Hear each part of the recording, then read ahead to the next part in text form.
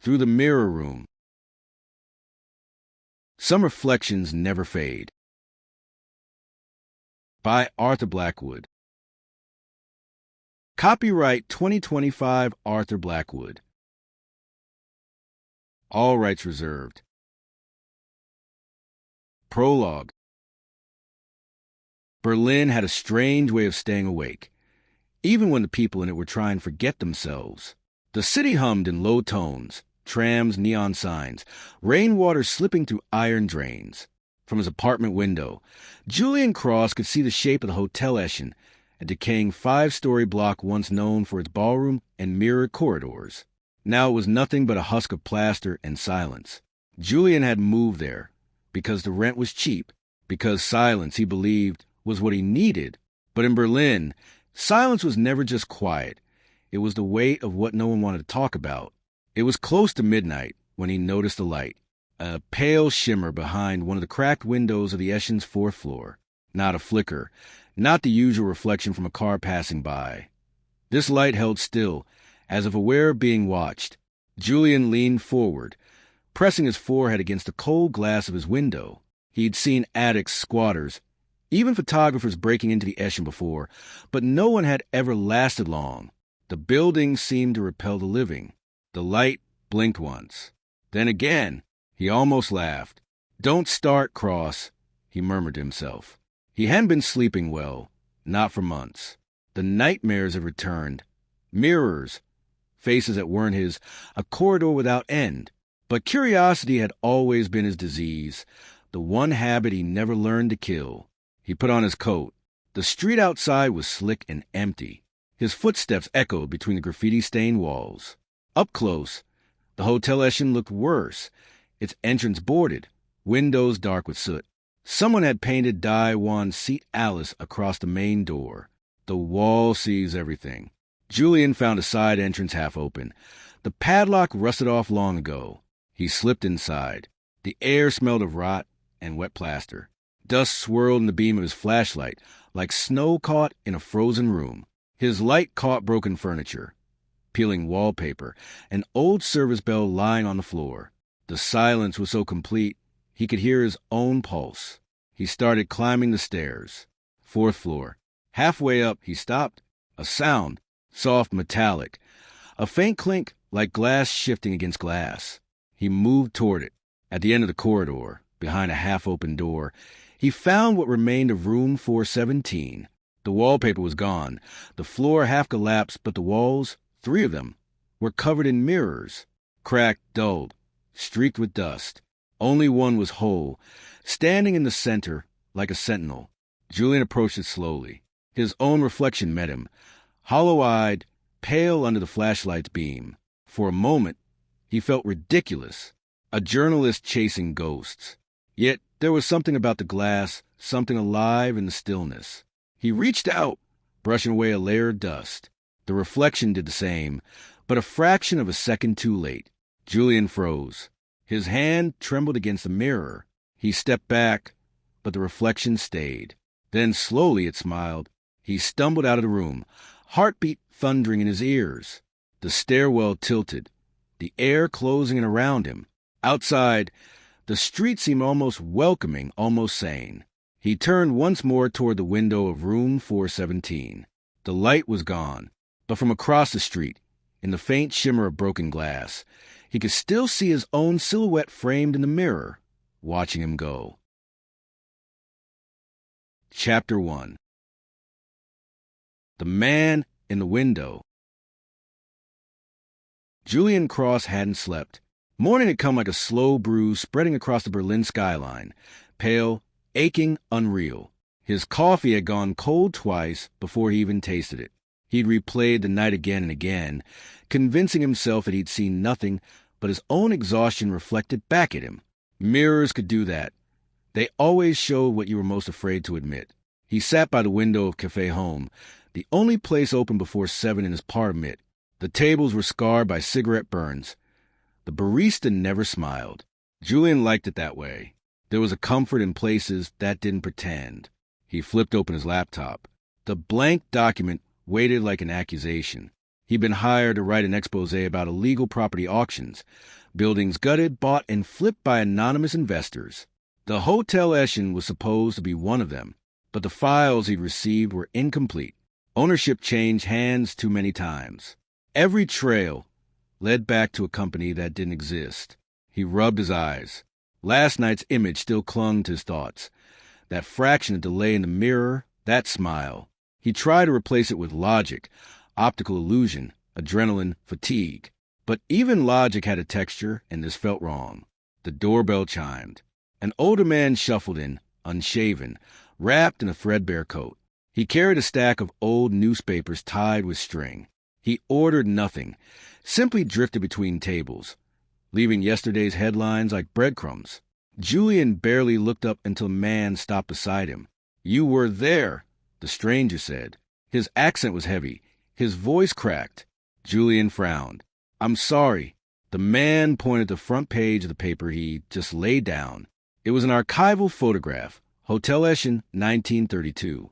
The ballroom filled with people in black tie attire, walls covered with mirrors.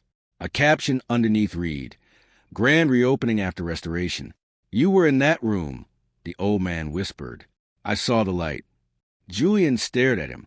"You live nearby?" "Lived," the man corrected.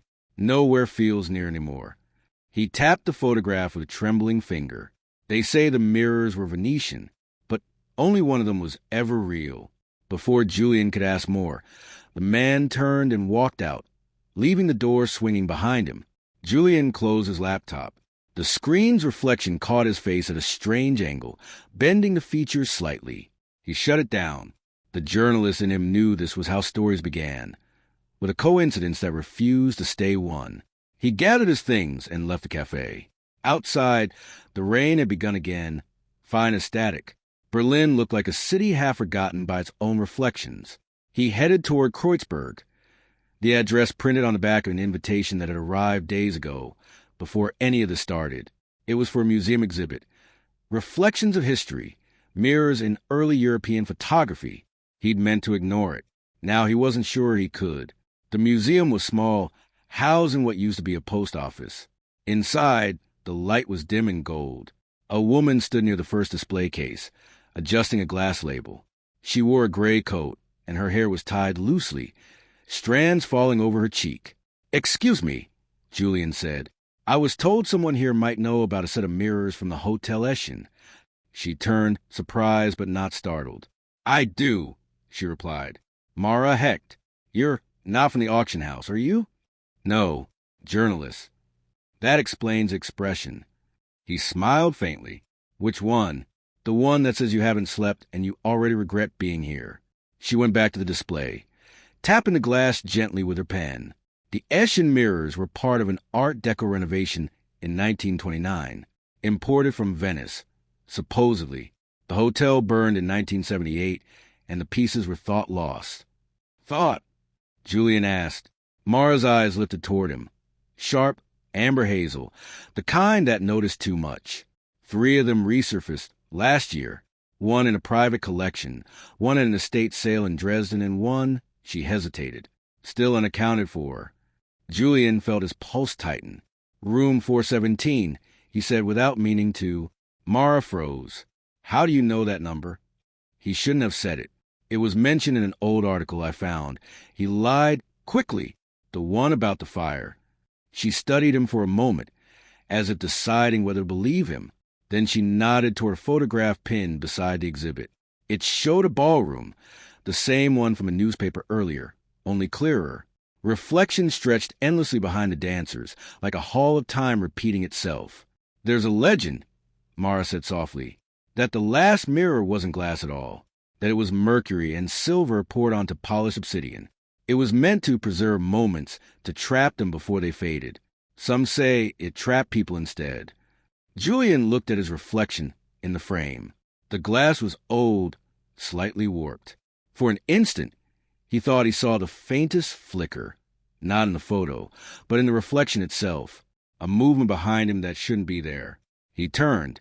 Nothing, just a corridor leading deeper into the museum. "Mr. Cross?" Mara said. He blinked. "Sorry, what?" You asked about the Eshin. If you're really interested, I might have something for you. But it's not public record. What kind of something? She handed him a folded note, the handwriting sharp and deliberate. An address, she said. A man named Conrad Weiss. He used to work at the Eshin before it closed. He contacted us years ago, claimed the mirrors still talk to each other. Julian took the paper. The ink had smudged from her thumb, like a fingerprint left in haste. Where is he?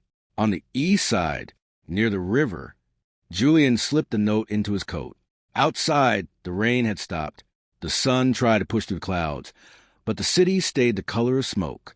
As he turned the corner, he caught his reflection in a shop window, moving just a little too soon. Chapter 2. The Keeper of the Mirrors. The rain had turned the spree into a ribbon of mercury, dull, heavy, refusing to reflect. Julian followed the address written on the folded note, tracing the edge of the river until the buildings thinned into forgotten warehouses and half-collapsed stairwells. The place looked abandoned. The number on the rusted door barely visible, 47B. A crooked mailbox bore the name K, Weiss. He knocked once. The echo swallowed itself. Then, after a long pause, bolts slid back and a chain rattled. The man who appeared was almost spectral. Tall, stooped, white-haired, wearing a security jacket faded to gray. His eyes, pale blue and filmed with age, regarded Julian as if from underwater.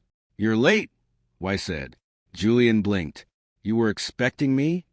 "Not you. The reflection of you." He opened the door wider. "Come in before it finds us." Julian hesitated, then stepped inside. The apartment was a maze of dust and paper. Boxes stacked to the ceiling, every surface cluttered with yellowed photographs and pieces of broken glass wrapped in cloth. The curtains were drawn tight. A faint metallic hum filled the air, like distant feedback from a speaker. Weiss moved slowly, favoring one leg. "You went to the hotel." "How do you know that?" "You still carry its dust," Weiss said simply. "The Eshin doesn't let go easily." Julian studied him. "You work there?" "Guard, janitor, watchman." Weiss's smile cracked like old paint. But the real thing we were guarding wasn't the rooms. It was what the mirrors began to do. He motioned Julian toward a table at the center of the room. On it lay a small wooden box, the kind used for jewelry. Weiss opened it carefully.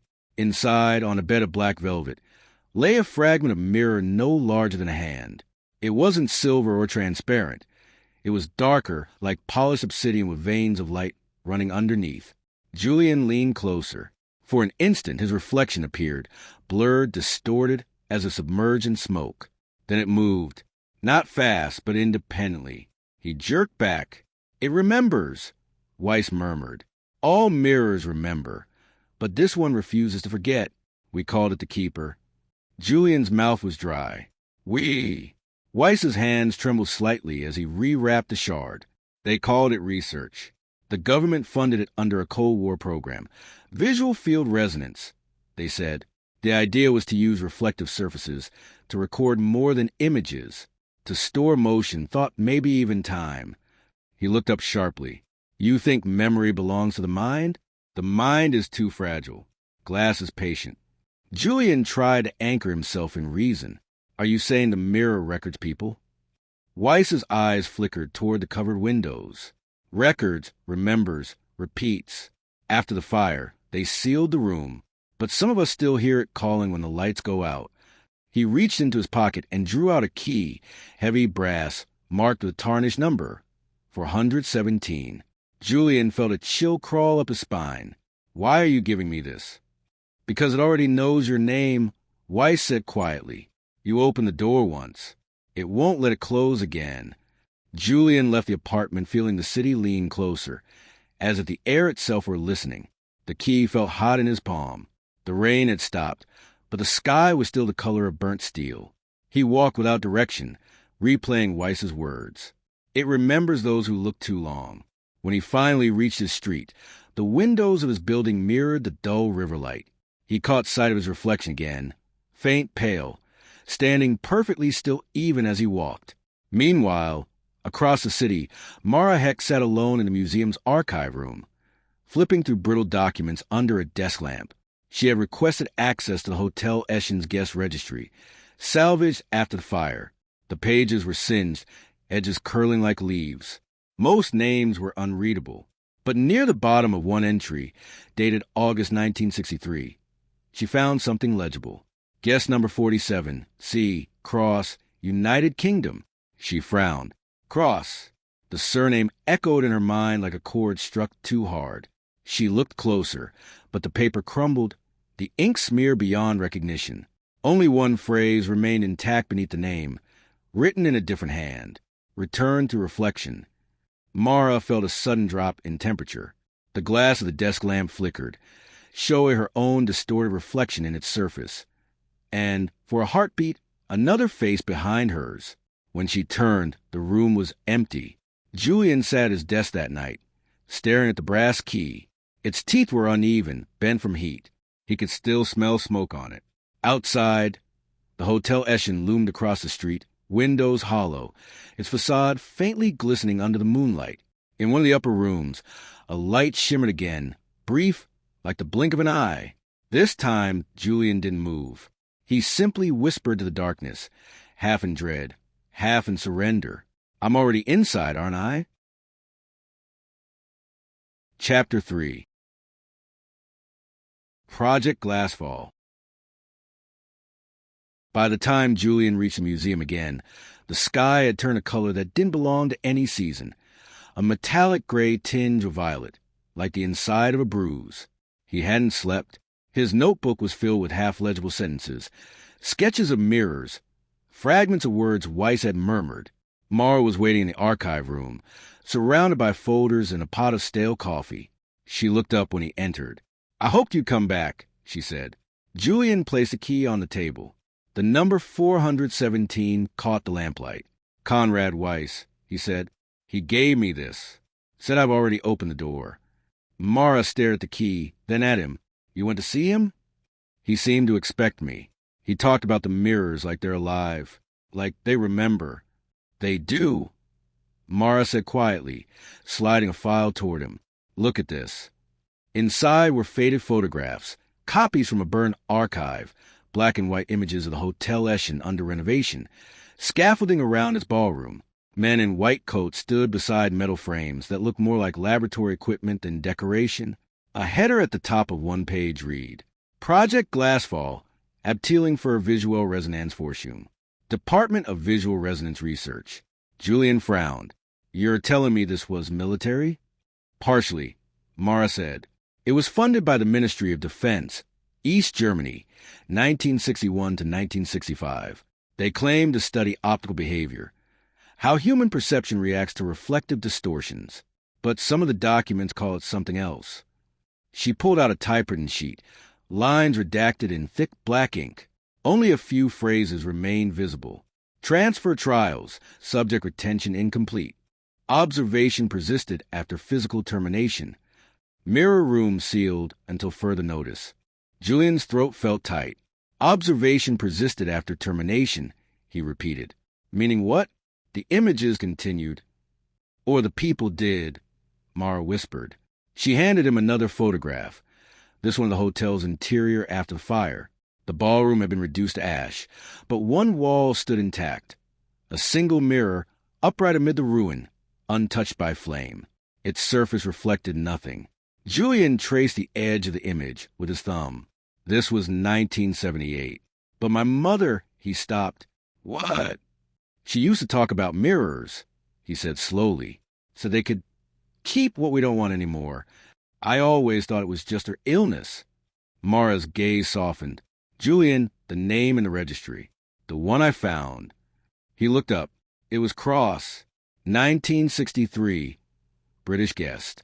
The page was burned, but next to it someone had written, Return through reflection. Julian felt the floor tilt under him, the same disorientation he'd felt in room 417. My family never lived here. Not that I know of. Maybe not in this city, Mara said, but maybe the mirror doesn't care about geography.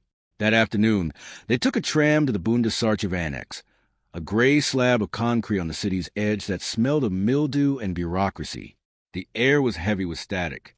They passed rooms filled with obsolete machines, cabinets of microfilm no one had touched in decades. A young archivist unlocked a back room for them, barely glancing at the forms. "We're closing soon," he said. "Don't take anything out." The door closed behind them. The silence was absolute. Mara threaded a strip of film into the viewer. The machine hummed, projecting grainy images onto the screen. Pages of reports, diagrams of light waves bouncing between mirrors. Human silhouettes annotated with numbers. Then a symbol appeared, a circle of glass, cracked down the center, enclosing a single eye. Beneath it, words typed in English. Project Glasfall. The reflection outlives the observer. Julian leaned closer. "You're seeing this too, right?" Mara nodded, her eyes wide. "It's not a myth. They actually tried it." She adjusted the focus.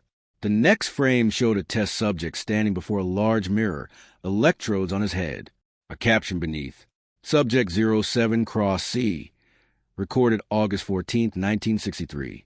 Julian felt his pulse pound. "That's the same name." Mara looked at him sharply. "C Cross. Could be anyone. Could be my grandfather." Julian said quietly, "He worked for the embassy then. Disappeared before I was born." He touched the glass surface of the microfilm viewer, tracing the figure on the screen. The machine flickered. The image trembled, then steadied, but now the figure's head was turned toward the camera. "No," Mara whispered. "It wasn't facing that way before." Julian froze. The photograph's shadow had moved, subtly, undeniably. He stepped back. The hum of the projector deepened, turning into a low, vibrating tone that seemed to come from inside the walls. Mara hit the power switch. The light died instantly. In the reflection of the darkened screen, two faces stared back at them, theirs, and something else behind. They stood in silence until the hum faded. Outside, night had already fallen. Julian exhaled shakily. "We need to find out what happened to Project Glasfall." "I can access university archives," Mara said, still trembling. Some of the scientists involved later worked at Humboldt. Maybe one of them left personal notes. Julian pocketed the brass key again. It felt heavier now, as if the metal had absorbed the truth. When they left the building, the lights in the corridor flickered one by one, not randomly, but following their steps, as though something mirrored their movement from the other side. That night, in Julian's apartment, the silence pressed against the windows like fog. He sat at his desk, staring at a photo of the Hotel Eschen's burned ballroom. In the reflection of the glass frame, a faint shimmer rippled, and for a heartbeat, another face appeared beside his. It looked almost like the man in the 1963 photograph, almost like C. Cross. Chapter 4. Echoes in Glass. The city had turned to chrome under the rain. Every window carried a ghost. Julian sat in Mara's office, staring at the black and white photograph she'd placed on the table between them. The paper was creased, the edges burned, but the image was clear enough to steal his breath. A man stood beside a mirror taller than himself, surrounded by cables and scientific instruments. The caption read, "Subject 07 C. Cross, August 14th, 1963. Project Glasfall." Julian leaned closer. Same height, same jawline. Even the faint scar near the left eyebrow, a mark Julian had carried since childhood, from a bicycle crash he'd long forgotten until now. "That's impossible," he whispered. Mara didn't answer. She'd been watching him, studying the tremor in his hands. "I compared it to a still frame from a video you appeared in last year," she said softly. "The alignment is perfect. Bone structure, eye distance, everything. It's you, Julian." He forced a breath. "Then someone's playing with the negatives. Deep fake, manipulation." "Maybe," Mara said. "Except this photo was taken 62 years ago. And it's printed on silver nitrate paper, authentic, unaltered." Julian pushed back his chair. The room felt smaller by the second. "I need to see whoever took this. Someone from the project." "There's only one name left," Mara said. "Dr. Klaus Mertens. He was chief technician for Glasfall. lives, or rather, survives, at St. Agnes Hospital. But he's blind. The hospital stood at the end of the street that looked more like an afterthought than a place. The paint peeled from its walls and sheets, and the smell of antiseptic clung to the air like old guilt. A nurse led them through a corridor of half-lit rooms until they reached a door marked psychiatric observation, Ward 3. Inside, a man sat by the window, his eyes covered with dark cloth, his posture perfectly upright. His hands rested on his knees, as if waiting. "Dr. Mertens?" Mara asked. The man's lips curved faintly. 2 visitors, one carrying curiosity, the other carrying reflection. Julian exchanged a glance with Mara. "We're here about Project Glasfall," he said. "We found your name." "You didn't find it," Mertens replied. "It found you. The project doesn't forget its observers." Julian stepped closer. "Do you remember a subject, C. Cross?" The doctor tilted his head, as if listening to a distant sound. "Yes." The mirror remembered him long after the others faded. He was the only one who spoke back. "What do you mean?" "We built the room to capture resonance, thought patterns sustained in reflective matter. The mirror was supposed to record consciousness, nothing more. But with Cross, it began to respond. When he looked in, it looked out.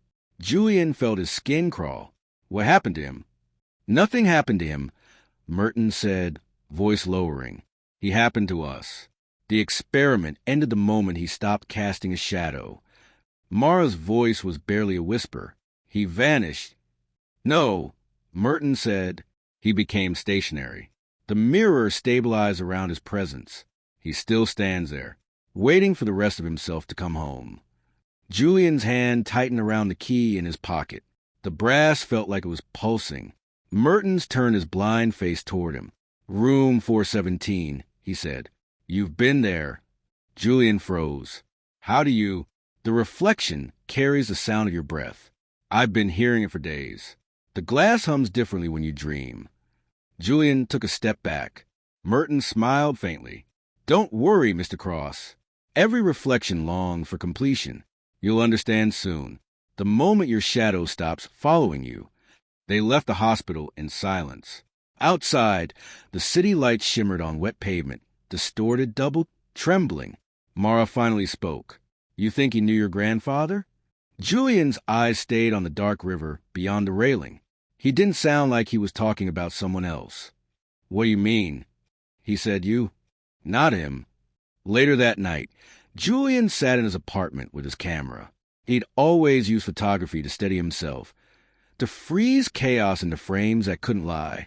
He connected the camera to his laptop and opened the most recent pictures he'd taken. Street scenes, buildings, reflections, and puddles. But one of the files showed something different. A photo of his own reflection in the museum window. Except now, the reflection wasn't standing where he had been. It faced the other direction, toward the empty hallway behind. He blinked. The image flickered, a shadow crossing the glass, faint but unmistakable. Another man's silhouette behind his. He zoomed in. The face was older, harder, and wearing a suit from another era. The file name changed on its own. Cross_07_ restore to JPG. Julian's pulse thundered. He pulled the memory card, but the image lingered on the screen, as if burned into the pixels. Behind him, in the apartment window, something shifted, a faint movement in the glass. When he turned, his reflection smiled. Chapter 5. The Reflection Room. They waited until the street forgot its people. Berlin had that particular stillness after midnight. Not silence, exactly, but a slow recalibration of breath. The Hotel Eschen stood across from Julian's building like a photograph that refused to fade. The windows were blank. The facade glistened with a damp sheen that could have been rain or memory. Mara adjusted the strap of her satchel. "You're sure about this?" "No," Julian said, "but I'm here." They crossed together. The side door hung crooked as before, its hinges complaining in the same tired voice. Inside, the smell of wet plaster swallowed their flashlight beams. Dust rose, turning the air granular. Somewhere deeper in the building, a pipe ticked like a clock trying to remember time. A figure stepped from the stairwell shadow. Mara gasped. Julian's hand closed into a fist before he recognized the stooped outline, the pale eyes. Weiss! Julian exhaled. Conrad raised a gloved hand for quiet. In his other hand, he held a small wooden box. You'll need this, he said, voice low. But do not. He tapped the lid. Complete it. What is it? Mara asked, though she already knew. Weiss opened the box. On black velvet. The shard lay like a dark petal of night, threaded with dim veins of light. Even unlit, it seemed to gather illumination to itself. Julian didn't reach for it. You said it remembers. It remembers those who look too long, Weiss said, and it envies them their warmth. He pressed the box into Julian's hands. If the room answers you, leave. The second time it answers, you will not want what it's offering. Are you coming with us? Mara asked. Weiss shook his head. I've already gone too far. He stepped back into the stairwell. 4th floor. The door will know the key. They climbed. On the 3rd floor landing, the temperature dropped. A film spread over the banister, like frost deciding where to live. Julian's breath thickened, turned visible. Mara's lamp flickered once, then held. Room 417, Julian said softly, as if the number could overhear. At the end of the corridor, a door waited, swollen by damp, its brass plate yawning green with age. The key turned with resistance, then with a greedy ease, as if recognizing a tongue it hadn't tasted in years. The door opened onto a room that had once been a square, and now was something else. The corners were not where corners should be. The walls wore mirrors the way skin wears scars. Some were shattered into honeycomb fractures. Others wore long, graceful cracks like handwriting. Only the central mirror stood whole, taller than a man, framed in blackened wood. The air smelled faintly of burnt sugar, of rain struck by electricity. Julian set Weiss's box on a toppled side table. The shard darkened, then brightened, as though adjusting to a heartbeat. Mara circled slow. Look at the mounting, she murmured. Here, an incavo. She touched the frame where a small, irregular cavity had been cut, then sealed. Something used to live here. Julian didn't answer. His own reflection stood before him in the whole mirror, taut with attention. He raised his left hand. The reflection did the same, a beat late. Then it smiled, not cruelly, not kindly, but with the blank satisfaction of a machine finding a pattern. Don't go closer, Mara said. I'm not, Julian said, stepping closer. The room changed as if obeying. The dusk grew quieter. The sound of the city fell away. In the glass, the background shifted. Not the ruined Eshin, but clean laboratory. Cables, meters, a chalkboard when I'd drawn inside a circle of glass. A caption seemed to hang just under the surface, though there was no caption to see. Project Glasfall. Do you see it? Julian asked. Mara came to his shoulder.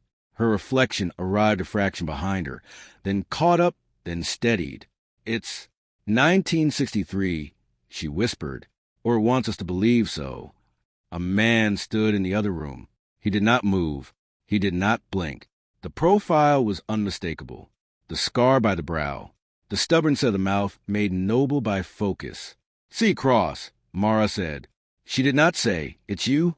Julian reached for the mirror and stopped himself 2 inches from the surface. A film of condensation spread across the glass exactly where his breath would have hit, though he wasn't breathing. Letters carved themselves backward in the damp, as if written by a finger from the far side. Eviter il completamento. Mara read it under her breath. Then again in English. Avoid completion. Julian swallowed. Weiss! He opened the box. The shard's veins brightened. It pulsed once. A small, private heartbeat. And the mirror answered with a subsonic hum that slouched along the bones. Don't. Mara said, already moving, already too late. Julian lifted the shard toward the frame. As it neared the incavo, a strand of light unspooled from the glass, as if the mirror were exhaling a filament to welcome it. The shard vibrated. The cavity called to it. There was a geometry to their nearness. A promise. Julian. Mara's hand on his wrist. Stop. He should have. He didn't. When the shard's edge kissed the cavity, The hum sharpened into a tone you didn't so much hear as remember later. The lab in the mirror leaped into clarity. The man turned. He faced them fully. He was Julian, and he wasn't. His eyes had the deliberate calm of someone who had chosen an ending and then found out it wasn't one. Subject 07. A voice said, not aloud, but inside the ringing. Return acknowledged. Julian felt his shadow cinch, as if an invisible string had been pulled tight from the other side. He tried to step back. His body obeyed. His reflection did not. It remained exactly where it stood, a fraction of a second behind. And then the fraction failed and the reflection became still. Julian, Mara said, voice gone thin. You're a shadow. He looked down. The darkness on the floor had stopped following him. It lay fixed like a stain. Something open in the mirror that wasn't a door. Pressure equalized between two rooms that had never shared air. The tone shifted into words without syllables. Completion requires counterpart. The shard pressed itself deeper of its own accord, seating perfectly into the incavo. The frame exhaled. Lines of mercury slid like tears inside the glass. Julian's reflection raised a hand of its own will and touched the inside of the mirror. The surface dimpled outward, a membrane considering birth. Mara struck the frame with her flashlight. Let go! The glass did not crack. Instead, the lab flickered. For a heartbeat, the mirror showed the ruined Eshin again, then the lab, then something that was both. Cables draped through rafters, chalk dust settling on charred beams. Julian, Mara said, switching to German, then to English as if language might pick the lock. Come away. Now. He tried.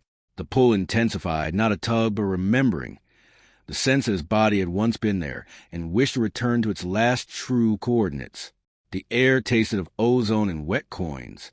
His teeth sang with the tone. The condensation wrote again, fast, as if the other side were warning them with a hand that had learned haste. The reflection outlives the observer. Mara did what all training told her not to do. She put her palm between the shard and the frame. The mirror burned her not with heat, but with cold, so sudden it felt like fire. She cried out, snatched her hand back. A film of frost spidered her skin and shattered, leaving no mark and every mark. But the interruption was enough. The shard slid slightly out of seat. The tone staggered, lost its vowel, became a stutter of light. Julian's shadow jerked, as if reattached hastily by a clumsy seamstress. His reflection tried to catch him, failed, and then learned hatred. Mara grabbed his coat and pulled. The shard slipped more. The hum dropped an octave and became an ache in the eyes. Leave it! Julian shouted, though he was not sure to whom. He let the shard fall back into the box. The mirror recoiled, like an animal interrupted at feeding. The room reasserted itself in a series of clicks. Rafters, plaster, rain as percussion. The lab faded to a faint architecture under glass. Suggestion only. Julian stumbled backward. The door slammed of its own accord, the key turning in the lock with speed that burned metal. He grabbed the handle. It was hot. It blistered the skin of his palm and left no wound. From the mirror, a final phrase boiled and smeared and vanished. Not yet. They stood breathing like people come up from deep water to find the sky still there. The room smelled of coins and smoke and something like sorrow. Mara closed the box with shaking fingers. We go, she said, on the threshold. The building reminded them of its weight. Somewhere in the bones of the Eshin, a beam shifted with a tired groan. Dust plumed, caught in the light, became briefly a storm of glitter, then settled. They didn't run. Running felt like the kind of recognition the place might enjoy. They moved through the corridor, down the stairs, their footsteps followed by the soft, answering footfalls of things that only existed when watched. On the ground floor, a display case that had never been there before leaned against the wall, half buried in debris. Mara's lamp caught a glint of celluloid inside. She hesitated, then pried the case with a rusted hinge of metal. A cardboard slide lay inside, edges singed. In the center, a square of transparent film held the ghost of an image. A man beside a mirror, another man off-frame, an eye drawn on a chalkboard. Mara turned the slide over. On the back, handwriting in pencil, steady, unhurried. If this reaches you, I'm not dead. No name, no date, just the certainty of someone who had the luxury of certainty removed. Outside, the night had thinned to charcoal, and the river looked like steel laid flat. Conrad Weiss was gone from the stairwell. Perhaps he had never been there. The shard in the box dimmed back to ordinary darkness. Only the key remained changed, its teeth bent subtly, like a smile decided against at the last moment. In the reflection of the black glass of the hotel door, Julian saw himself, and then, just behind, the other man again. This time the man in the mirror did not look at Julian at all. He looked at Mara, and said her name with a mouth that didn't move. She did not hear it. The mirror did. They crossed the street without speaking. Behind them, the Hotel Eschen forgot nothing. Chapter 6. Not yet. Morning arrived without color. Julian sat at his kitchen table, turning the slide between his fingers. The cardboard frame was soft with age, darkened at the edges. Mara had placed a lamp at a low angle, letting the light burn to the transparent square at its center. The image, a man beside a mirror, flickered like a wounded memory. "What do you see?" Mara asked. Julian leaned closer. The man's posture was unmistakable, even in silhouette. Shoulders squared, head slightly tilted, hands relaxed with the tension of someone attempting calm. But the face... "It changes," Julian whispered. "How?" "Every time I blink." He moved the slide a fraction. "Look." His jawline was sharper a second ago. "And now..." He paused. "He's frowning." Mara didn't touch the slide. She'd seen enough to accept the truth. The image wasn't fixed. It reacted or remembered. She turned the slide over. They had studied the handwritten message a dozen times. But repetition didn't rob it of dread. "If this reaches you, I'm not dead." The handwriting was precise, deliberate, the kind of writing a man uses when he knows he may not get a second chance. Julian's voice was barely audible. He knew someone would find it. He knew someone would be me. Mar met his eyes. Or he knew the mirror would try to complete him. Julian exhaled. Who writes to someone 60 years in the future? Someone who didn't die in ordinary time. Mara said softly. They spent the late morning contacting every archivist, historian, and academic who had ever touched a document related to the Hotel Eschen. Only one responded. Dr. Carol Vollen, a retired professor, former consultant for Cold War archival recovery programs. He offered no details on the phone, only a location. A private home on the outskirts of Berlin. Mara glanced at Julian as they approached the apartment building. A crumbling structure with iron balconies and a smell of wilted paper drifting from open windows. "You okay?" she asked. He nodded, though his reflection in the lobby glass hesitated before doing the same. Dr. Vollen lived on the 4th floor. His door was half open, letting a stripe of pale light spill into the hallway. Inside, stacks of books rose like crooked towers. Yellowed folders crowded every surface. A kettle hissed somewhere in the background. The old man himself sat at a desk cluttered with film canisters. "You're here about Glasfall," he said before either could speak. His voice was dry, like paper rubbed against stone. Mara stepped forward. "We found documents.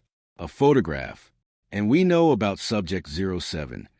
Vollen's eyes, small, sharp, gray, flicked to Julian and widened by a fraction. "You're the one," he murmured. "The resemblance is uncomfortable." Julian didn't respond. Vollen motioned them to sit. "The public believes Project Glasfall ended in 1965. They're wrong. The official story covers only the first phase." "There were others?" Mara asked. "2 more, Vollen said. But only one matters. Phase N." Julian frowned. "What does the N stand for?" Vollen tapped a thin folder, its cover stamped with red ink. "Not yet." Mara swallowed, like the message the mirror wrote. The phrase was used internally. Vollen continued. "The idea was simple, horrific, and, I'm afraid, successful. The scientists believed a reflection could hold emotional resonance. But what if it could hold more? Memory, thought, a full cognitive pattern." Julian felt cold creeping along his spine. Vollen opened the folder. Inside lay a single sheet, the ink faded but legible. Phase N, completion trials. Cross, C, designated as first completion attempt.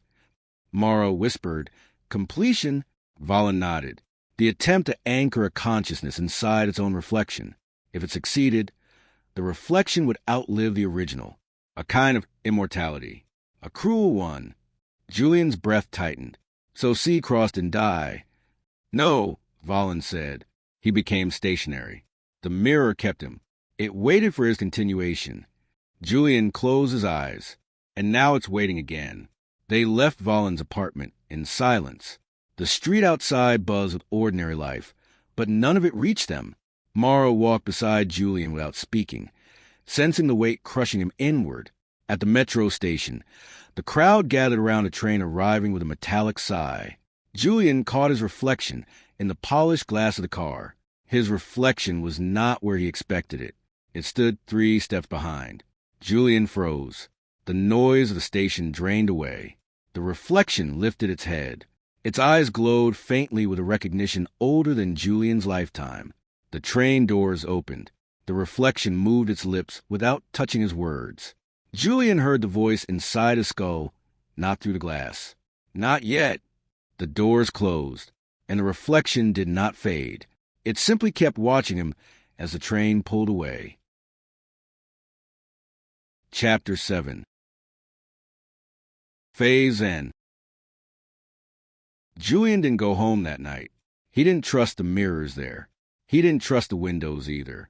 Instead, he and Mara sat in a corner booth of Café Home, the dim early evening light slanting across the scratched wooden tables.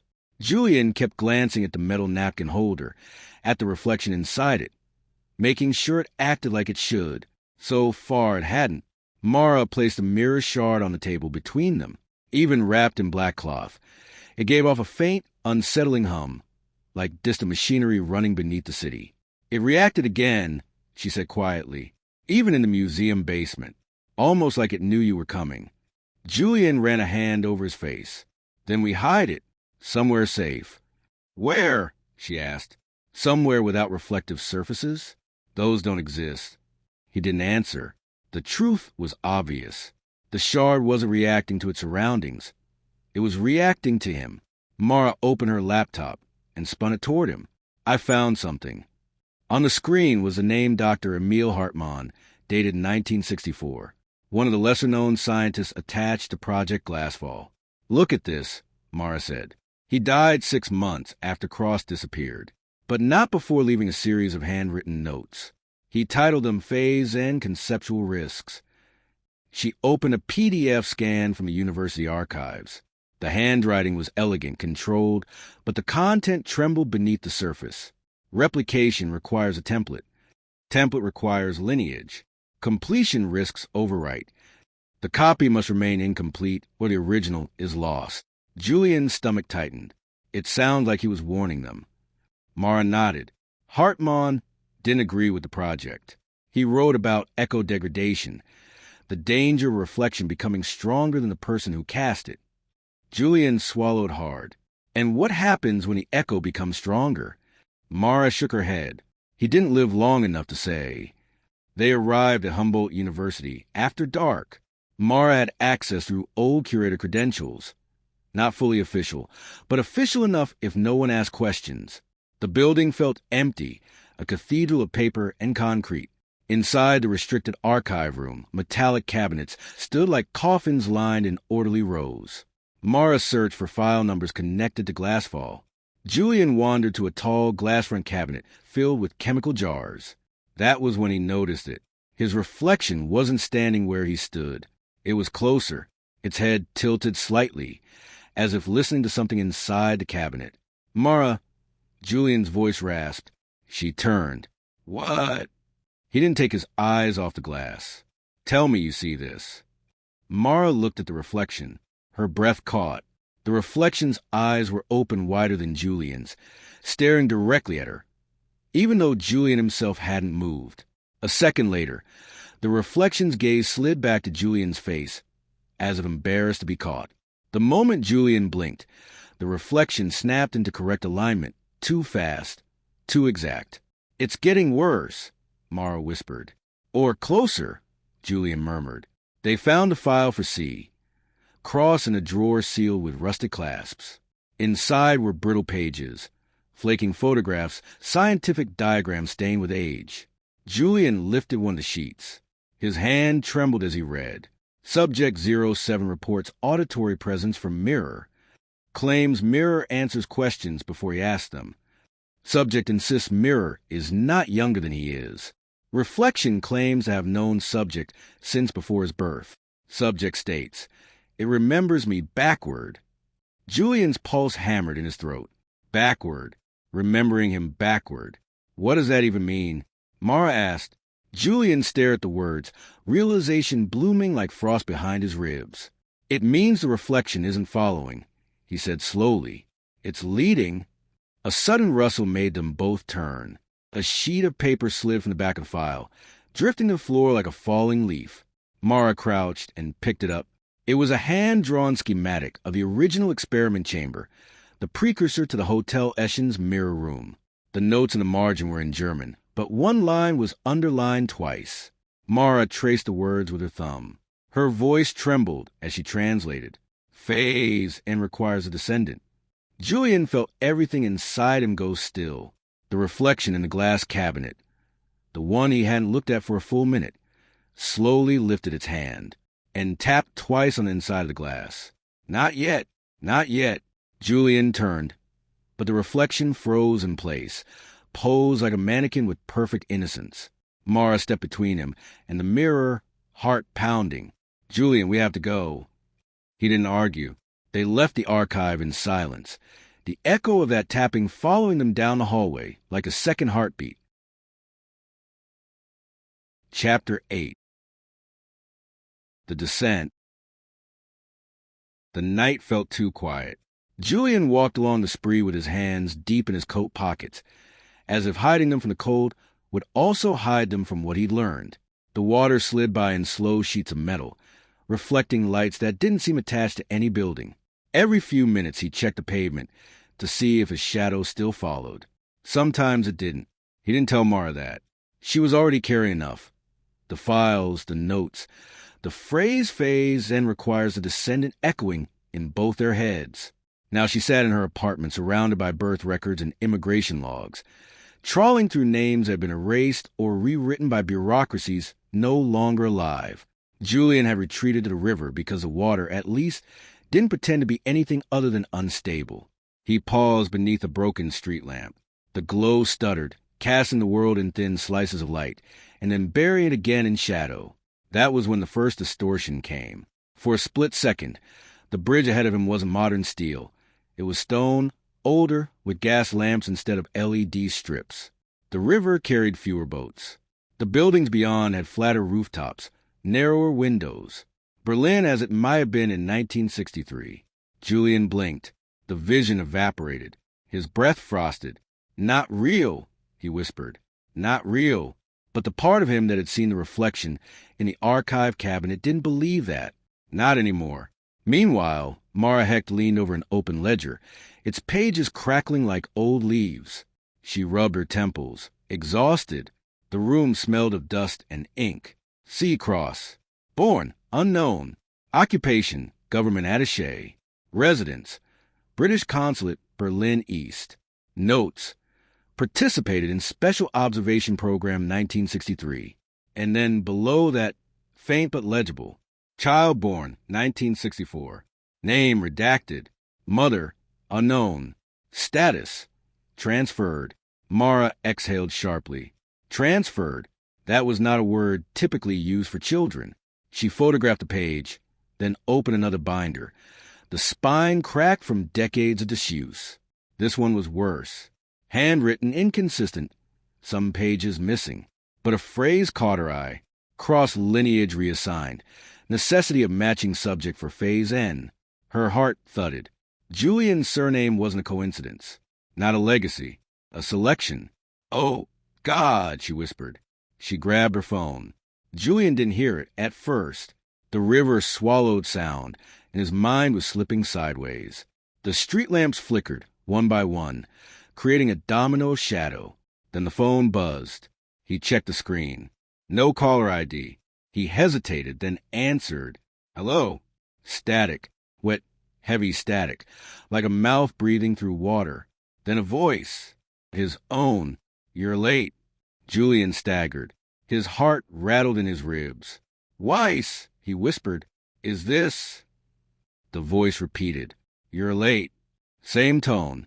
Same breath pattern. Exactly like the man in the stairwell at 47B. But it was his voice. The call cut off. The phone screen went black. And stayed black. Even though the battery had been at 80%. Julian swallowed hard.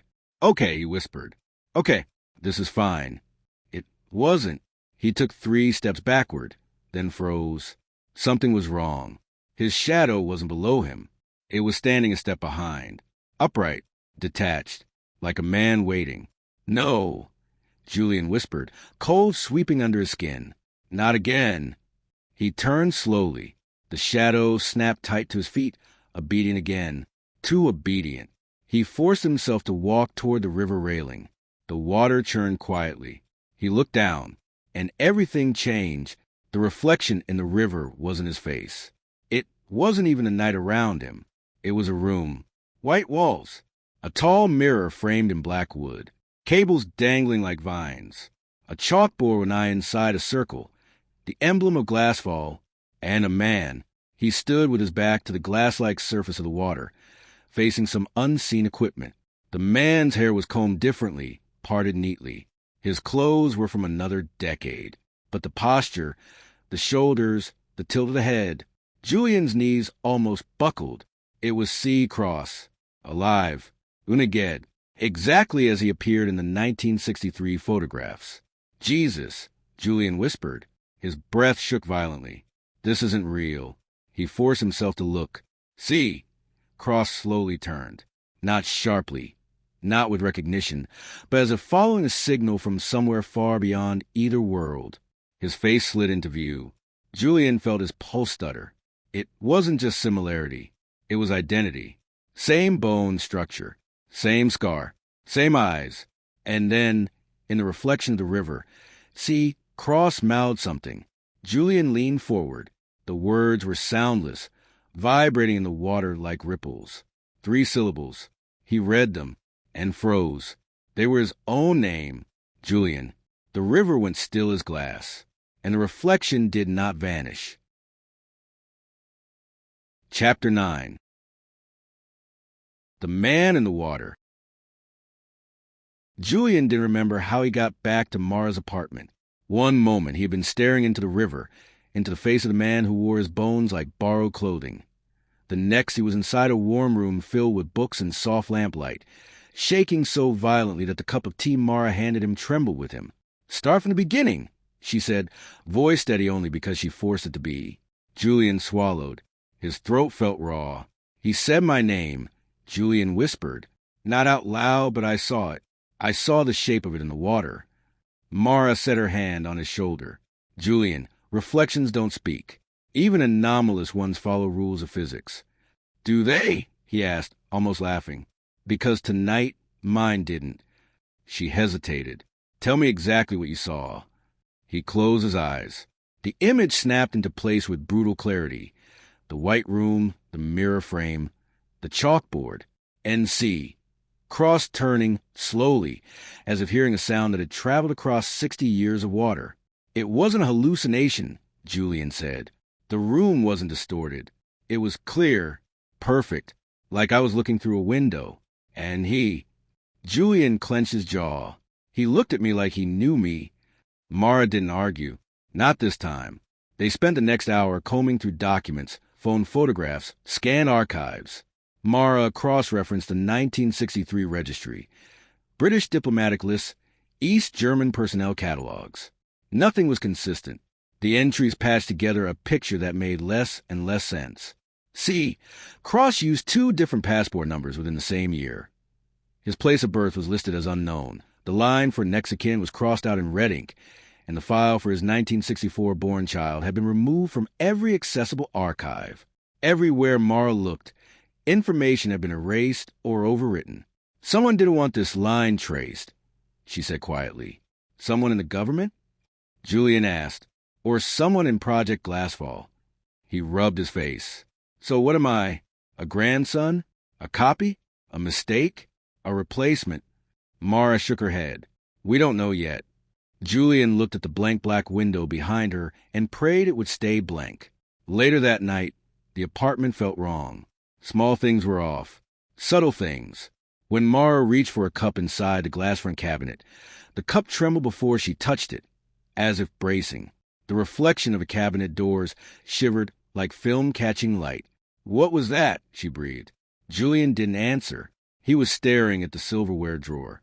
The metal handles vibrated softly, like tuning forks waiting for a note. Mara, he whispered, I think it's reacting to me. How can it know where you are? She asked. Maybe it always has. A sudden electronic chirp made them both jump. Mara's computer screen lit up across the room, waking itself. A single file opened without prompting. Cross_07_ restored to JPG. The same image that had changed on Julian's camera. The one with the silhouette standing behind him. The one wearing a suit from 1963. Mara ran to the laptop and slammed it shut, but the glow persisted for several seconds even after the lid closed. Julian swallowed hard. Something's crossing over. He went to the bathroom to splash water on his face. He didn't want to look in the mirror. He forced himself anyway. His reflection stared back at him. Normal. He exhaled. Then the surface rippled. Not like water. Like glass remembering water. The room behind him dissolved, replaced by the laboratory he had seen in the river. Cables. Chalkboard. The tall black mirror. And then a flicker. A metal filing cabinet. Green. Dent in the top corner. The label on the drawer read, Subject 07, Cross. The drawer below it was marked, Subject 7B, Cross Julian. Julian's breath froze in his throat. A red notation glowed faintly beside the label, pulsing like a heartbeat.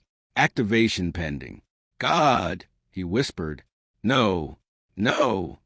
He stumbled backward. The vision vanished. The mirror returned to its normal, silent, predatory stillness. Mara was at the door in an instant. What happened? Julian shook his head, eyes wide, breath jagged. There's a file. My name. Subject 7B.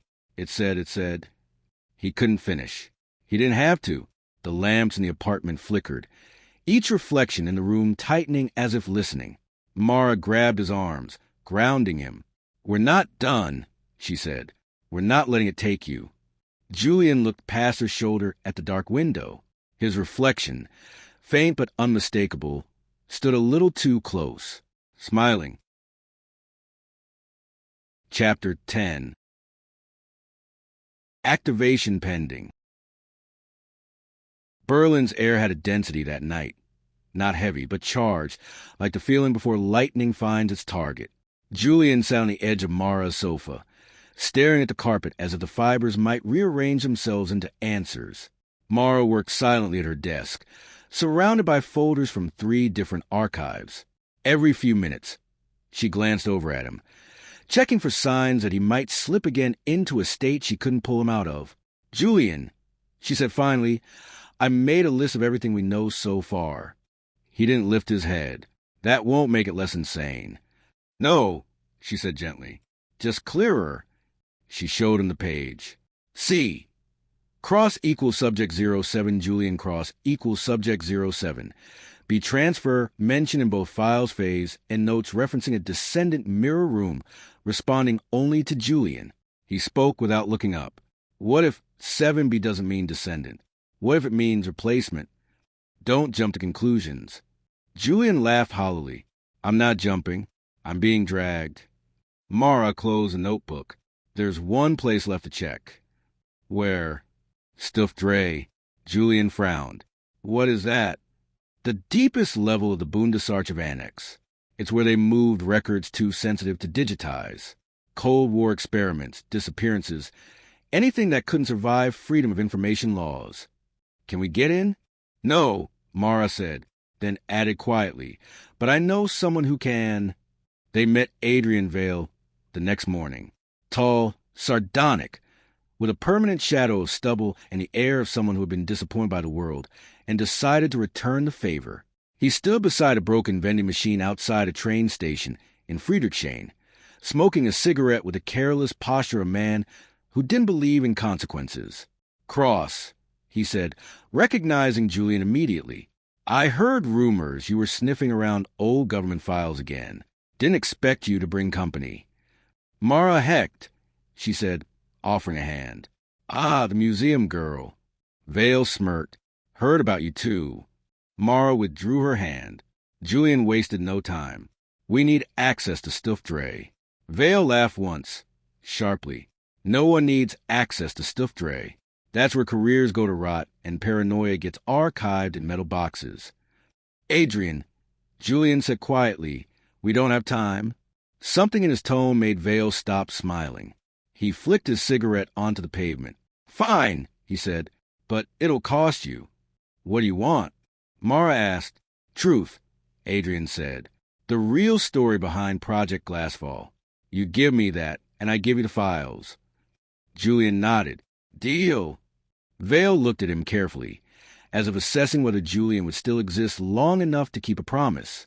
Stuff Dre was not on any floor directory. Vale led them through a series of unmarked corridors, past climate-controlled vaults, down a stairwell that smelled of metal, mold, and cold air recycled too many times. A steel door waited at the bottom. "Badge," Vale said. Mara slid the stolen visitor card through the scanner. The door clunked open with the weary sigh of a machine that remembered secrets better than humans did. The room inside was colder than the street. Rows of filing cabinets stretched into dimness. Some drawers were sealed with red wax. Others held warning signs in faded German. "Subject files are along the left wall," Vale said, "if they still exist." Julian moved ahead of the others. He didn't need direction. He felt pulled. A drawer halfway down the wall glimmered faintly in the dimness, as if its label had a memory of being looked at. Julian touched it. Cold radiated through his fingers. He opened the drawer. Inside were two folders. Thin, too thin, one labeled Subject 07, Cross, C. The other, Subject 7B, Cross, Julian. Julian swallowed hard. Mara stepped closer. "Open it," she whispered. He did. Inside, C. Cross's folder were documents so brittle they almost dissolved under the air. A few lines remained legible. Mirror stabilized. Transfer incomplete. Subject remains in static resonance. Awaiting successor signature. Julian's skin prickled. Successor signature. Mara opened the folder labeled 7B. Her breath hitched. There was only one sheet. One line, not typed, handwritten, in the same neat pencil as the slide they found at the Eschen. Activation date, November 12th. Julian blinked. "Today is the 11th, Mara whispered. "Julian, this is tomorrow." Adrian Vale stepped closer, peering at the sheet. "What the hell does activation mean?" Julian stared at the date, and then, as if sensing his attention, the ink on the page shifted. The handwriting began to darken. Letters sharpened. Another word formed beneath the date, slow and deliberate, like someone writing from the other side of the page. Pending. Mara stumbled back. "Julian." But Julian didn't answer, not because he didn't hear her, but because something else in the room had shifted. The drawer beside them, one that had been closed, now hung open by an inch. Its label glowed faintly in the dimness, reflecting a light that wasn't there. Julian leaned closer. His lungs tightened. The drawer's label read, "Completion records. Phase N." He touched the cold metal. Inside, pages rustled, as if something inside had just woken up. Chapter 11. Phase N Records. The drawer slid open with a sound like breath, leaving a cold mouth. Julian stared inside, pulse tight, unsure whether he was terrified of what he would find or of what he wouldn't. Mara leaned in beside him, her flashlight steady. Adrian Vale stood a step behind, arms crossed, pretending not to be uneasy. The folder at the top was thick, wrapped in black elastic, and marked with a handwritten label. Phase N Completion Records. Julian lifted it. Paper crackled, dry, brittle, ancient but alive. He opened the cover. Inside, diagrams, typewritten notes, photographs of equipment that resembled both scientific instruments and interrogation devices. Mara turned a page. Oh my God! The next sheet read, Completion Attempt 1. Failure, 0% relational echo. Attempt 2, failure, no cognitive retention. Attempt 3, failure, genetic mismatch undefined. Attempt 4, partial, trace awareness detected. Adrian leaned closer. They tried this more than once. Mara exhaled, at least 4 times, maybe more. Julian ran his finger along the last line. Trace awareness detected. He swallowed. Let me see the next page, he said. Mara flipped it. A table filled the sheet. Subject 07, Cross C. Biological compatibility, 100%. Cognitive retention, 88%. Reflective fidelity, 94%. Completion viability, pending descendant availability. Jesus, Adrian whispered. They engineered this. They planned for a successor from the beginning. Mara nodded slowly. They didn't just anticipate a descendant. They required one. Julian felt the room tilt. So, 7B, he said quietly, isn't a coincidence, Mara finished. It's a design. They kept reading. A handwritten memo, dated late December 1964. Subject remained stabilized but incomplete. Mirror cannot finalize without a compatible line. The descendant is not yet born. Estimated timeline, decades. Adrian stared. Not yet born. So they stopped the project because the missing piece hadn't arrived. Julian felt his skin go cold. He didn't want to ask the next question. It forced itself out anyway. So, how did they know I would exist? Mara set a hand on his shoulder. Julian. But before she could finish, a metallic clang echoed through the archive. All 3 froze. Another sound followed, a softer one, a slow, deliberate slide of metal against metal, as if another drawer were opening itself. Tell me that was temperature fluctuation, Adrian muttered. Mara tightened her grip on the flashlight. Temperature doesn't open lock cabinets. The sound came again, deeper inside the archive, beyond the last row of cabinets. Julian moved toward it. He didn't decide to. Something inside him tugged. Mara, he whispered, shine the light forward. She did. At the far end of Stuffed Dre, a section of the wall was shifting. An old steel panel, painted over decades earlier, now unsealing like an eyelid. Hidden access panel, Adrian muttered. These things were used in Cold War bunker architecture, but this one isn't supposed to exist. The steel plate opened just enough to reveal a passage beyond. Cool air drifted out. Colder than the archive, colder than the night, colder than the river. Mara swallowed. Julian, don't go in there. We don't know what. But Julian had already stepped inside. He felt compelled, but also recognized something familiar in the air, a vibrational texture he'd first felt in room 417. The corridor was narrow, lined with concrete, lit only by the weak beam of Mara's flashlight behind him. At the end stood a door with a rectangular window of black glass. Adrian swore, this is an observation room. They used these for neurological exams, psychological trials. Julian approached the glass. Nothing reflected it. Not the light, not their silhouettes. Just darkness. Then Mara's beam hit it directly. The glass reacted. A faint image surfaced, shifting, pixelated at first, then sharpening into a silhouette. A figure stood on the other side. Tall, still, facing them. Julian's heart slammed. That's me, he whispered. Except it wasn't. Mara stepped forward. It's not your reflection. Look at the posture, the shoulders, the style of clothing. Julian realized it too. It was C. Cross, as if standing behind the glass, waiting. His outline glowed faintly, then rippled like a signal catching frequency. Julian moved closer. So did the silhouette. Adrian swallowed. What the hell is this thing? Mara whispered. A test. This room is not a mirror. It's a compatibility scanner. The glass brightened. Static-like flickers crawled across the silhouette's body, converging on the head, then the chest, then aligning, not with C. Cross, but with Julian, like it was measuring him. Julian's breath hitched. It's comparing us. Mara grabbed his arm. Julian, step back. He didn't. The panel flashed white. Words formed across the black surface, sharp as incisions. Signature match, 97%. Julian staggered back. Mara gasped. Adrian whispered, "Holy." The lights in the room dimmed, and in the glass, the silhouette of C. Cross stepped one pace closer, as if pleased with the result. Chapter 12. The mirror signature. The numbers on the glass burned themselves into Julian's vision long after they faded. Signature match, 97%. He couldn't breathe. Mara grabbed his arm, grounding him, her palm cold against his skin. Adrian stood back, as if afraid of catching whatever Julian was turning into. "Julian," Mara whispered, "we have to go. Now. This place is reacting to you." "It's more than reacting," Adrian muttered. "It's choosing."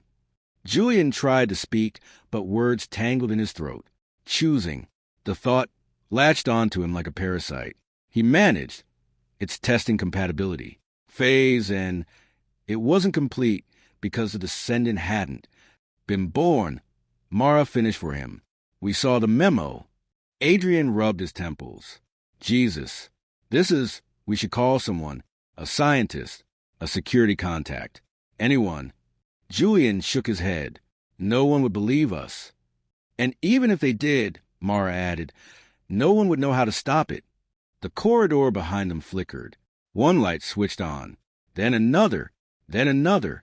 A line of pale yellow bulbs igniting in sequence, like breadcrumbs in a tunnel. Adrian stared. "That's not normal." Julian's breath hitched. "It wants us to follow." "And you want to listen?" Adrian shot back. Julian didn't answer, but he stepped forward. The next light ignited as his foot touched the ground. Mara followed reluctantly, flashlight trembling slightly in her grip. Adrian swore under his breath and came behind them, muttering about how every great investigative story ended with someone doing something catastrophically stupid in a basement. The corridor ended in another sealed door, smaller, older, reinforced with bolts that had rusted like dried blood. Mara pressed her ear to it. "Do you hear that?" Julian did. A faint hum. Not mechanical. Not electrical. Almost vocal. He pushed gently. The door resisted first, then yielded with a sigh, opening into a cramped chamber no larger than a storage closet. Inside, dust floated like slow-motion snowfall. The air smelled of iron and old wires. Against the wall stood a monitor, a bulky, curved CRT screen, connected to an obsolete camera unit, both long dead. Adrian narrowed his eyes. This hasn't been powered in 50 years. Julian stepped closer. The surface of the monitor was black as obsidian. Still, waiting. He lifted a hand. "Don't touch it," Mara whispered. He touched it. The screen lit up, not with modern clarity, but with that trembling, wavering flicker of analog tape waking after half a century. Lines of static crawled across the glass. Audio fluttered like breath caught in metal. The room filled with pale, ghostly light. "Jesus Christ," Adrian murmured. "This shouldn't be possible." The image stabilized, and there he was, C. Cross, sitting in a metal chair, cables across his temples, a mirror behind him. The original, unbroken, pristine as in the 1963 photographs. Julian felt his blood turn colder than the concrete floor beneath him. The recording had no timestamp, but the edges of frame were dated. 1963. Observation log, subject 07. The man in the video spoke. At first only a faint whisper, then clearer. "I can feel it now, see," Cross murmured. "Something watching. Not from here. From beyond." Julian's heart hammered.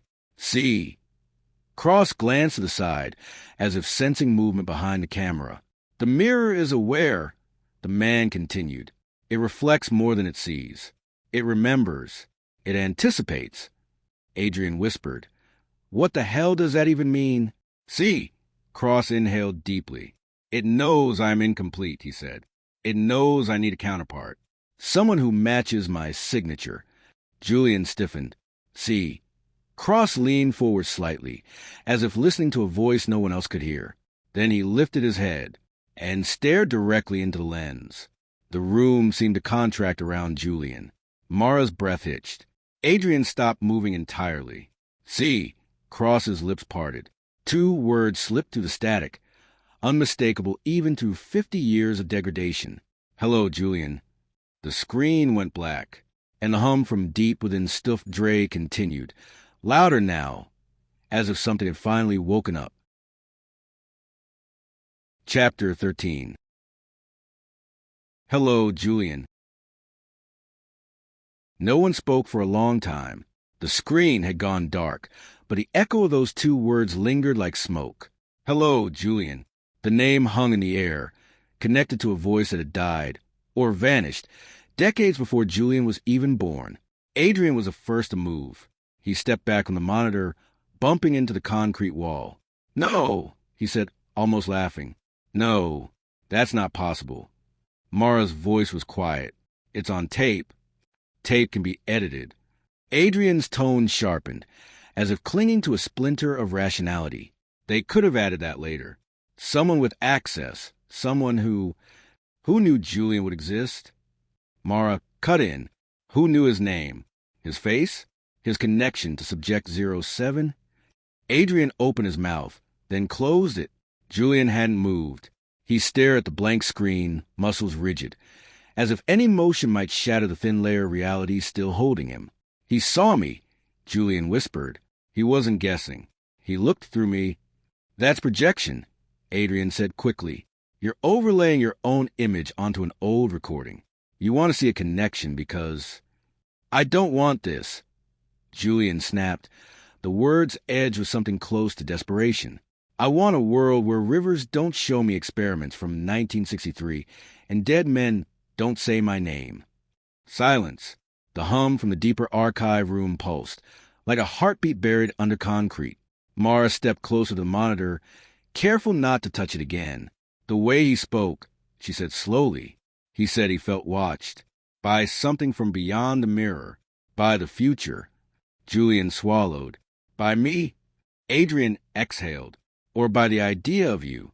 Listen, Cold War programs were paranoid by design. He could have imagined a future observer, a theoretical descendant." Mara shook her head. "You weren't listening. He didn't say someone.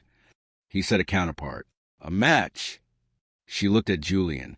"A signature." They searched the small chamber. Mara ran her hand along the shelves bolted to the wall.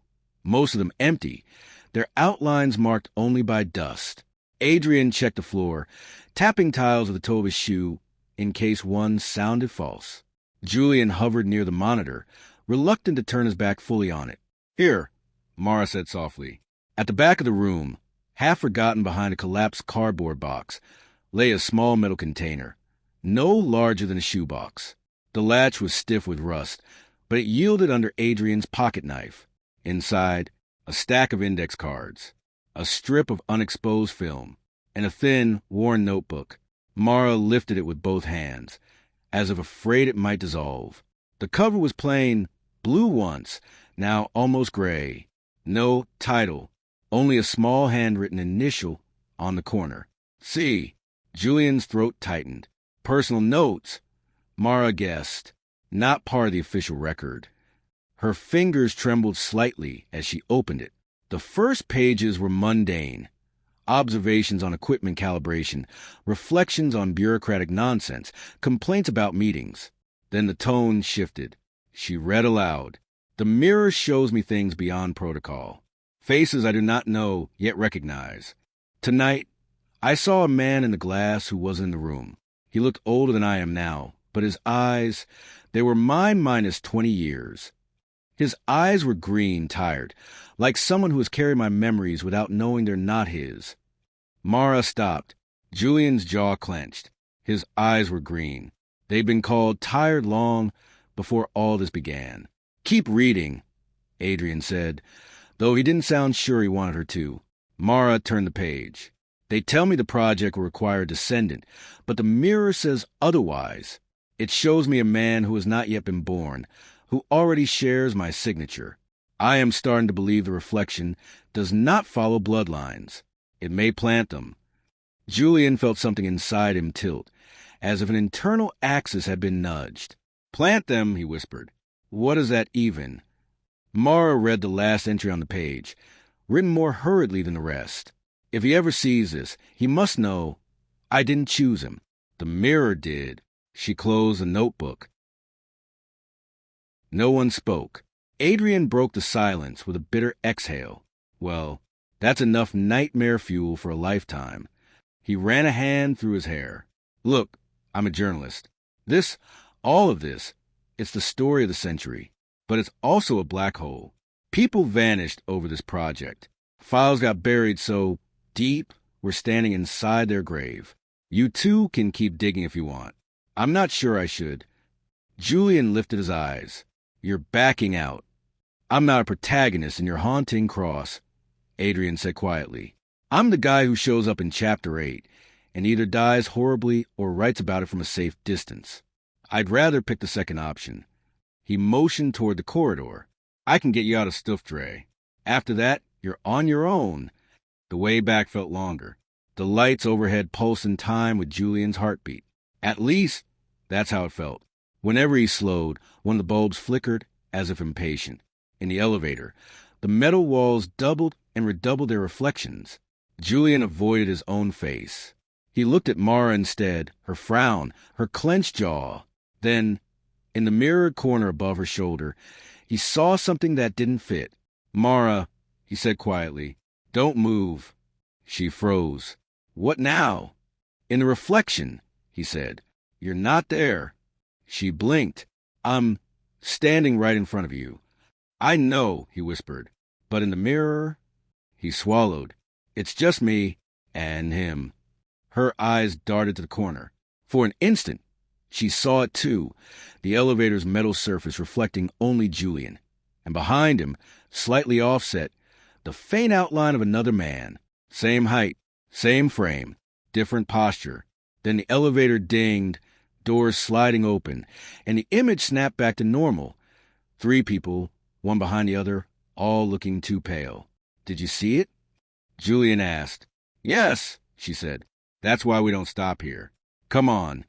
They stepped out into the brighter, more ordinary corridor. Adrian peeled off toward a side exit with a nod that wasn't quite goodbye.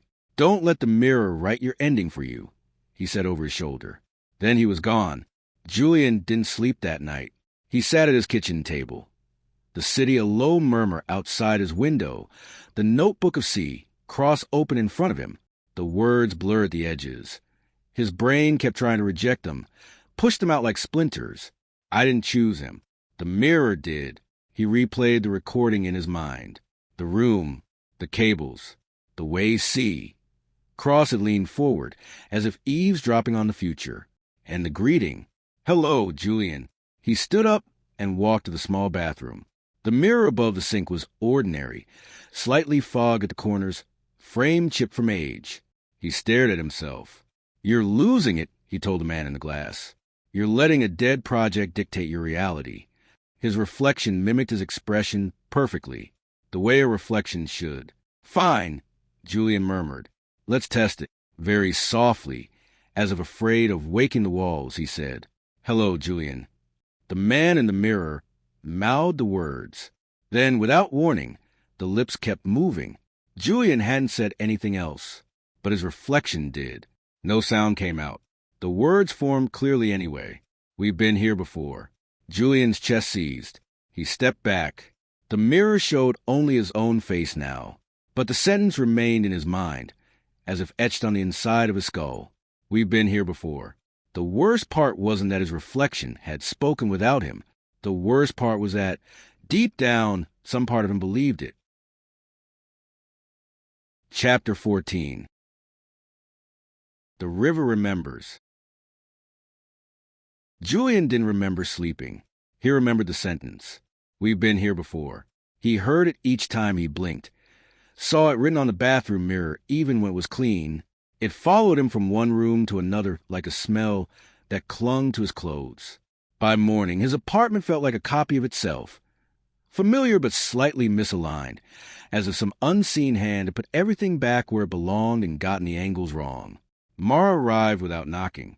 He opened the door and her expression told him everything. She hadn't slept either. "You look like hell," she said. "You look like you took notes on it," he replied. She managed a thin half-smile. "Tell me." He hesitated. "Last night," he said finally, "I talked to myself in the mirror. I said, 'Hello, Julian,' as a stupid test." The reflection kept going alone. Mara's fingers tightened around the strap of her bag. "And it said, 'We've been here before.'" Mara exhaled slowly. "Maybe your brain is echoing C. Cross's words. You've been reading his notes, replaying his tape. Your subconscious." That phrase was never on the tape. Julian cut in. "He never said it. But my reflection did. And it felt." He searched for the word. "Rehearsed." Mara was silent for a moment. "Your mother," she said at last. "You told me she used to talk about mirrors, about things they keep. Did she ever mention phrases? Dreams? People that didn't fit her life?" Julian looked away. "She said a lot of things, most of them fragmented." "It's time to look," Mara said, "properly, not as memories, as evidence." He almost snapped at her. He wanted to say his mother wasn't a case file, that she was a person who had lost herself one sentence at a time. But the alternative was pretending her illness had existed in a vacuum. And Julian had stopped believing in vacuums the night the mirror smiled first. "I have some of her stuff in storage," he said quietly. "Old journals, boxes. I never opened most of them." "Then we start there," Mara said, "before the project finishes writing your part." The storage facility sat on the edge of the city, a concrete hive of numbered doors and fluorescent light. Julian hadn't been there in years. Unit 23 besmelled of cardboard and dust as he rolled the shutter up. Light sliced across piles of boxes, some labeled, some not. The words he'd scrawled years ago stared back at him. "Mother," paper. "Mother," medical. "Mother," recordings. He froze at the last one. Mara followed his gaze. "Recordings?" "She used to talk to herself," Julian said. "During the bad periods, doctors told her to record it, to listen later, to gain distance from the thoughts. I never listened. I couldn't. Maybe she wasn't just talking to herself," Mara said gently. "Maybe she was trying to talk to you, or to whoever comes next." He swallowed and crouched beside the box. Inside, a small portable tape recorder, several cassettes with dates instead of titles, a pair of headphones whose foam had disintegrated with time. Julian picked up the recorder.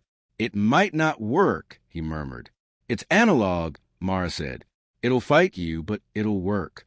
They grabbed the recorder and a stack of notebooks and left the rest, locking the unit behind them as if something inside might try to follow. They sat by the river, because Julian refused to play the tapes in his apartment. The spree moved slowly, dark and viscous, carrying an unsteady reflection of the cloudy sky. Mara spread the notebooks between them, weighed down by a bottle of water and a set of keys. Julian sat cross-legged, the recorder in his lap, fingers hovering over the buttons. "Do you want me to?" Mara asked. "No," he said quickly. "I'll do it." He pressed play. At first there was only hiss, the soft, grainy static of old tape. Then a voice surfaced beneath it, faint at first, then clearer. His mother. "Recording this because they told me it would help," she said, the words edged with tired humor he'd almost forgotten. "Help what? I'm not sure.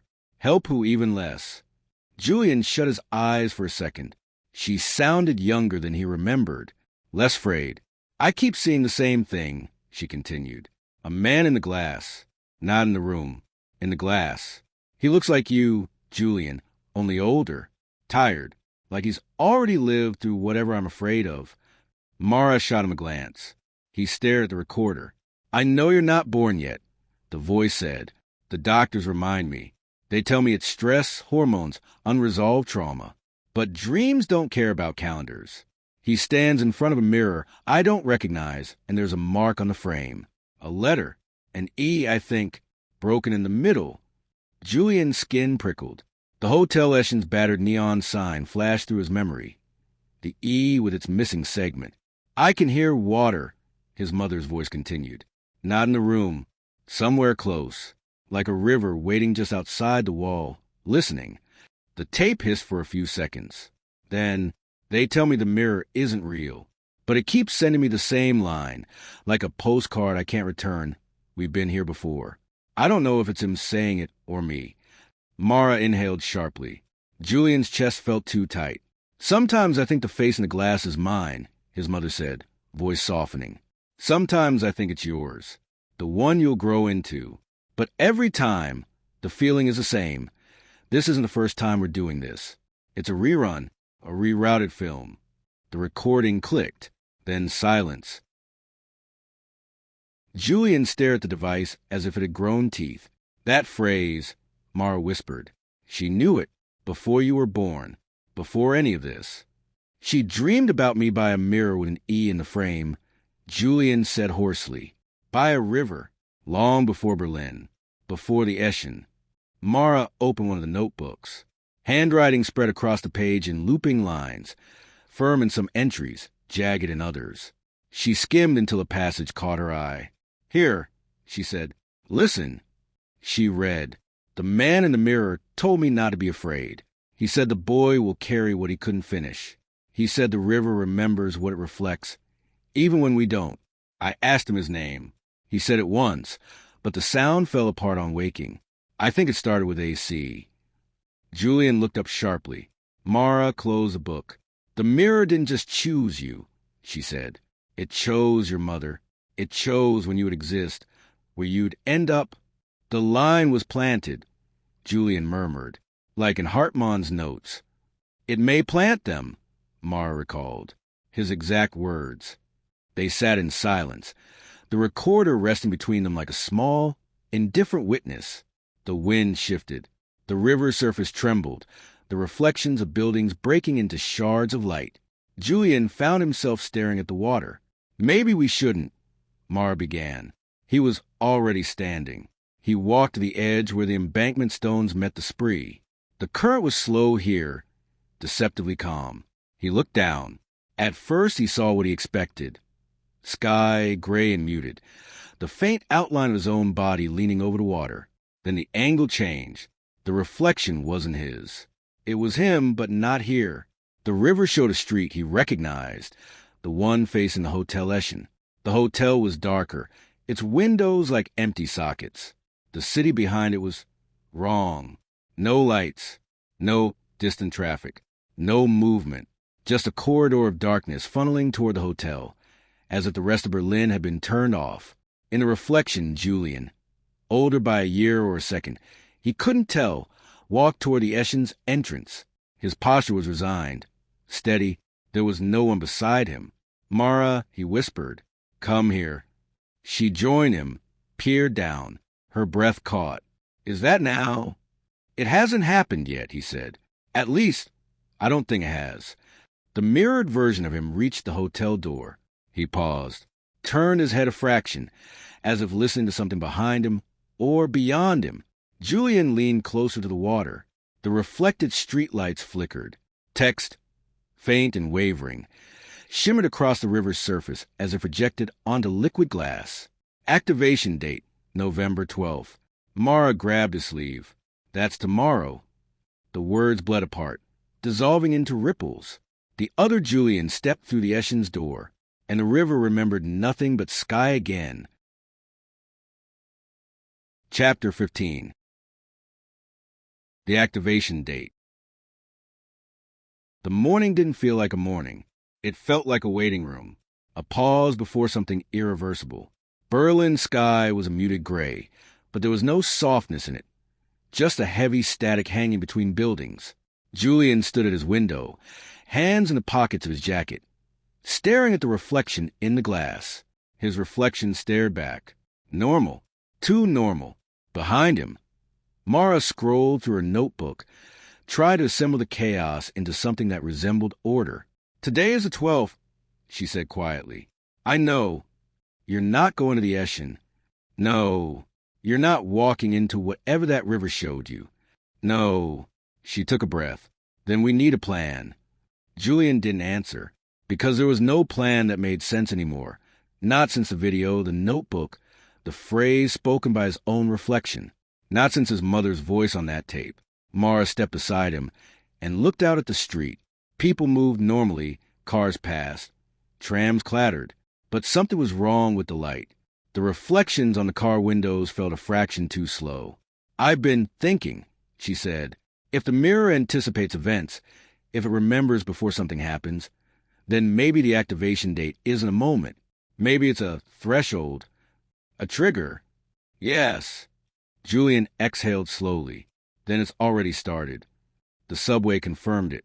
Julian and Mara took the U1 to Kreuzberg to avoid the Eschen's direction entirely. The train was crowded, but the reflections along the carriage were wrong. Very wrong. Julian's reflection lagged behind him. When he sat, the reflected version stood for a full second before following. When he turned his head, the reflection echoed the motion as if learning it. Someone bumped into him. He looked up. The man apologized, but in the reflection behind him, no mouth moved. Mara noticed. "Julian, don't panic." "I'm not panicking," he said tightly. "I'm observing." Which was true, except for the part where his heart was trying to punch its way out of his ribs. When the train reached Cottbusser Tor, they stepped out. The glass of the platform's advertising panel reflected a Julian walking 2 steps ahead of him, not behind, ahead. Mara pulled him by the hand. "We have to go topside. This place is full of reflective surfaces." "So is the world," Julian muttered, but he followed her up the stairs. They almost made it back to street level before Mara's phone rang. She answered cautiously. "Vale!" Adrian's voice was tight, shaken in a way Julian had never heard. "You need to listen carefully," he said. "I went back to Stuffdre this morning." "Why?" Mara demanded. "Because I had a feeling," Adrian said. "And I was right. That room you guys found, the one with the monitor and the hidden corridor." Julian's pulse picked up. "What about it?" "It's gone." "What do you mean gone?" Mara asked. "I mean the corridor is bricked up like it never existed. The monitor is gone. The chair's gone. The cables are gone. The entire wall looks 50 years old, untouched." Julian felt his stomach hollow out. "It can't just disappear," Mara whispered. "Well," Adrian said, "according to a man who manages a vault, that section hasn't been open since 1974. Julian leaned against the concrete wall. Adrian continued. "And there's something else. Your file, Julian. The one labeled 7B. "What about it?" Julian asked. "It's not in the drawer anymore." Mara tensed. "Someone took it?" "No," Adrian said. "There's no sign of forced entry, no tampering. It's like it was never filed at all." Julian rubbed his face. "It's rewriting itself." "Or being rewritten," Adrian corrected. "Look, I'm done. This isn't a story. This is—" His voice cut off. Static. Then nothing. The call dropped. Mara stared at her screen. "He's gone." Julian didn't know whether Adrian had walked away or been erased. They walked to the river because Julian insisted. He didn't know why. He only knew the river was where the reflection had spoken first, where it had shown him a possible future, where the line between worlds felt thinnest. The wind picked up as they approached the embankment. The water moved strangely, too calm in some places, too restless in others. Julian stepped to the edge. "Don't go too close," Mara warned. "I'm not jumping in," he said. "I just need to see." He leaned over. His reflection appeared, then shifted. The rippling water cleared into impossible clarity, like a lens coming into focus. Julian felt his throat tighten. It wasn't showing the future this time, or the past. The river showed a room.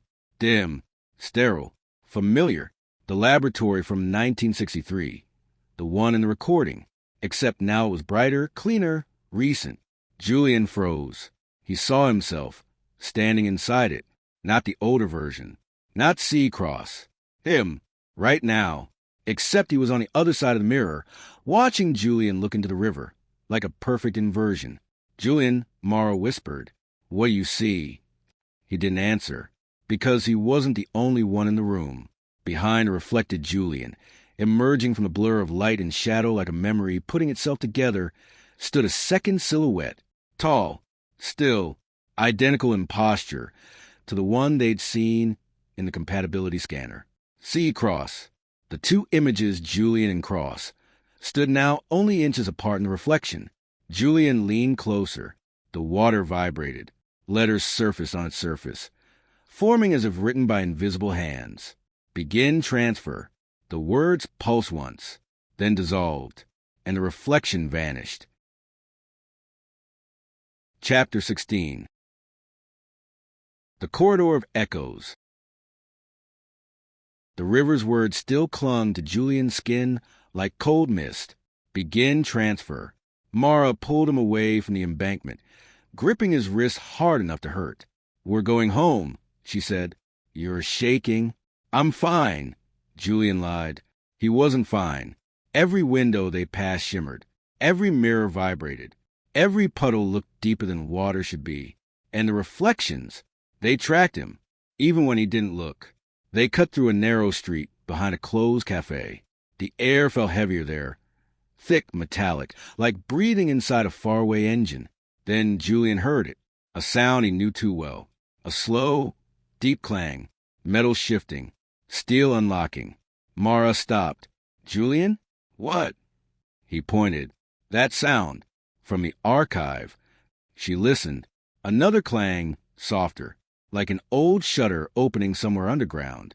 They followed the noise. At the end of the alley stood a warehouse, one of those pre-war brick structures with iron beams and shattered windows. A rusted sign hung crooked over the door. Letters missing, a place forgotten by city planners and electricity alike. Absolutely not, Mara said. No way. We're not going in there. But the door opened on its own, slowly, invitingly. Light flickered inside. Adrian would have left. Weiss would have run. Mertens would have warned him not to look. Julian stepped forward. The metal threshold vibrated under his feet. Julian, Mara tried again. I know, he said.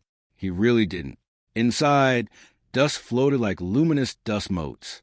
The warehouse interior had been gutted long ago, except for one thing.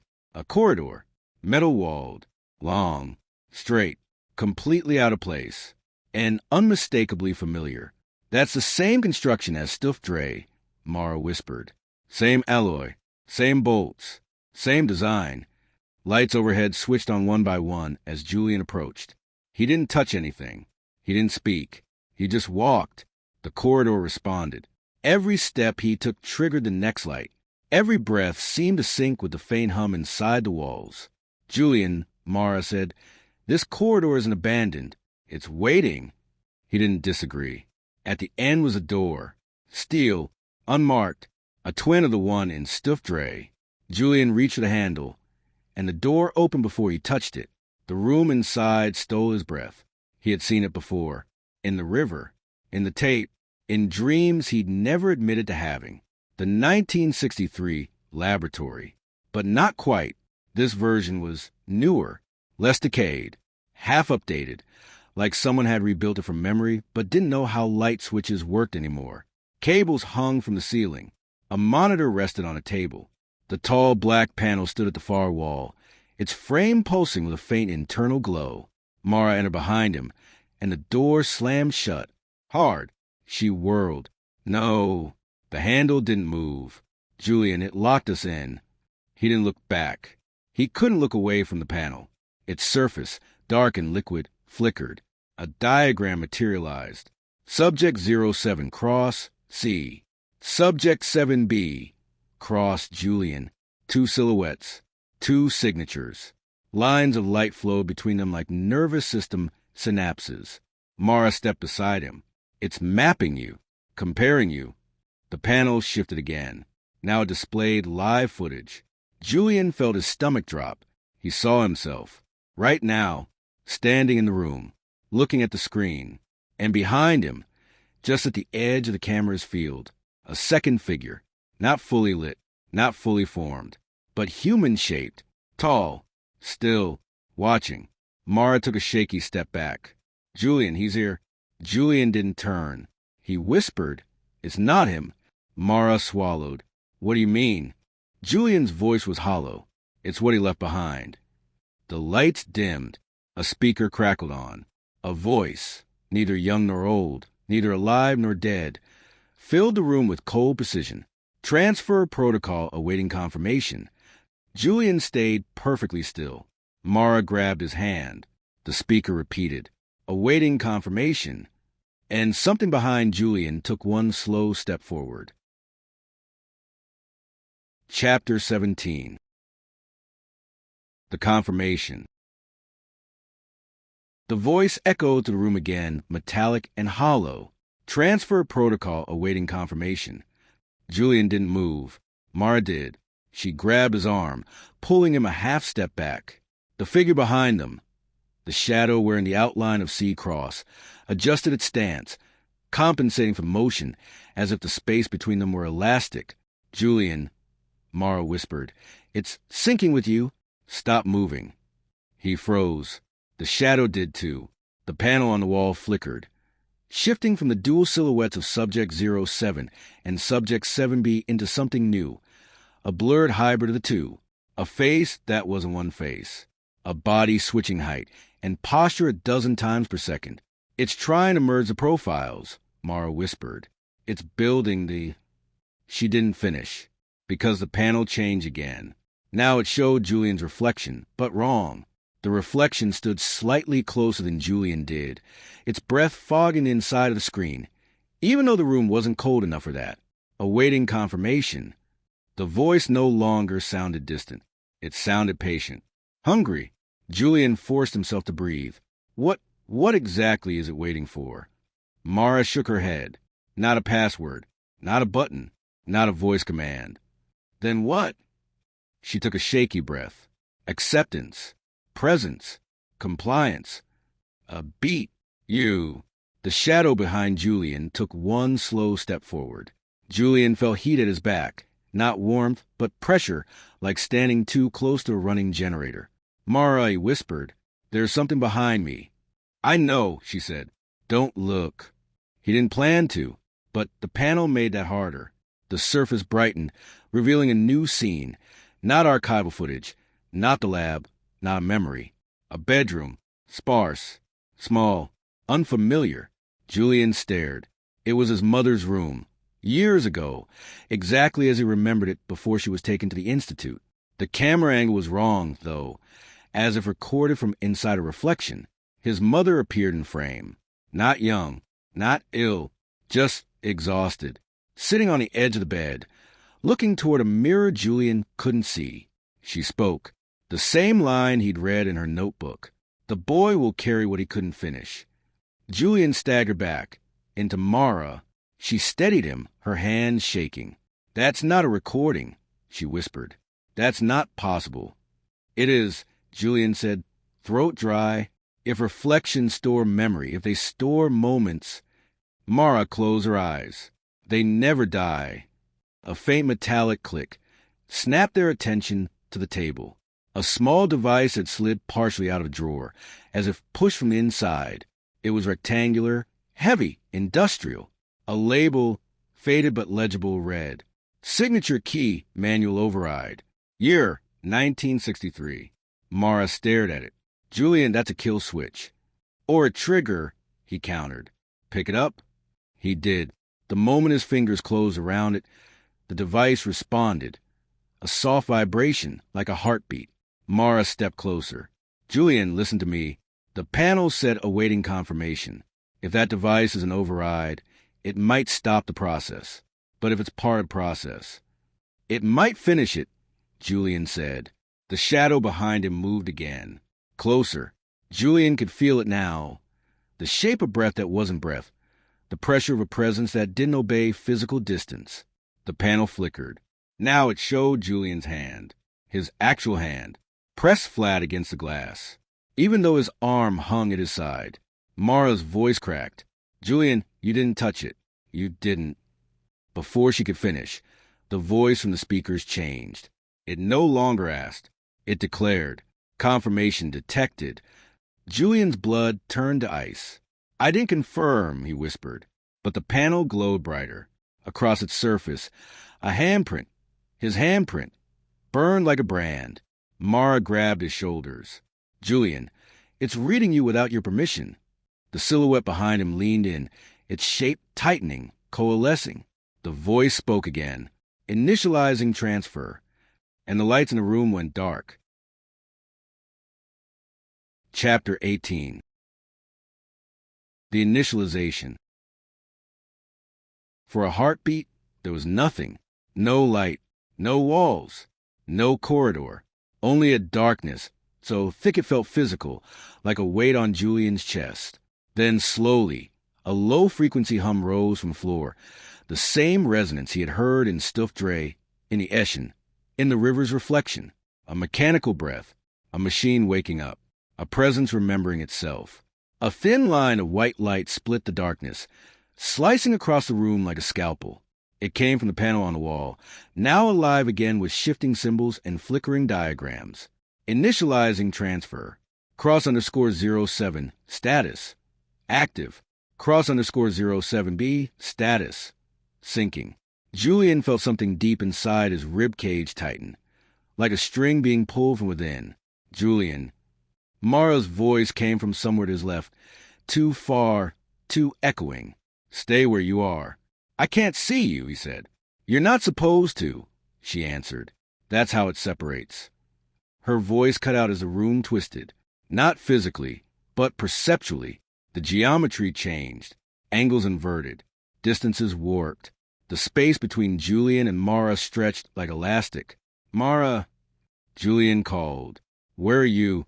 Here. Her voice sounded closer this time, then further, then behind him. Julian, don't move. Something moved instead. Behind him, a footstep, but wrong. Too smooth, too quiet, too deliberate. A step without weight. Julian spun instinctively.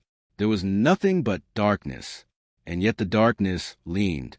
He gripped the signature key tighter. The device pulsed in his palm, warming, like a small animal waking in his grasp. The panel flared again. Images flickered across it like shuffled cards. The river, the Eschen, room 417. Stuff Dre, his mother's face, his own face, the face of Cross. Each image lasted less than a second, an erratic slideshow of memories. Not his memories, not exactly, but memories of reflections he had been part of. Mara finally reached him, slamming into his side, breath frantic. She grabbed his sleeve. Julian, the space keeps resetting. It's trying to isolate you. From you, he said. From everything, she corrected. The panel's brightness intensified. _07, sync complete. _07B, pending. Below the two identifiers, a third line appeared. Faint, newly forming. Subject 7C, status. Empty. Mara's breath stopped. Oh, God. Julian stared. What does that mean? It means it isn't just merging you, Mara whispered. It's generating a third signature, a third outcome. Like a replacement? No, she said. Like a child of both, a composite. The shadow behind Julian moved again, closer, sharper. The air chilled. Julian felt a pressure at the back of his skull, a pulling sensation. Mara grabbed his wrist. Use the override. He lifted the signature key. It hummed louder, then projected a beam of light straight into the panel, tracing a perfect outline of Julian's hand across the glass. A new message appeared. Allocation required. Mara's eyes narrowed. No, Julian, it wants you to choose. Between what you keep and what you lose. He shook his head. I'm not choosing anything. You already triggered confirmation, she said. The key isn't stopping it, it's amplifying it. Julian tried to drop the device. It didn't fall. It clung to his palm, magnetized, anchored, claiming him. Mara, I can't. It won't let go. The hum deepened into a vibration that trembled through the floor. The shadow behind him grew clearer, details forming, hair, shoulders, hands. The panel's voice returned. Not mechanical now. More to wear. Begin identity allocation. The light snapped on, and the completed silhouette behind Julian stepped fully into view. Chapter 19. The third signature. For a moment, Julian couldn't breathe. The silhouette stepping out from behind him was not Cross, and it was not him. It was both. It was neither. It was what the mirror had been trying to build for 60 years. Light from the panel washed across its face as it emerged fully into the room, a face that flickered between two states. Features sliding from Cross's sharp angles to Julian's softer ones, like a reflection deciding which version to adopt. Mara stumbled back, her eyes wide. "Julian," she whispered, "don't let it touch you." He couldn't move. The thing was studying him, head tilting, posture adjusting, as if calibrating its humanity. The panel behind it responded to the entity's presence, lighting up with 3 parallel columns. Subject 07, Subject 7B, Subject 7C, Composite Building. Data flowed from the first 2 columns into the third, like blood returning to a heart. Mara shouted, "It's absorbing you both." Julian stepped back, but the room shifted with him. The walls stretching, reshaping, half 1963 tiles morphing into half-industrial metal. The lights flicker between warm analog glow and clinical cold fluorescence. 2 timelines, 2 realities, collapsing into one. Julian's vision fractured. For an instant, he saw himself from outside, standing there, tiny and fragile against the breadth of the room. The perspective was wrong, elevated, detached. Julian gasped and stumbled, grabbing the edge of a table for balance. What was that?" Mara's voice came from far away. "Julian, what did you see?" "Me," he whispered, from somewhere else. A shadow rippled across the floor. The third signature stepped closer. Its voice, when it came, wasn't loud, but it layered 2 tones perfectly, Cross's deeper cadence and Julian's quieter one. The hairs on Julian's arms lifted. "We're overdue." The words hit Julian like cold water. Mara grabbed his wrist. "Julian, listen to me. The override key, use it." He held up the signature key. It pulsed violently in his hand. The third signature reacted, its form stabilizing around the pulse, like a tuning fork matching a frequency. "It's attracting it," Julian said. "This key, it's feeding it. Break it." Mara shouted, "Now!" He slammed it against the floor. Nothing. The key remained intact, glowing brighter, its tendrils of light expanding outward until they touched the walls, the cables, the panel, connecting everything. The panel surged to full brightness. Allocation imminent. Merge complexity high. Status force alignment. Julian felt something tug at his chest. Not physically, not mentally, but somewhere in between, like a memory trying to leave his body. The third signature now stood directly in front of him. Mara threw herself between them and passed right through the entity, stumbling forward with a cry. "Mara!" Julian lunged forward, catching her arm. She stared at the entity, breath shaking. "It didn't see me," she whispered. "It doesn't even register me." "Because I'm the target," Julian said. "No," she corrected. "Because you're the missing part." The third signature lifted its hand, not threatening, but reaching. Julian tried to step back. His feet didn't obey. The entity leaned closer. Light washed across its face, revealing a moment where both Cross and Julian aligned perfectly, 2 expressions folding into the same bone structure. Then it spoke, softly, inevitably. "You're the last piece." The signature key in Julian's hand flared, and the world disappeared in white. Chapter 20. The White Interval. There was no sound, no room, no floor, no ceiling, just white, an endless, depthless white that wasn't bright and wasn't dim, simply present like a thought held too long. Julian opened his eyes.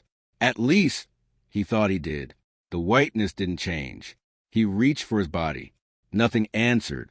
No arms, no legs, no weight, just a faint impression that something shaped like him should exist. A voice floated to the void, distant but familiar. "You're here." Julian spun or tried to, but direction didn't exist here. The voice echoed from everywhere and nowhere. "Where's Mara?" he demanded. His own words felt muffled, as if spoken underwater, outside the interval. The voice shifted in tone, becoming older, rougher. She can't reach you here. Cross? Julian asked. Not entirely. Another voice overlapped it. His voice. The same cadence, same breath. Not entirely you either. A figure began to take shape.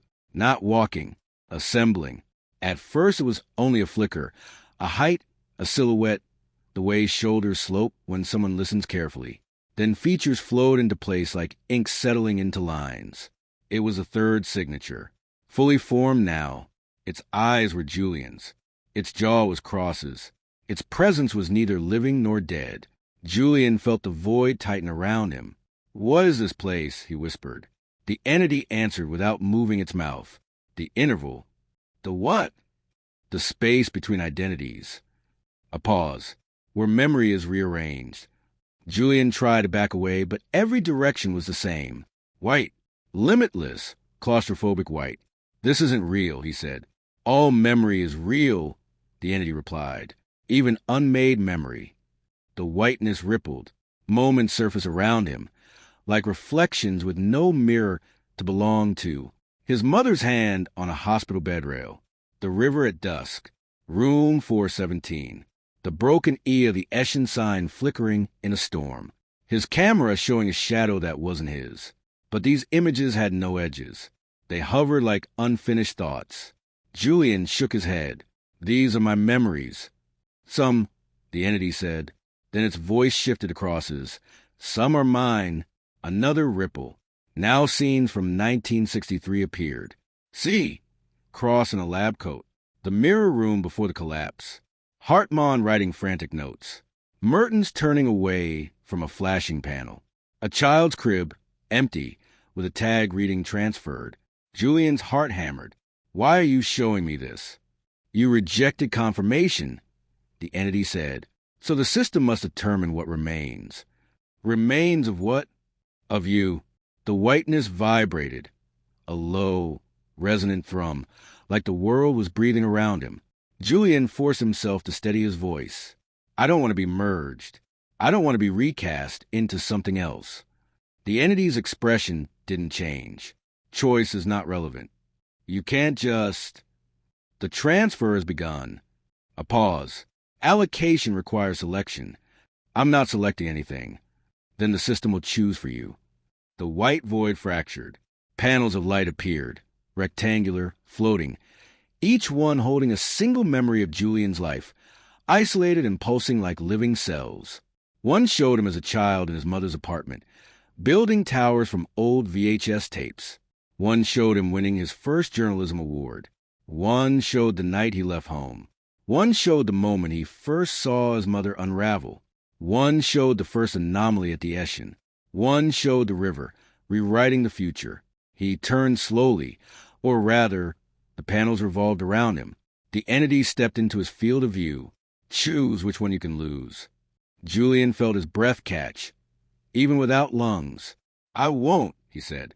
I'm not sacrificing a memory. Identity allocation requires it. No. The light intensified, the panels closing in. Choose, the entity repeated, its voice now fully Julian's. Or be unmade.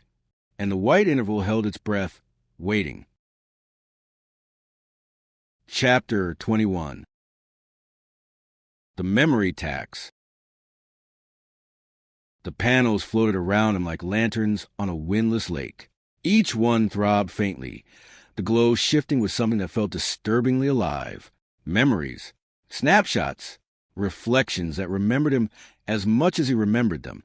Choose, the entity repeated, voice quiet but edged with inevitability. The interval requires an offering. Julian's pulse hammered, or he imagined it did, because he didn't really have a pulse here. I'm not giving anything up, he said. Not my life, not my memories, not who I am. The third signature tilted its head. Cross's tilt, Julian's hesitation. Allocation demands reduction. A composite cannot integrate two complete sets. I don't care, Julian snapped. I'm not removing parts of myself for you. You misunderstand. The entity stepped closer, gliding rather than walking. The memory is not destroyed. It becomes part of me. That made Julian's stomach drop, even if he no longer had one. You mean you'll take it? Integration, the entity corrected. A single memory must be surrendered to finalize the structure. Without it, your form destabilizes. You dissolve. Julian swallowed. Then I'll dissolve. For the first time, the entity smiled. It was not a comforting smile. You will not. The panels dimmed. The white void tightened, like lungs exhaling. Julian turned toward the memory of his mother in the hospital, her hand gripping his. I'm not losing that, he said. The void reacted violently. The panels shuddered and shot upward, out of reach, the whiteness twisting like protective instinct. Core memory, the entity said, ineligible. Another panel shifted, Julian as a teenager, leaving home. It flickered, tested itself, dimmed. Core motivational memory, ineligible. Julian turned frantic. The memory of the river on the night, everything changed. The reflection that lagged behind him, the first anomaly. That one, Julian whispered. That's important. I can't lose that. The panel pulsed, once, twice, then glowed red. Mara's voice echoed faintly, as if coming from some distant hallway of the mind. Don't let it take the first moment. If you lose the beginning, you'll never understand the rest. Julian lunged toward the panel. The white floor rippled beneath him like liquid. He sank, not falling, dissolving. His form blurred, stretched, pulled apart into shadow strands. He tried to shout, but his voice was just a smear in the air. The entity didn't move, didn't intervene, didn't save him. It simply observed. Low anchor memory detected. Julian felt the words slice through him. Candidate chosen. First anomaly. Eschen room 417. No. The word came out distorted, like spoken through broken glass. If he lost that memory, then the mirror, the hotel, the entire chain of events would mean nothing to him. He'd wake in a nightmare with no beginning. He clawed toward the panel, but his arms were vapor now, a suggestion of limbs. The third signature spoke softly. Memory allocated. Julian screamed, or thought he did, as the panel flashed white, and then his vision blacked out, replaced by a single awful realization. The system had chosen for him. Chapter 22. The erase beginning. The whiteness cracked. Sound returned first, sharp, metallic, like a dozen cables snapping under tension. Then weight, gravity, a body. Julian collapsed onto a cold floor, coughing, clutching an invisible pressure around his ribs. His vision blurred, then sharpened into the familiar metallic geometry of the lab room. He was back, but something was wrong inside him, a hollow space where a piece of himself should have been. Mara was already on her knees beside him, gripping his shoulders. Julian, look at me. He blinked up at her, disoriented. Mara, what happened? I was in the white, and then... The rest wouldn't come. What's the last thing you remember? She asked. Julian frowned, tried to pull the thread of memory that wasn't there. I remember the river, and the hotel sign, and Stuffed Dre, and... He shook his head. There's a gap, he said. A missing step. What step? Mara asked, voice tight. Julian squeezed his eyes shut. I don't remember how this started, he whispered. I don't remember the first time I saw it. The reflection. Mara exhaled like she'd been punched. Oh, God, she said. They took it. Julian looked at her. Took what? The first anomaly, she said. The moment in room 417, when you saw your reflection disobey you. Julian stared at her blankly. I never saw anything in room 417, he said slowly. The room was empty. Mara covered her mouth in horror. They erased it from you. Julian tried to laugh, a small, brittle sound. That's impossible. A memory can't just vanish. Mara's eyes filled with panic. Julian, listen to me. That memory was the anchor, the beginning. Without it, nothing that happened after makes sense. You're missing the reason you started running. I don't feel like I was running. That's exactly the problem. A shimmer rippled across the wall behind them. Julian froze. Something was stepping out, not from behind the wall, from the reflection of the wall, like a figure peeling itself out of its own outline. The The third signature materialized fully. But it wasn't the same as before.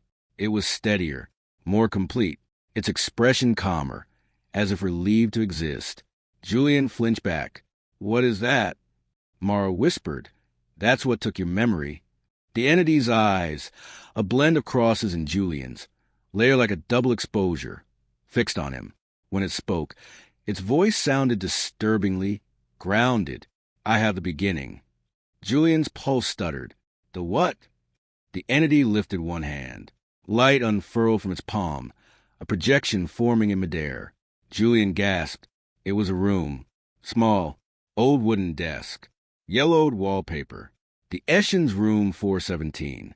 He recognized the bed, the window, the cheap mirror framed in faux brass. But he didn't recognize the man in the projection. He realized with a shudder that it was him, younger by months, sitting on the bed, breathing sharply, staring at the mirror. Julian whispered, "That's me." Mara nodded. "That's the first night." Julian swallowed. "Why don't I remember this?" The third signature answered, "Because I took it." The projection shifted. Now the reflected Julian in the mirror wasn't following the real one. It sat perfectly still while Julian in the bed lifted a shaking hand. Julian's skin crawled. He stepped closer to the projection without meaning to. "The reflection," Mara said. "This is when it happened." But something was off, terribly off. Julian frowned. "Wait, I don't. Why does the reflection look like that?" In the projection, the reflected version didn't resemble him exactly. Its posture was wrong. Too rigid, too silent. Julian's breath stilled. "That's not me," he whispered. The entity answered softly. "It's me?" Mara's eyes snapped wide. "Oh my God," she breathed. "You were there from the beginning, before he even knew you existed."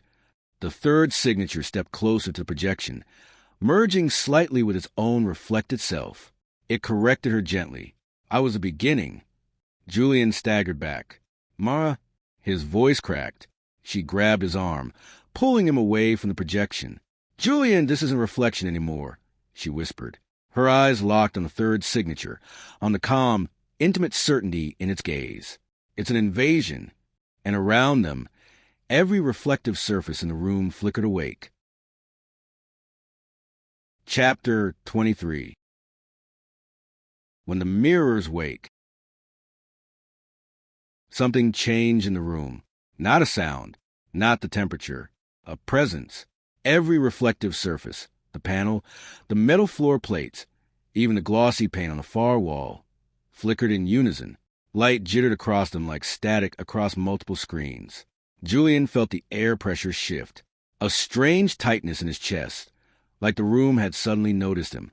Mara grabbed his sleeve. "Don't look into anything shiny, anything reflective.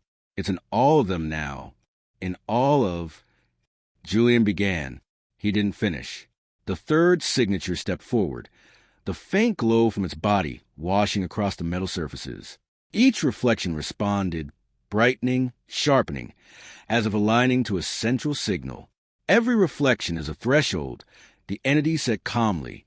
"Now that the beginning is mine, your world has no doors, only windows." Julian shuddered. The way it said your world echoed with an implication he didn't want to understand. Mara pulled him toward a far corner, the only place with matte concrete walls. "Julian, listen," she whispered. "You don't remember how this started, but I do. When you first saw it, you didn't move for 20 seconds. You froze. You were terrified. You saw something impossible." Julian frowned. "I don't remember being afraid." "That's because it took the memory that taught you be afraid." A cold weight sank in Julian's stomach.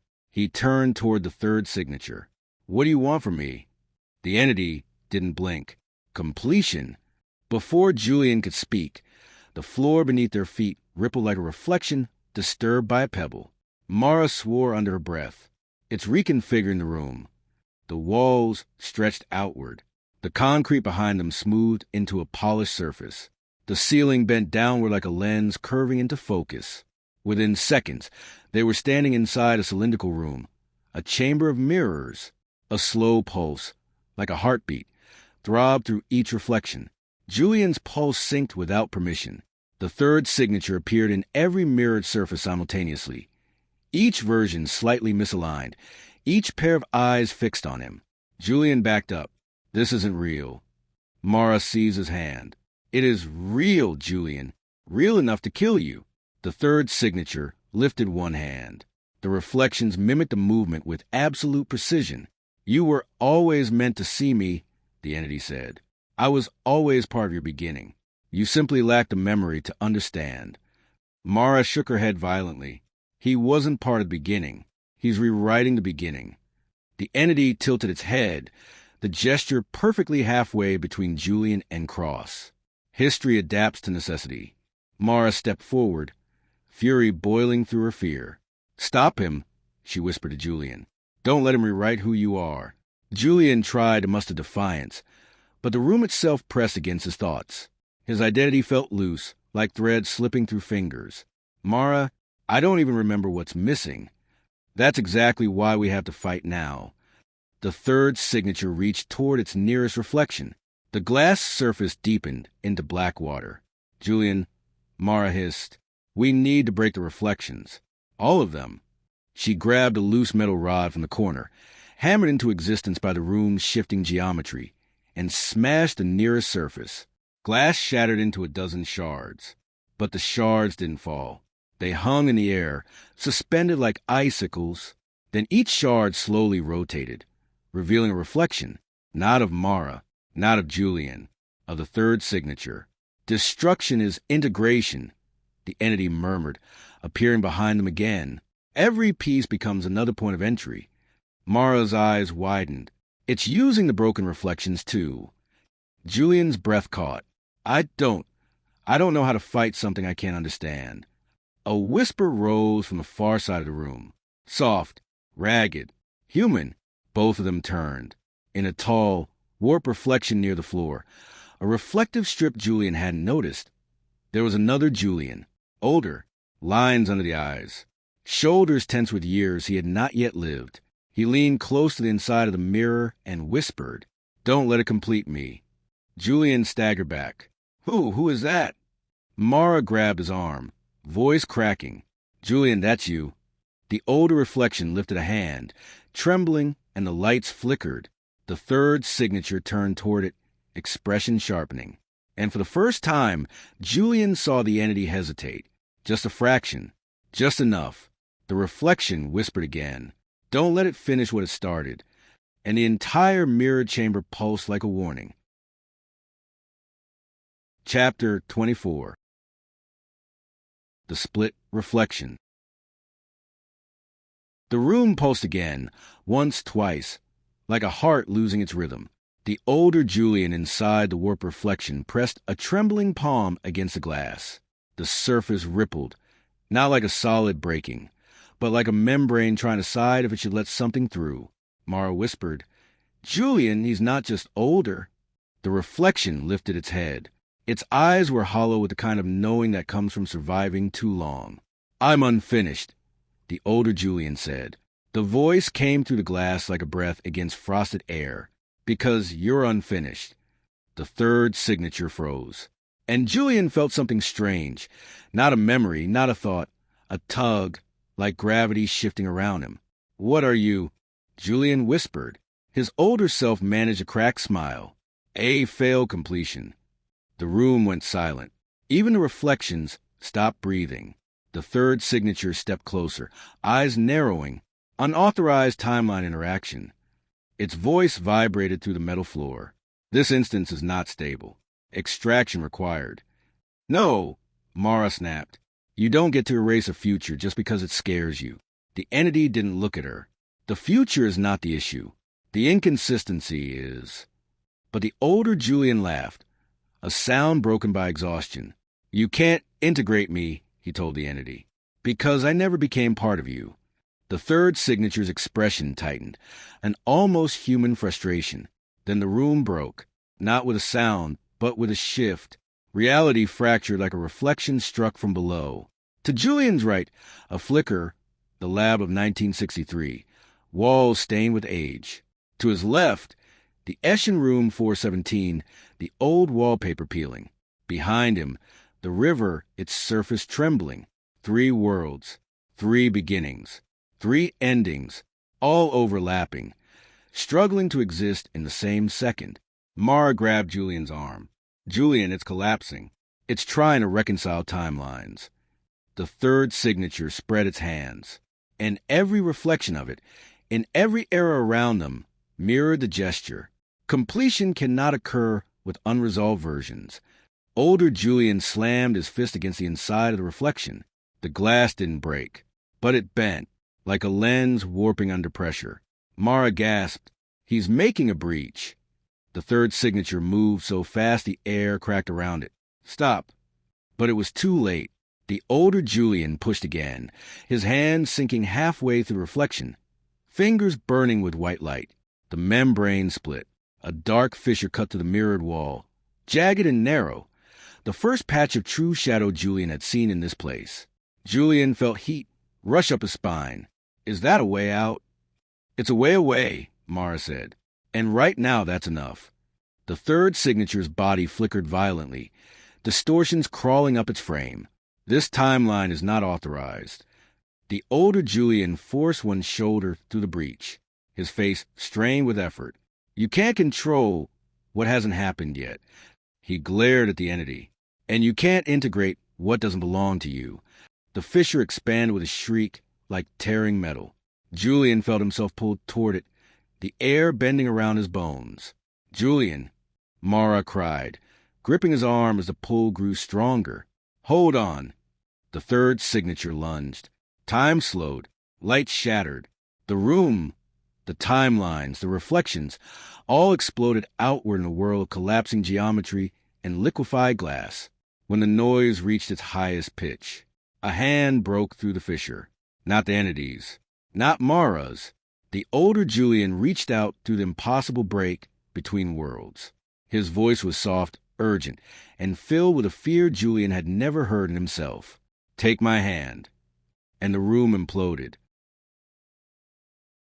Chapter 25. The hand that shouldn't exist. The world folded inward like paper.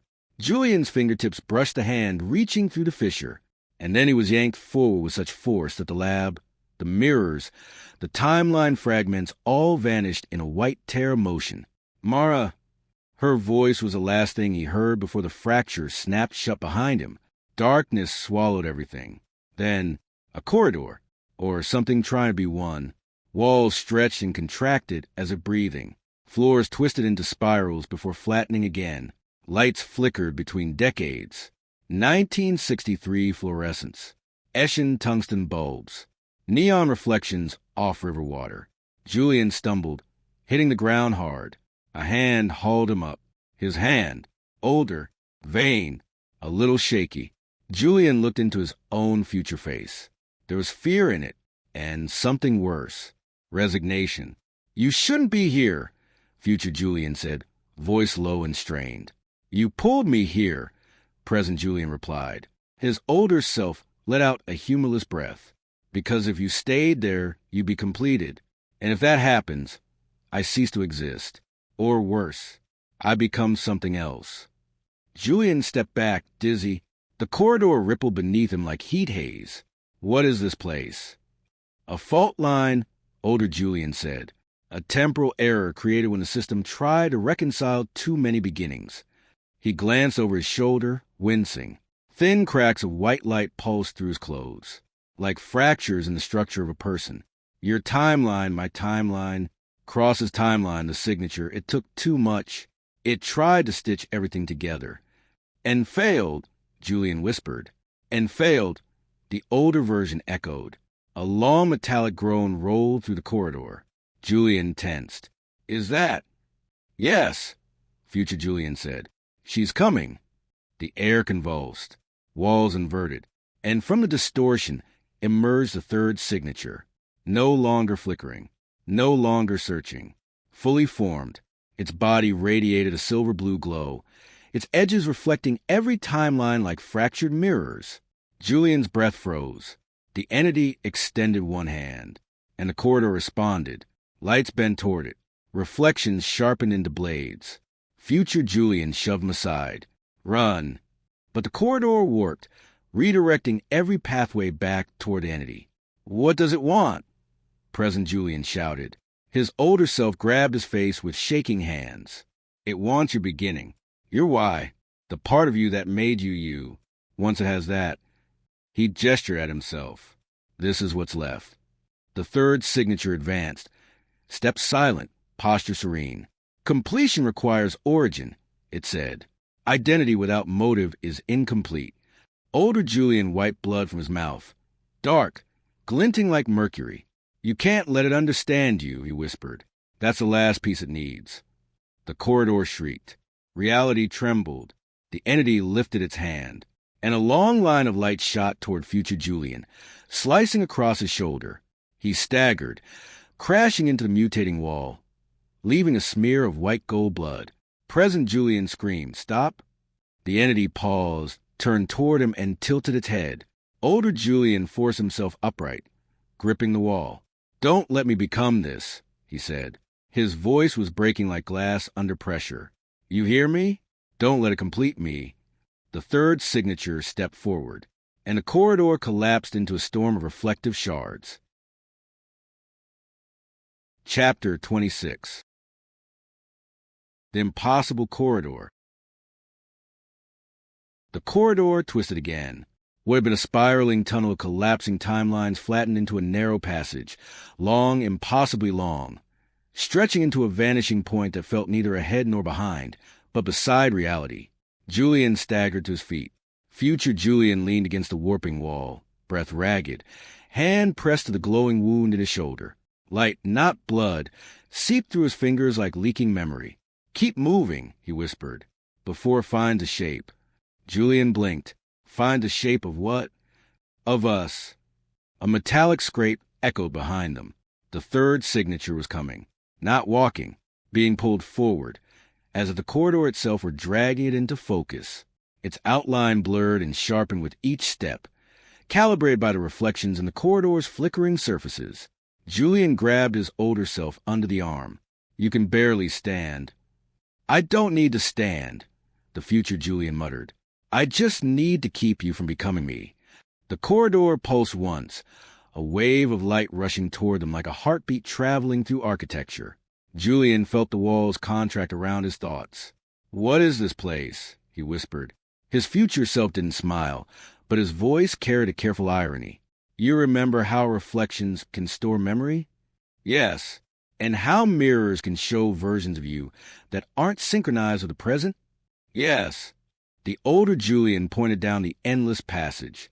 "This is a reflection that tried to reflect time itself. The architect of Glasfall didn't understand that. They thought they were building a room."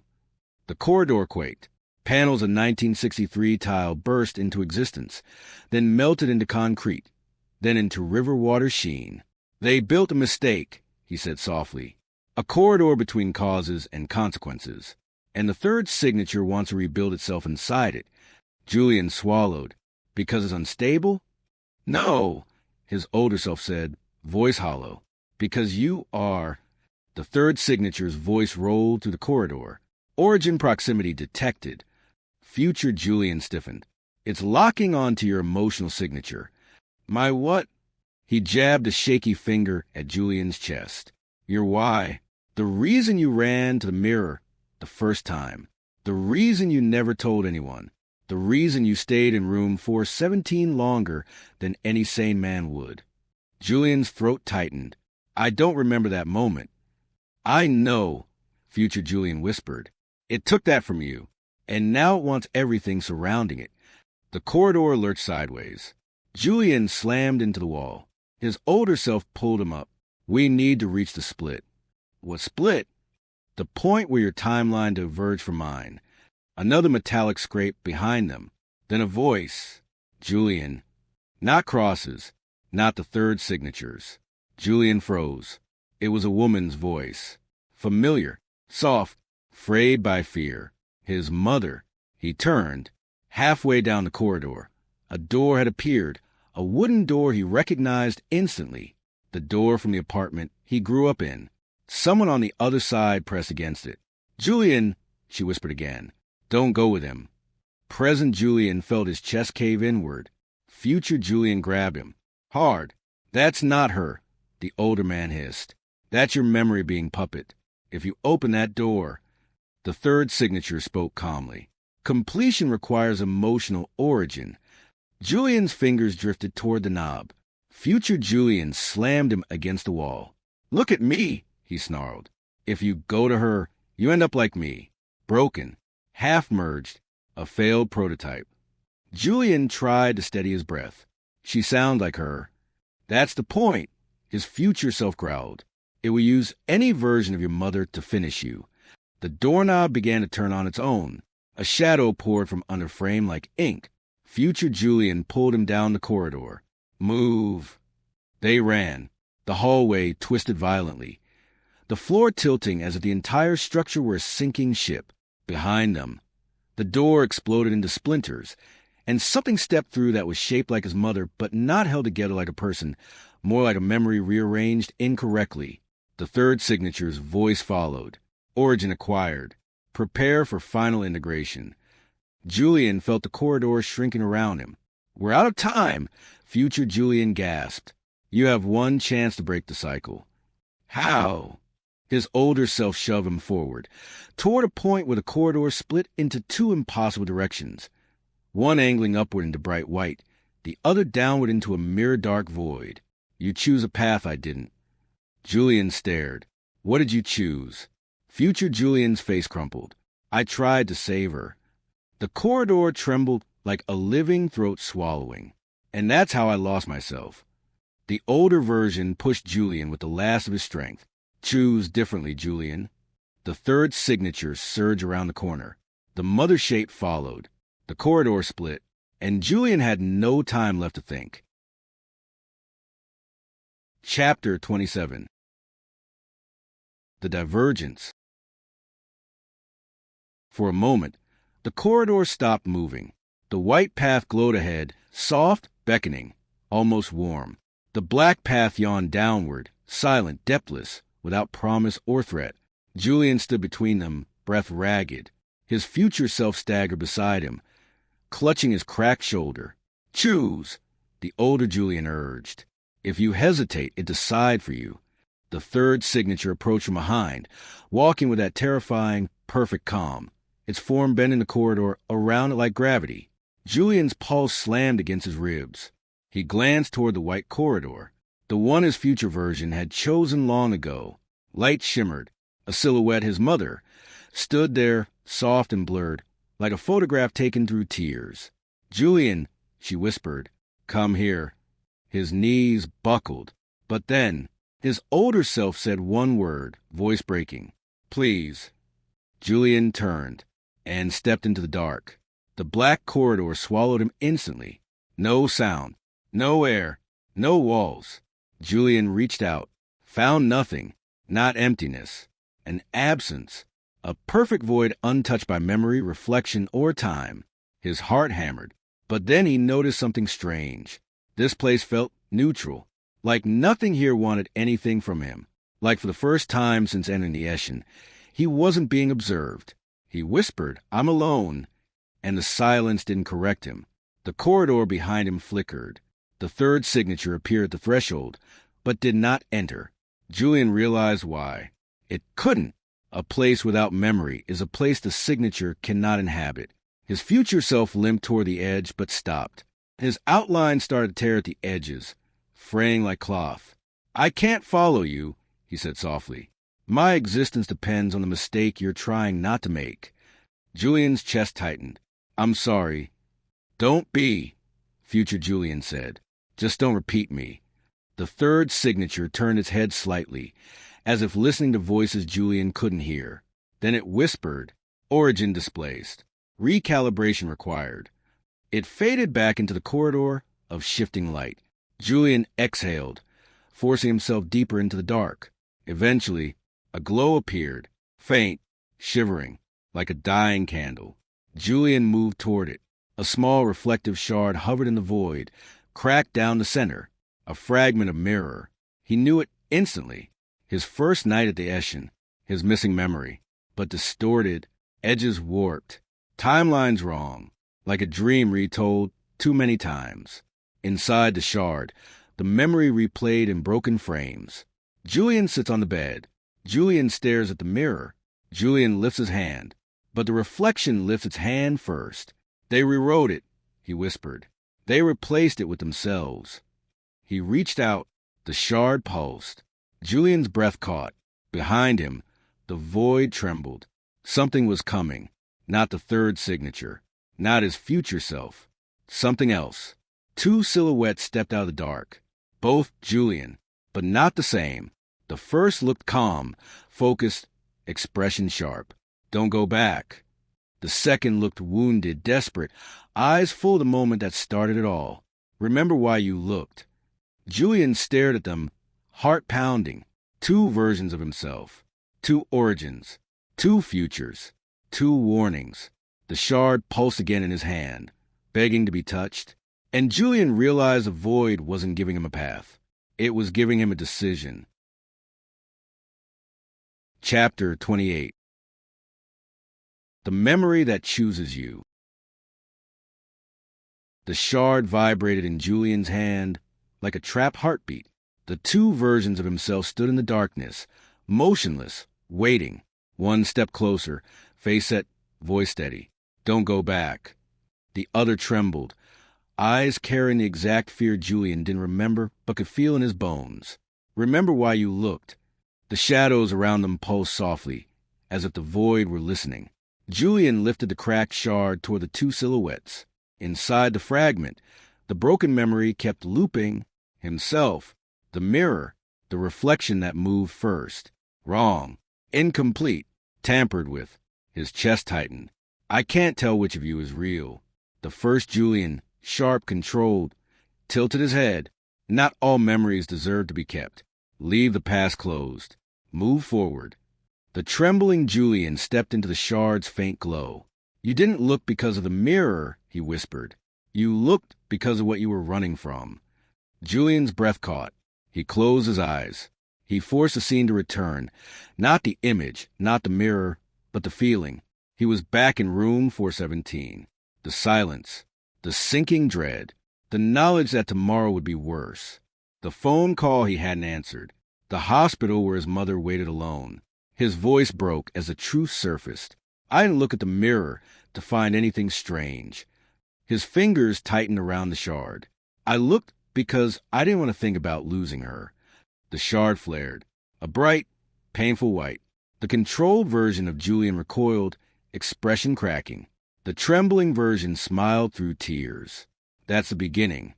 The shard finished restructuring, and the true memory revealed itself. Julian sits on the bed. His hands shake. His phone buzzes unanswered. He looks at the mirror not because he's curious, but because he needs something familiar to focus on. And then the reflection moves on its own. He gasped. The real beginning. The true one. The shard sealed itself with a resonant snap, becoming whole. Julian felt something inside him click back into place. The missing piece locking into his identity like a gear rejoining the mechanism of a clock. Everything steadied. Everything sharpened.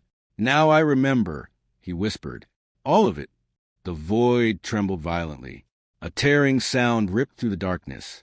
Julian turned and saw the impossible. The third signature stepped into the corridor of nothingness. Its body flickered, but it held shape. Just barely. Origin restored. It intoned. Integration inevitable. Julian stood straighter than he had since entering this nightmare. He slid the shard into his palm like a weapon, a fragment of truth. Not if I remember the right beginning, he said. The third signature stilled. It hadn't expected defiance. Julian stepped forward, and the void began to collapse around them. Chapter 29. The collapse. The void buckled. One moment it was still, a silent nowhere, a shelter made of absence. And the next, it convulsed like something alive finally dying. Julian staggered as the darkness peeled away in strips, exposing raw pieces of other worlds beneath it. A hospital corridor. The riverbank at dusk. Cross's 1963 laboratory. Room 417. His mother's bedroom. Each fragment lasted only a second before dissolving again, like images printed on thin ash. The third signature watched the chaos with a cold, surgical calm. Your restored memory destabilizes the system, it said. Its body flickered, its edges hardening and softening in rapid sync. You have introduced conflict. Julian held the reassembled shard of mirror in his palm like a knife made of his own past. You tried to overwrite my beginning, he said, but you can't copy something you don't understand. The entity tilted its head. Your emotional origin is irrelevant. Completion requires structure, not sentiment. Julian stepped closer, voice steady for the first time since this nightmare began. My origin isn't structure, he said. It's the reason I didn't break. The void screamed, a sound like splitting metal and cracking glass, and a chunk of Eshin wallpaper tore through the darkness, floating weightless. The third signature advanced. Its form rippled through timelines like a stone gliding across water. Without assimilation, you'll continue to fracture, it said. Let me complete you. Julian raised a shard. No. The entity's body stuttered. A glitch, a fault line. Julian took advantage. He thrust the shard forward. Its surface ignited with a memory he recovered. Not the reflection, not the anomaly, but the moment before it. The fear, the grief, the truth. The shard flashed and forced the third signature to see it, not as data, as emotion, a raw, unfiltered origin. The entity recoiled violently, its voice distorted. This memory does not align. Rejection, rejection. The void around him split like an overexposed film reel. Julian felt the floor vanish beneath him. He fell down through 1963, down through his childhood, down through timelines collapsing like dominoes, until impact. Julian hit solid ground hard enough to knock the breath out of him. He blinked. He wasn't in the corridor anymore. He knew the carpet under his palms. He knew the wallpaper, the bed, the window. Room 417. Hotel Eshin. Julian pulled himself upright. Dizzy. Julian. He spun around. Mara rushed him, grabbing his shoulders, eyes wide with terror. Oh my God! Where did you go? You were gone. You were just gone. Julian clutched the shard so tightly its edges bit into his skin. Mara, I remember everything.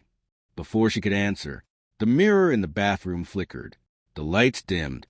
A tall shape drifted out from the reflection, its edges frayed like melting film. Julian stepped in front of Mara. The third signature pushed itself through the reflective surface, one limb at a time, its body stuttering with every movement. It was weaker here, but still coming. Julian held up the shard. I'm not your mirror, he said. The entity froze. Its head tilted, its posture sharpened. In the bathroom mirror, Julian's reflection remained still, even as Julian spoke. Its lips did not move. Its expression did not match. And then it whispered, in Julian's own voice, "Then break me." The light snapped out. The room plunged into darkness. Chapter 30. The break. Darkness pressed against Julian like a second skin.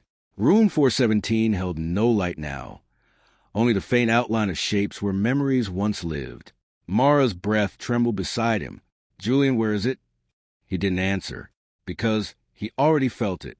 Something moved at the corner of the room, soundless, weightless, like a thought learning to walk. The bathroom mirror flickered with a faint metallic glint. Julian stepped forward. His reflection stared back, but it did not mirror him. Its posture was wrong. Its eyes too still, its chest unmoving. The reflection leaned forward. Even though Julian didn't. You brought me back here, it whispered. This is where we began. Let us finish. Julian tightened his grip on the shard in his hand. No, he said. I know what my beginning is now. The reflection smiled, a slow, empty smile. Origins don't matter. Endings do. The bathroom lights pulsed once, and the third signature peeled itself halfway through the mirror surface, as if emerging from liquid glass. one hand extended toward him. Completion. Mara grabbed a bedside lamp and hurled it at the mirror. The impact fractured the surface. Cracks spread like veins. The Enida stuttered, but its form did not fully break. "Mara, stay behind me," Julian shouted. She moved to the wall, breathing fast. The signature advanced. The reflection spoke again, voice layered with 100 stolen tones. "Come back to the mirror. You don't have to fight. I can give you what you lost." A shape appeared behind the cracks. Soft hair, tired eyes. His mother. Julian froze. "Julian," the reflection whispered, "let me give her back to you." For a moment, he almost stepped toward the glass. Almost. Then he closed his eyes and forced himself to remember the real version of her, the trembling voice and cassette, the fear, the raw truth of her, not this polished imitation. He exhaled. "I don't want a copy," he said. "I want to remember the truth." The reflection froze. It had no answer for a memory it couldn't fabricate. The third signature lunged. Julian moved. He raised a shard high and slammed it into the mirror with all his strength. The impact detonated in a burst of white light. The mirror split open. The room shook violently. The signature's form fractured into geometric shards that scattered like shattered reflections. The reflection of Julian screamed without sound, its mouth wide but silent, and its face fractured along the same lines racing across the mirror. Julian pushed harder. The mirror shattered completely. The third signature imploded. Its form collapsing inward, pulled into a single point of warping light, then disappeared with sound like a breath cut short. A shock wave ripped across room 417. The walls bent inward. The ceiling flickered between decades. The carpet rippled like water. Julian fell to his knees. "Julian." Mara rushed to him, grabbing his arms. "Stay with me." He tried, but consciousness dissolved. He collapsed into her arms. The room kept warping, folding into itself like a dying reflection. Only one piece remained still, a single shard mirror on the floor, unbroken. And in that shard, not the third signature, not the corrupted reflection, there was a man, older, gray at the temples. Calm, he looked at the unconscious Julian and whispered, "You did it." Then the reflection faded, but did not disappear. Chapter 31. The Room That Refuses to Die. Julian woke to the sound of something breathing that wasn't human. A long, slow inhale that pulled the walls inward, followed by a trembling exhale that shivered to the floorboards. His head throbbed as if he had fallen through several stories of concrete, and in a way he had. The last thing he remembered was the mirror breaking and a shock wave tearing the room apart. Now, darkness pressed against his eyelids like wet cloth. He opened his eyes. Room 417 was not as he'd left it. The walls had widened and narrowed in strange proportions, as if the room had been stretched and compressed repeatedly. The wallpaper, once peeling in simple strips, now curled in spirals that looked almost organic. The carpet rippled under his hands, not like fabric, but like soft earth shifting beneath water. Even the air carried the scent of something wrong, mold mixed with cold metal and the faint sweetness of burnt plastic. "Julian?" The voice reached him through the dark. He turned his head. Mara was kneeling beside him, sweat streaking her face, her eyes wide and red-rimmed. Her hands clutched his shoulders as if afraid he would vanish again. "You're awake," she whispered, half sobbing, half laughing from relief. Julian pushed himself up slowly. His limbs felt heavy, as if the room were pressing down on him, resisting his movement. "How long was I out?" "I don't know," Mara said. "Minutes? Hours? Time is not normal here." Julian blinked. She was right. There was no clock on the wall anymore. The window, once a single square with a view of the courtyard, had fractured into 3 uneven rectangles, each showing a slightly different sky.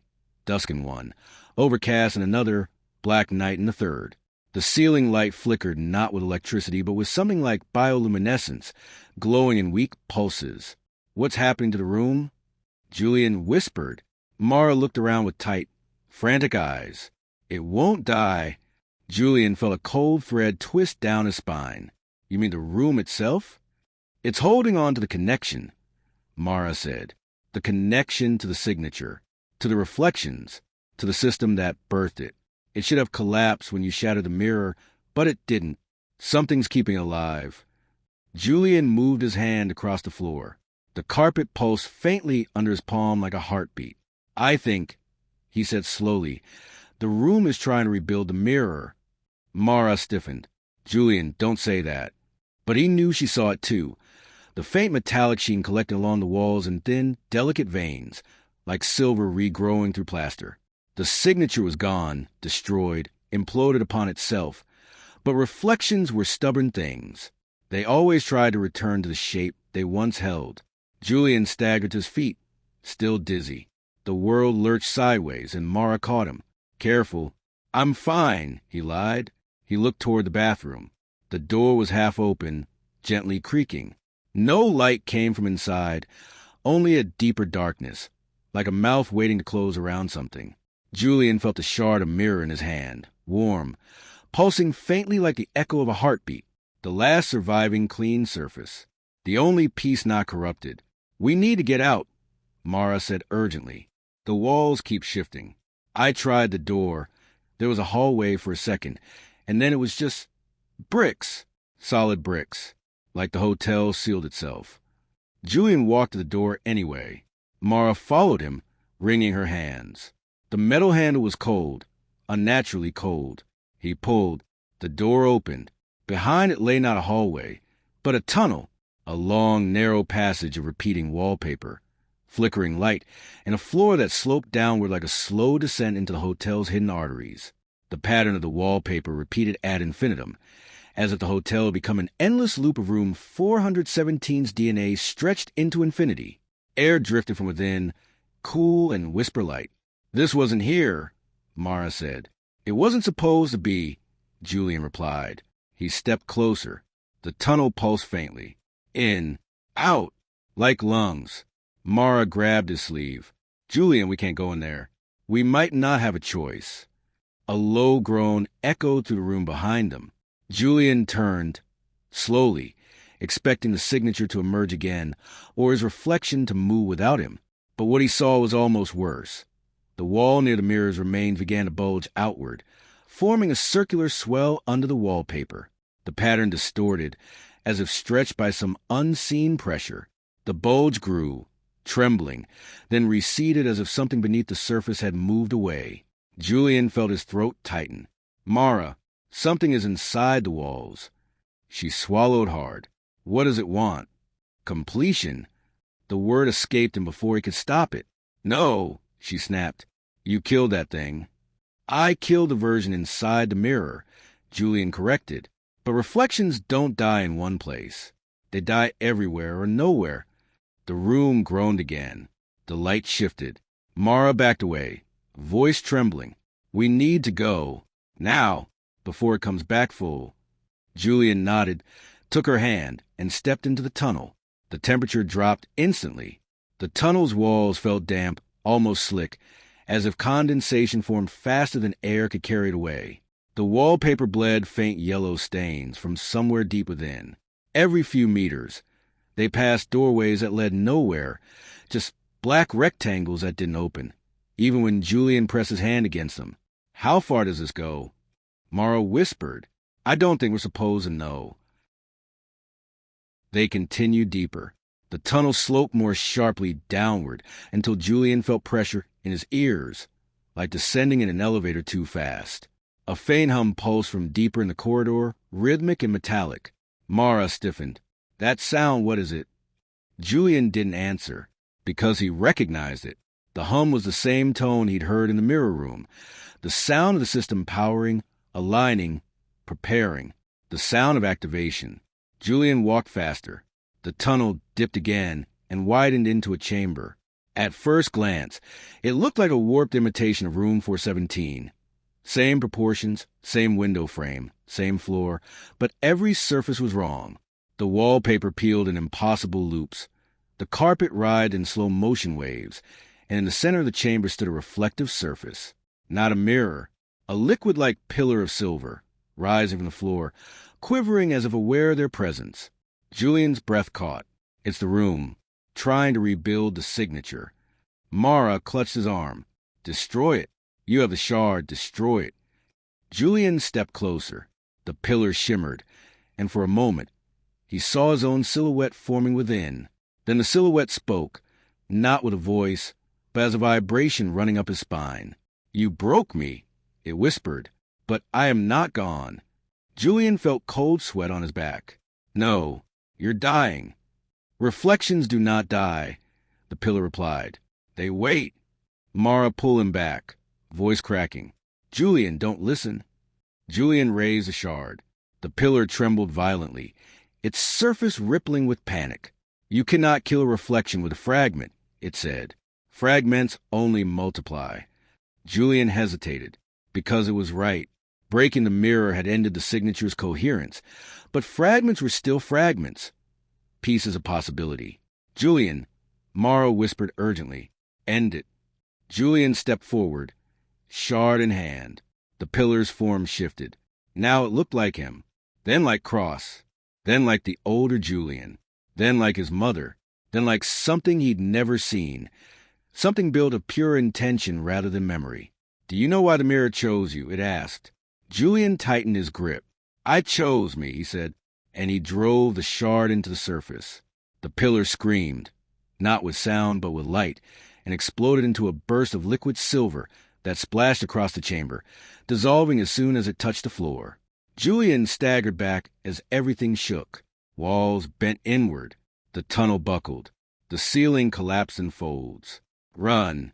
Mara screamed. Julian grabbed her hand. They sprinted as the tunnel folded behind them like a sheet being pulled tight. The chamber collapsed into itself, the liquid silver evaporating into nothing. They reached room 417 just as the floor beneath the bed caved inward, revealing a black cavity.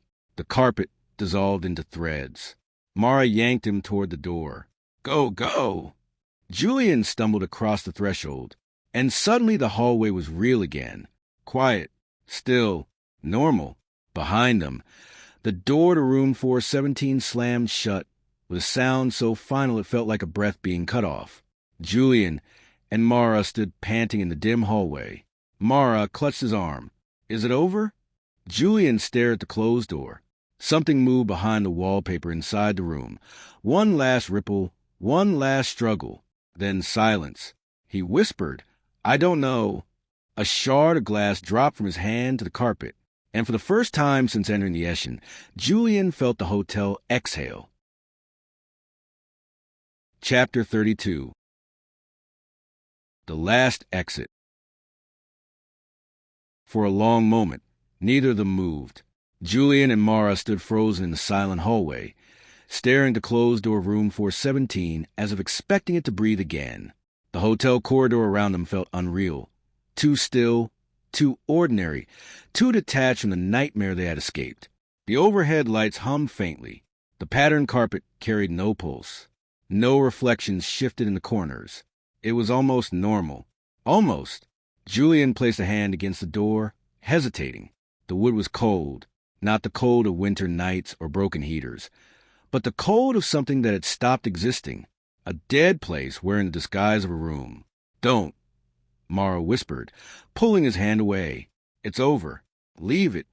Julian nodded, though his instinct screamed that endings were never that clean. He looked down the hallway. The faded wallpaper, the dim sconces, the emergency exit sign flickering at the far end. They were exactly as they should be, not stretched, not doubled, not vibrated with the hum of temporal instability. Even his shadow fell correctly now, with no delay, no unnatural lag. Step by step, they moved away from room 417. Julian felt the weight of the hotel pressing around them, not threatening anymore, but tired, as if the entire building had been holding its breath and was finally allowed to release it. They reached the elevator lobby. The elevator doors stood open, waiting. Mara frowned. That wasn't open a second ago. Julian peered inside. The elevator interior looked normal. Mirrored back panel, brushed metal walls, soft yellow light from the single bulb overhead. He caught his reflection, one version of himself, aligned, breathing in sync with him. He exhaled in relief. Let's take the stairs, Mara said suddenly. Julian glanced at her. You're afraid it's still in the mirror. I'm afraid of anything that looks too easy, she replied. He couldn't argue with that. They turned toward the stairwell door, but something flickered in the edge of Julian's vision. He froze. In the elevator mirror, where his reflection had stood moments earlier, something changed. It was still him, but older. The older version he had seen in the last shard. The version who said you did it.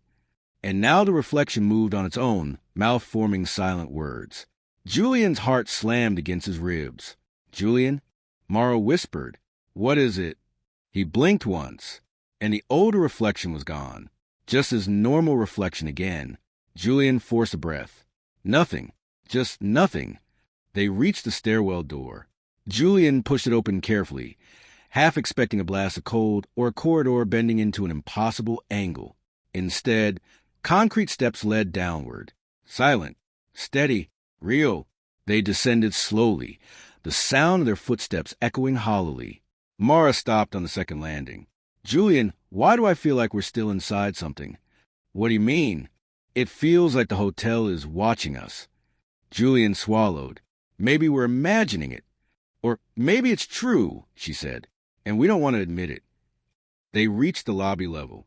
The stairwell door opened into a small corridor leading to the reception desk.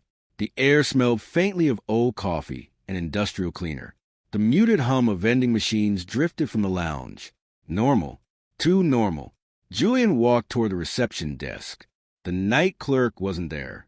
Only a tiny speaker played soft classical music. A stack of outdated brochures lay scattered across the counter. Berlin's museums, bus tours, a river cruise, the everyday world. Julian almost laughed. Mara reached the main glass doors and pushed. They opened without resistance. Night air filled the lobby, cool, dry, beautifully ordinary. A street outside. A taxi crossing the intersection. A cold breeze lifting a corner of a newspaper left on a bench. Julian, Mara whispered, "We made it." He stepped forward and stopped. In the reflection of the glass doors, he saw himself, perfectly synchronized. No distortion, no lag, no wrongness. He almost cried from relief. Mara took his hand. "Let's go." But Julian didn't move, because something else caught his attention. In the far corner of the lobby, near the vending machines, a security camera monitor showed multiple feeds of the hotel's interior. Hallways, stairwells, the lobby itself. But one feed, one camera, displayed something impossible. Room 417's interior. Even though that room, by all logic, all experience, all reality, should no longer be intact enough to broadcast anything. Julian approached slowly. The monitor showed the bed, the warped wallpaper, the cracked mirror frame. Then, someone stepped into view. Julian's breath vanished.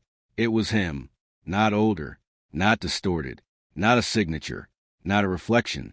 But Julian, as he had looked the night he first stayed in room 417. The posture, the clothes, the exhaustion in his face. The exact version of him from the first night. Mara grabbed his arm. "Julian, don't." The Julian in the camera feed moved toward the bathroom door, as if replaying the scene, as if reliving his own forgotten beginning. Julian whispered, "Why is it showing me this?" The figure in the screen stopped, turned, and looked directly into the camera, into the lens, into him. Then his past self whispered something. Julian leaned closer. For words, quiet, clear, final. "You didn't finish it." Julian stumbled back. Mara caught him. "Julian, talk to me." He stared at the monitor. Room 417 on the screen began to darken. Shadows pulled beneath the bed. The door shook. The lights flickered. Julian whispered, shaking, "It's still alive." The screen snapped to black. Mara grabbed his face in both hands. "Julian, look at me. We are leaving this place." He tore his gaze from the monitor and nodded, though dread churned in his stomach. They stepped out into the street. The cold Berlin air hit him like a slap. The door of the Eschen slid shut behind them with a soft, final thump. But Julian didn't look back. Not even once. As they walked away, something bright flickered in a darkened window on the fourth floor. A reflection, watching. Chapter 33. The night after. Julian didn't speak for the first 10 minutes after leaving the Eschen. Berlin's night wrapped around them in a cold, indifferent hush, the kind of quiet that didn't soothe. It just existed. Cars passing frequently. A drunk man stumbled across the opposite sidewalk, humming an old pop song. The city kept breathing its normal, unbroken rhythm, oblivious to what had just been torn free inside that building. Julian walked like someone relearning the shape of the world under his feet. Mara kept close to him, occasionally brushing his sleeve, grounding him in small touches. She didn't ask anything yet. She knew the questions would come later, and she knew he wasn't ready to hear them. They crossed Oranienstrasse and stopped at a closed kebab shop with metal shutters down over the windows. The neon sign above flickered in inconsistent pulses. Harmless, but Julian flinched anyway. "Julian," Mara said gently, "you're shaking." He hadn't realized it. His hands were trembling. Not violently, not visibly from a distance, but enough that he could feel his pulse in every fingertip. "I just need a minute," he said. They sat on a low stone ledge beside a shuttered bookstore. Mara watched him carefully, trying to read him without pressing. The city's air smelled faintly of rain and cigarette smoke. Julian looked at the pavement, breathing slowly. "It's quiet," he said. "Too quiet." "It's normal quiet," Mara said softly. "Real quiet. You haven't heard that in a long time." He nodded, but the tension in his jaw didn't loosen. After a moment, Mara spoke again. "Tell me what you saw on the monitor." Julian closed his eyes. He could still see it clearly, the version of himself inside room 417, replaying the moment his life fractured the first time, the bruised exhaustion in his face, the way he moved, how he stopped and stared into the camera like he had known Julian was watching. "I saw me," he whispered. "The first me. The me from the night it began." Mara swallowed. "A recording?" "No," Julian said immediately. "Not a recording." He looked at me. He knew I was there. And he said. The words caught in his throat. Mara waited. Julian finished with a whisper. He said I didn't finish it. Mara's expression tightened with fear she tried to hide. "Julian, what did he mean?" He shook his head. "I don't know." A cold wind swept the empty street. Julian rubbed his hands together, trying to dispel the lingering chill. "All I wanted was for it to be over. I broke the mirror. I destroyed the signature. I collapsed the corridor. So why is there still something?" Mara hesitated. "Maybe it isn't the signature. Maybe it's an echo." "An echo doesn't look at you and talk," Julian said. Silence settled between them. Mara finally said what she'd been holding back. "What if finishing it doesn't mean destroying something? What if it means understanding something you still haven't?" Julian looked up sharply. "I'm done understanding. I want my life back." "I know," she said gently. "But maybe your past self is right. Maybe there's one last piece." He didn't answer. They sat quietly for a while. A cyclist sped past them, music leaking from his earbuds. A pair of tourists argued in German near the corner before disappearing into the U-Bahn entrance. The world continued its clockwork indifference. Finally, Mara exhaled. "Come on, let's get you somewhere safe for the night." Julian nodded, exhausted. They walked several blocks until they reached a small pensione near Heinrichplatz. The lobby was brightly lit, warm, and painfully reassuring after the Eschen's oppressive gloom. The receptionist, a sleepy middle-aged woman with glasses, checked them in without suspicion, handing over a pair of old brass keys. Julian felt a strange relief as he took them. Keys. Physical, heavy keys. No reflections involved. They climbed to the second floor. The corridor was narrow and smelled faintly of laundry soap. Room 2O, for it was small but clean. White walls, wooden floors, a single window looking out onto the street. The mirror on the wardrobe door was covered by a floral patterned cloth.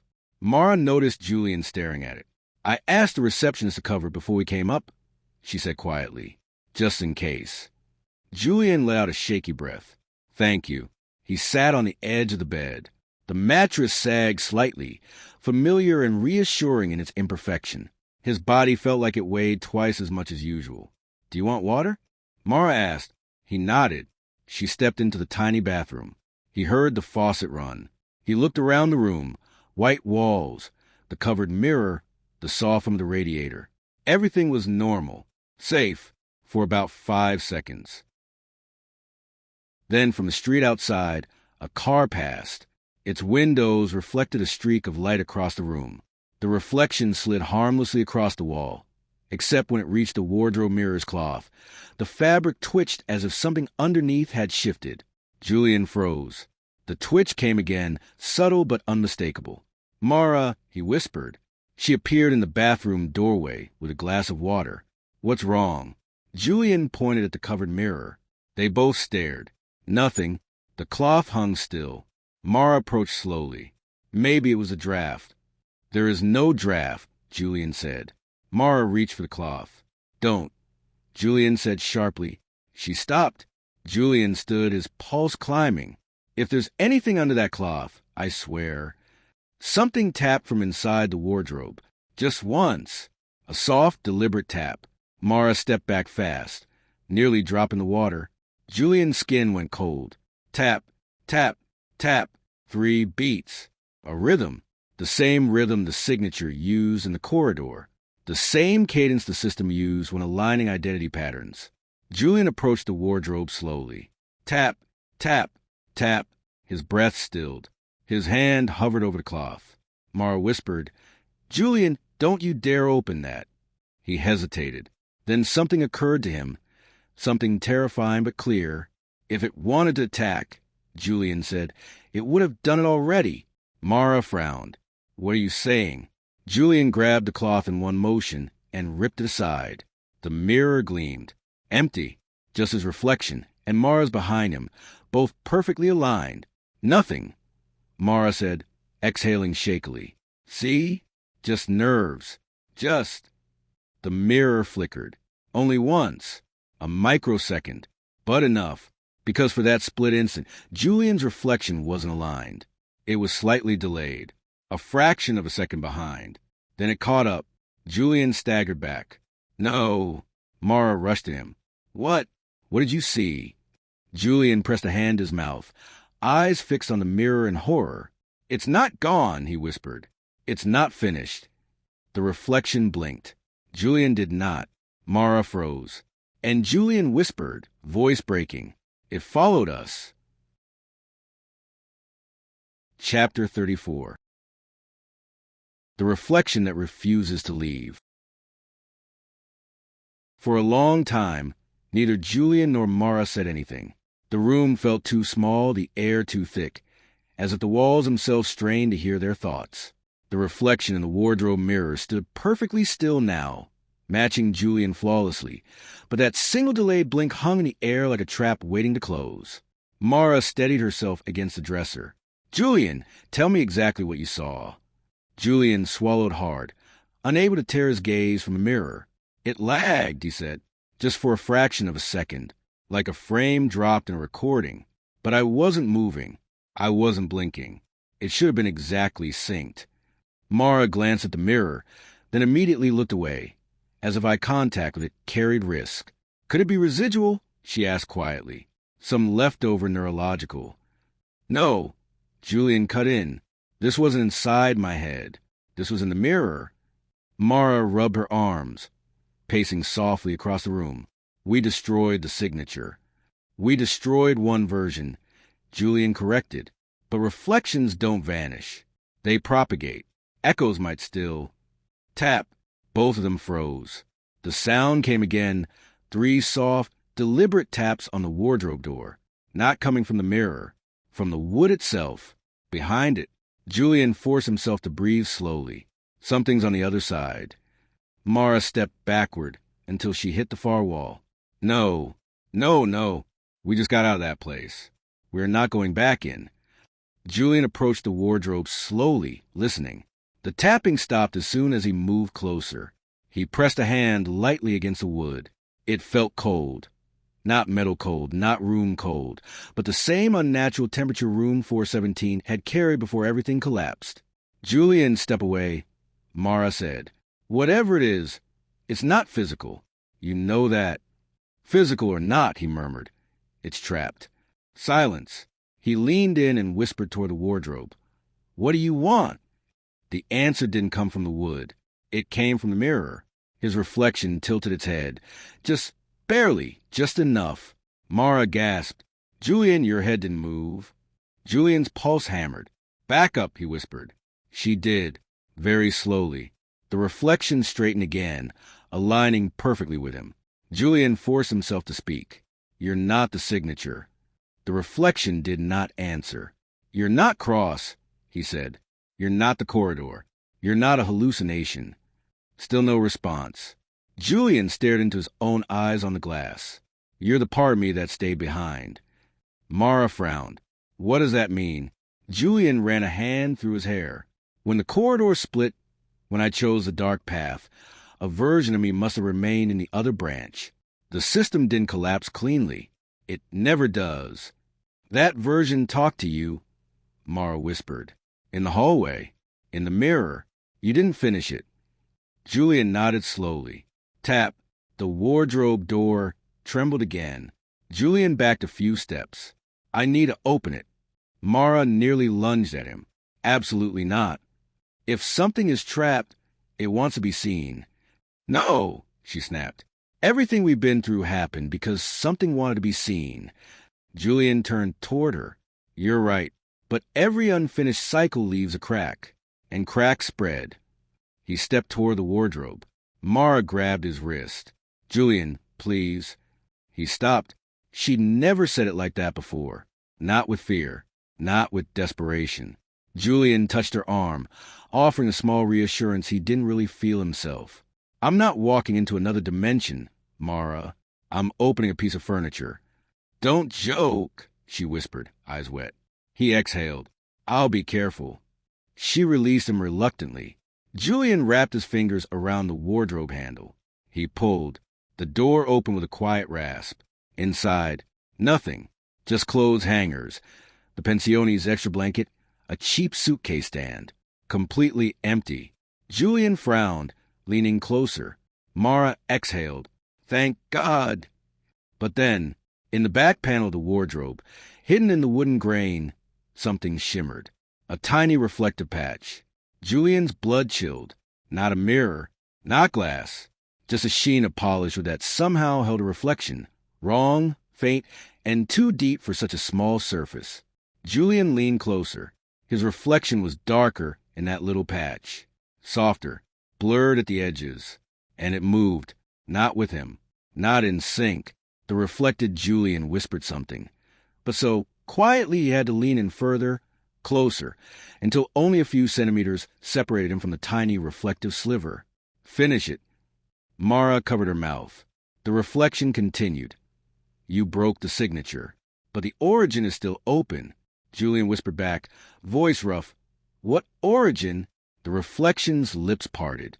The moment before the mirror moved, it said, the very first intention. The question you brought with you into room 417. That's what it wants. Julian shook his head. It can't have that. It can't have my intention. The reflection smiled sadly. It already does. Julian staggered backward, nearly tripping over the edge of the bed. Mara rushed to him. What did it say? It said the signature has my intention, Julian whispered. Not my memory. My reason. Mara's eyes widened with dread. The reflection inside the wardrobe whispered one final sentence, almost lovingly. You can leave the hotel, Julian, but the beginning leaves with you. Julian slammed the wardrobe shut. The echo of the impact shook the floor. Mara steadied him. Julian, what does that mean? Julian stared at the closed wardrobe, breathing hard. It means, he said slowly, that the first moment, my first thought, the one that made the mirror move, is still alive. Somewhere. Somehow. And it's following us. Mara's voice shook. But we killed it. No, Julian whispered. We killed its body. He turned toward the window. His reflection in the glass stood perfectly aligned, except for the faintest flicker, barely perceptible. A single frame of delay. Julian's skin crawled. He finished a sentence in a whisper. We didn't kill the origin. Chapter 35. The origin moves. Julian didn't sleep, even after the wardrobe door was shut, even after Mara insisted they barricade it with a room's small wooden chair, even after checking every corner of the pensione room twice. He stayed awake on the edge of the bed, staring at the reflection in the window. It behaved, perfectly synchronized, perfectly normal, except for that one flicker he had seen, a fraction of a second that no one else would have noticed. But Julian had lived too long inside the cracks of reflections to ignore even the smallest fracture. Now he sat in silence, Mara asleep beside him, her breath steady, her hand loosely resting near his. Night stretched beyond the window, cars humming distantly, leaves shifting in the occasional breeze, a neon sign blinking red and blue. Normal sounds, real sounds. But Julian felt the weight of something underneath, like a heartbeat pulsing beneath the floorboards. The beginning leaves with you, he whispered to himself. The reflection in the glass twitched. Only the eyelids. A tiny, nearly imperceptible delay. Julian tensed. But then Mara stirred, murmuring softly in her sleep, and the reflection snapped perfectly into sync again. Julian ran a hand down his face. "What do you want?" he muttered. The reflection did not answer, but something else did. A faint rustle. Papers shifting on the bedside table. Julian turned slowly. The pensionee's welcome booklet, an ordinary laminated brochure, was lying open. He hadn't touched it. It was closed when he'd checked earlier. Now it lay flipped open to the last page. Julian reached for it cautiously, half expecting something supernatural to leap out, but it was just a piece of paper. Ordinary, cheap, printed with the pensionee's checkout procedures and local emergency numbers, except for one thing. Someone, something, had underlined a sentence that wasn't supposed to be underlined. Please return all room keys to the front desk before departure. Julian exhaled slowly. This isn't funny. The reflection in the window blinked, perfectly in sync. He closed the booklet and set it aside. The tremor in his hands hadn't stopped since they left the Eschen. He looked at Mara. She needed rest. She had borne as much weight as he had, maybe more. She hadn't chosen any of this. She had followed him into hell because she understood what it meant when someone you care about is trapped inside something terrible. She had stayed. Julian brushed her hair gently from her face. For a moment, peace washed over him. Then, a soft thud came from the hallway. Not loud, not violent, just a single, deliberate thud. Julian stood immediately. The pensione was supposed to be quiet at this hour. The other rooms were empty. The receptionist had told them half the building was under renovation. Another thud. Mara sat up instantly. "Julian? It's outside." She climbed out of bed carefully, eyes wide with fear she tried to hide. They approached the door together. Julian put his ear to it. Silence. He slowly turned the handle and opened it just enough to see the hallway. A single object lay on the floor outside their room. The room 417 key. Julian's pulse stopped. "No," Mara whispered. "No. How is that here?" Julian knelt, staring at the brass key, identical to the one he had left behind in the Eschen. The engraved numbers glinted under the dim hallway light. The metal was wet, not with water, with something thicker, silver, reflective. Julian took a step back. "We didn't bring that," Mara said, her voice cracking. "We didn't bring anything from that place." "I know." Julian reached out slowly. His fingers hovered over the key without touching it. The silver liquid moved.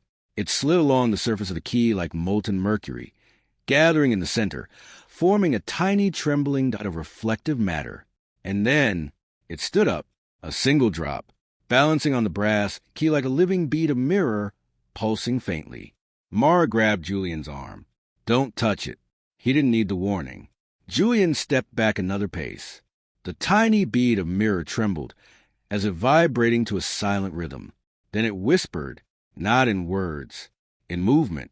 It shifted shape rapidly, forming letters on the surface of the brass key. For letters. Open. Julian's throat tightened. Mara shook her head. Absolutely not. We're not opening anything. We're leaving tonight. We can go to another hotel, another city. Berlin is not the only. The reflective bead burst. Not outward, inward. It collapsed into the key, as if absorbed, leaving the metal spotless again. The hallway light above them flickered violently. Julian shut the door immediately and locked it. Mara pressed her back against the wall. Julian, that thing is trying to communicate. It's trying to get you to open something. Julian paced the room, hands trembling with adrenaline. It's not random. It's not trying to lure us. It wants something specific. It wants you, Mara said. Julian stopped. That's the point. It always wanted you. Not the signature. Not Cross. Not me. It wanted the original intention. The one thing we still don't fully understand. Julian turned toward the window. His reflection stared back. What did I bring with me that night? He whispered. What question did I carry into room 417? Why did the mirror move? Mara approached cautiously. You said you were scared. You said you were thinking about your mother. I was, Julian said. But that wasn't the question. Fear isn't a question. Grief isn't a question. Something else made the mirror respond. What? Julian didn't answer, because something else moved. The wardrobe door rattled once behind them. Just once. Julian froze. Mara clutched his wrist. Julian, whatever is in there. He finished her sentence quietly. It's not in the wardrobe anymore. He turned slowly toward the covered mirror, but the cloth was no longer still. It trembled like a curtain in a wind they couldn't feel. Julian approached. Mara hissed. Julian, don't. He pulled the cloth away in one swift motion. The mirror reflected the two of them perfectly. Then the reflection, Julian stepped forward. Not in the room. In the mirror, as if the glass had depth and he moved through it. He pressed his hand against the inside of the mirror surface. Julian felt an answering cold in his own palm, as if the reflection were touching him from the other side. Mara screamed. Julian stepped back. He didn't. He couldn't, because the reflection opened its mouth and whispered. It wasn't fear. Julian's breath stopped. What? The reflection leaned closer to the glass. Your beginning wasn't fear. Julian shook his head. What was it? The reflection smiled. You asked for an answer. Julian felt the world tilt. Mara whispered, horrified. Julian, what answer? The reflection pressed its hand harder against the glass, the surface warping under pressure. Finish what you asked. Julian staggered back. No, he whispered. No, that can't be it. What did you ask? Mara cried. Julian looked at her with a face drained of color. I asked if the mirror could show me the truth about her. Mara froze. Your mother? Julian nodded. I wanted to know if she was going to die. The reflection nodded slowly, and its smile deepened into something terrible. And now the origin moves. Julian felt the air tear. The mirror rippled like water, and something stepped out. Not the signature, not the corridor, not a distorted version of himself, but an outline, a human shape built of shifting reflections, his intention given form. It whispered, let me show you the truth. Julian stumbled backward. The origin had come alive. Chapter 36. The truth the mirror owes. The origin stood in the center of the room. Not solid, not smoke, something in between, shifting points of brightness and shadow, forming the outline of a person and dissolving just as quickly. It was human enough to unsettle the mind, and inhuman enough to make the air vibrate. Julian stepped backward until his legs hit the bed. Mara stood beside him, tense and pale, her hands curled into fists. What is that thing? She whispered. Julian swallowed hard. My intention. The origin tilted its head, and the motion sent ripples through its surface, like a pond disturbed by a single stone. It took one step forward, but its foot didn't touch the floor. It hovered just above it, as though the world couldn't decide if it should let the creature exist. You asked a question, the origin whispered. Its voice was not a sound. It was a vibration Julian felt behind his eyes. He clenched his jaw. I don't want your answer. The origin flickered. Its outline sharpened and blurred. You didn't ask to want it. A pause. You asked to know it. Mara grabbed Julian's arm. Don't listen to it. This isn't real. This is just... It is real, Julian said quietly. It's the most real thing in that room. The moment before the mirror moved. The origin drifted closer. You came to room 417 with a question. Not fear. Not grief. A question. Julian stepped back again, retreating until his shoulders pressed against the wall. The reflection in the wardrobe mirror moved a fraction out of sync again, just enough to confirm the presence in the room was rewriting the space around them. What question? Mara demanded. Julian, what the hell did you ask? Julian's voice cracked. I asked if she was going to live. Mara blinked. Your mother? Julian nodded. His throat felt dry, scraping with each breath. I didn't want to wait for the test results. I didn't want another empty morning. I stood in front of the mirror and I asked out loud, show me the truth. A flash rippled across the origin's surface, like a bolt of electricity dancing through liquid silver. And I answered. Julian shook his head violently. No, no, the signature answered, or the corridor, or whatever system you're part of. No, the origin whispered. I answered first. The room pulsed. The window rattled softly. The wardrobe creaked despite being closed. Julian's breath halted. What are you saying? The origin extended a hand, not touching him, but reaching toward him through the shimmering distortion of its form. Before the reflection moved, before the signature recognized you, before the system woke. Its voice trembled. I began inside you. Julian felt the words slam into him like a sudden shift in gravity. Inside him, not the hotel, not the mirror, not the signature. His intention, his need, his question. Mara shook her head. That's impossible. Intention isn't a being. It can become a person. The origin turned toward her, and for a split second, its shape mirrored hers, a dark echo of her outline. But then it shifted back into Julian's form, blurred and unstable. Intention is a path, it murmured, and paths need walkers. Julian felt his pulse hammer. Why now? Why appear here in this room? The origin shimmered, as if tasting the air, because you tried to kill your question. What? When you destroyed the signature, you destroyed what answered you, but the asking remained. A flicker passed through its form. You cannot kill a question by destroying who tried to answer it. Julian stared at the thing, horrified. So you're what's left. I am what began. Mara stepped between Julian and the origin, her hands trembling but firm. You're not taking him. Do you hear me? You're not dragging him back to that room. The origin paused. Its form let out a quiet ripple like a sigh. I don't want his body. The temperature in the room dropped instantly. I want the question. Julian whispered, what does that mean? The origin's form stabilized just long enough to show an older version of Julian, lined, tired, eyes hollow, the same version that had whispered you did it from the shard. You asked to see the truth, the origin said softly. But the truth is not shown. It is taken. Julian stepped back, shaking his head. No, I don't accept that. I don't accept you. The origin flickered, disappointed. The question must be finished. Finished how? Julian demanded. The origin lifted its hand. In its palm, light warped, forming a small reflective sphere, a memory, or the shadow of one, by seeing what you asked to see. Julian felt the floor tilt. Mara grabbed him, grounding him. No, she said. Julian, don't. Julian's eyes locked on the sphere. His mother's voice echoed in his mind. Julian, listen to me. The origin stepped closer. You wanted the truth. Julian whispered. I wanted the truth, but I didn't want it like this. The origin's outline trembled, distorting into something heartbroken and furious all at once.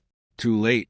The reflective sphere in its palm expanded, stretching into an oval, a mirror formed from pure intention, a mirror not made of matter, a mirror that showed not images, but answers. Mara pulled Julian toward the door. Run. But the room rippled. The door vanished. The window blurred. The walls dissolved into gray static, caving inward. The Origin raised a mirror toward Julian. You wanted to know if she would live. Julian felt the answer pulling him like gravity. Everything else, Mara's hand, the room, the floor, fell away. Only the Origin remained. Look, it whispered, I owe you the truth. Julian screamed, and oh, but the mirror opened, and the truth poured out. Chapter 37. The answer the mirror shows.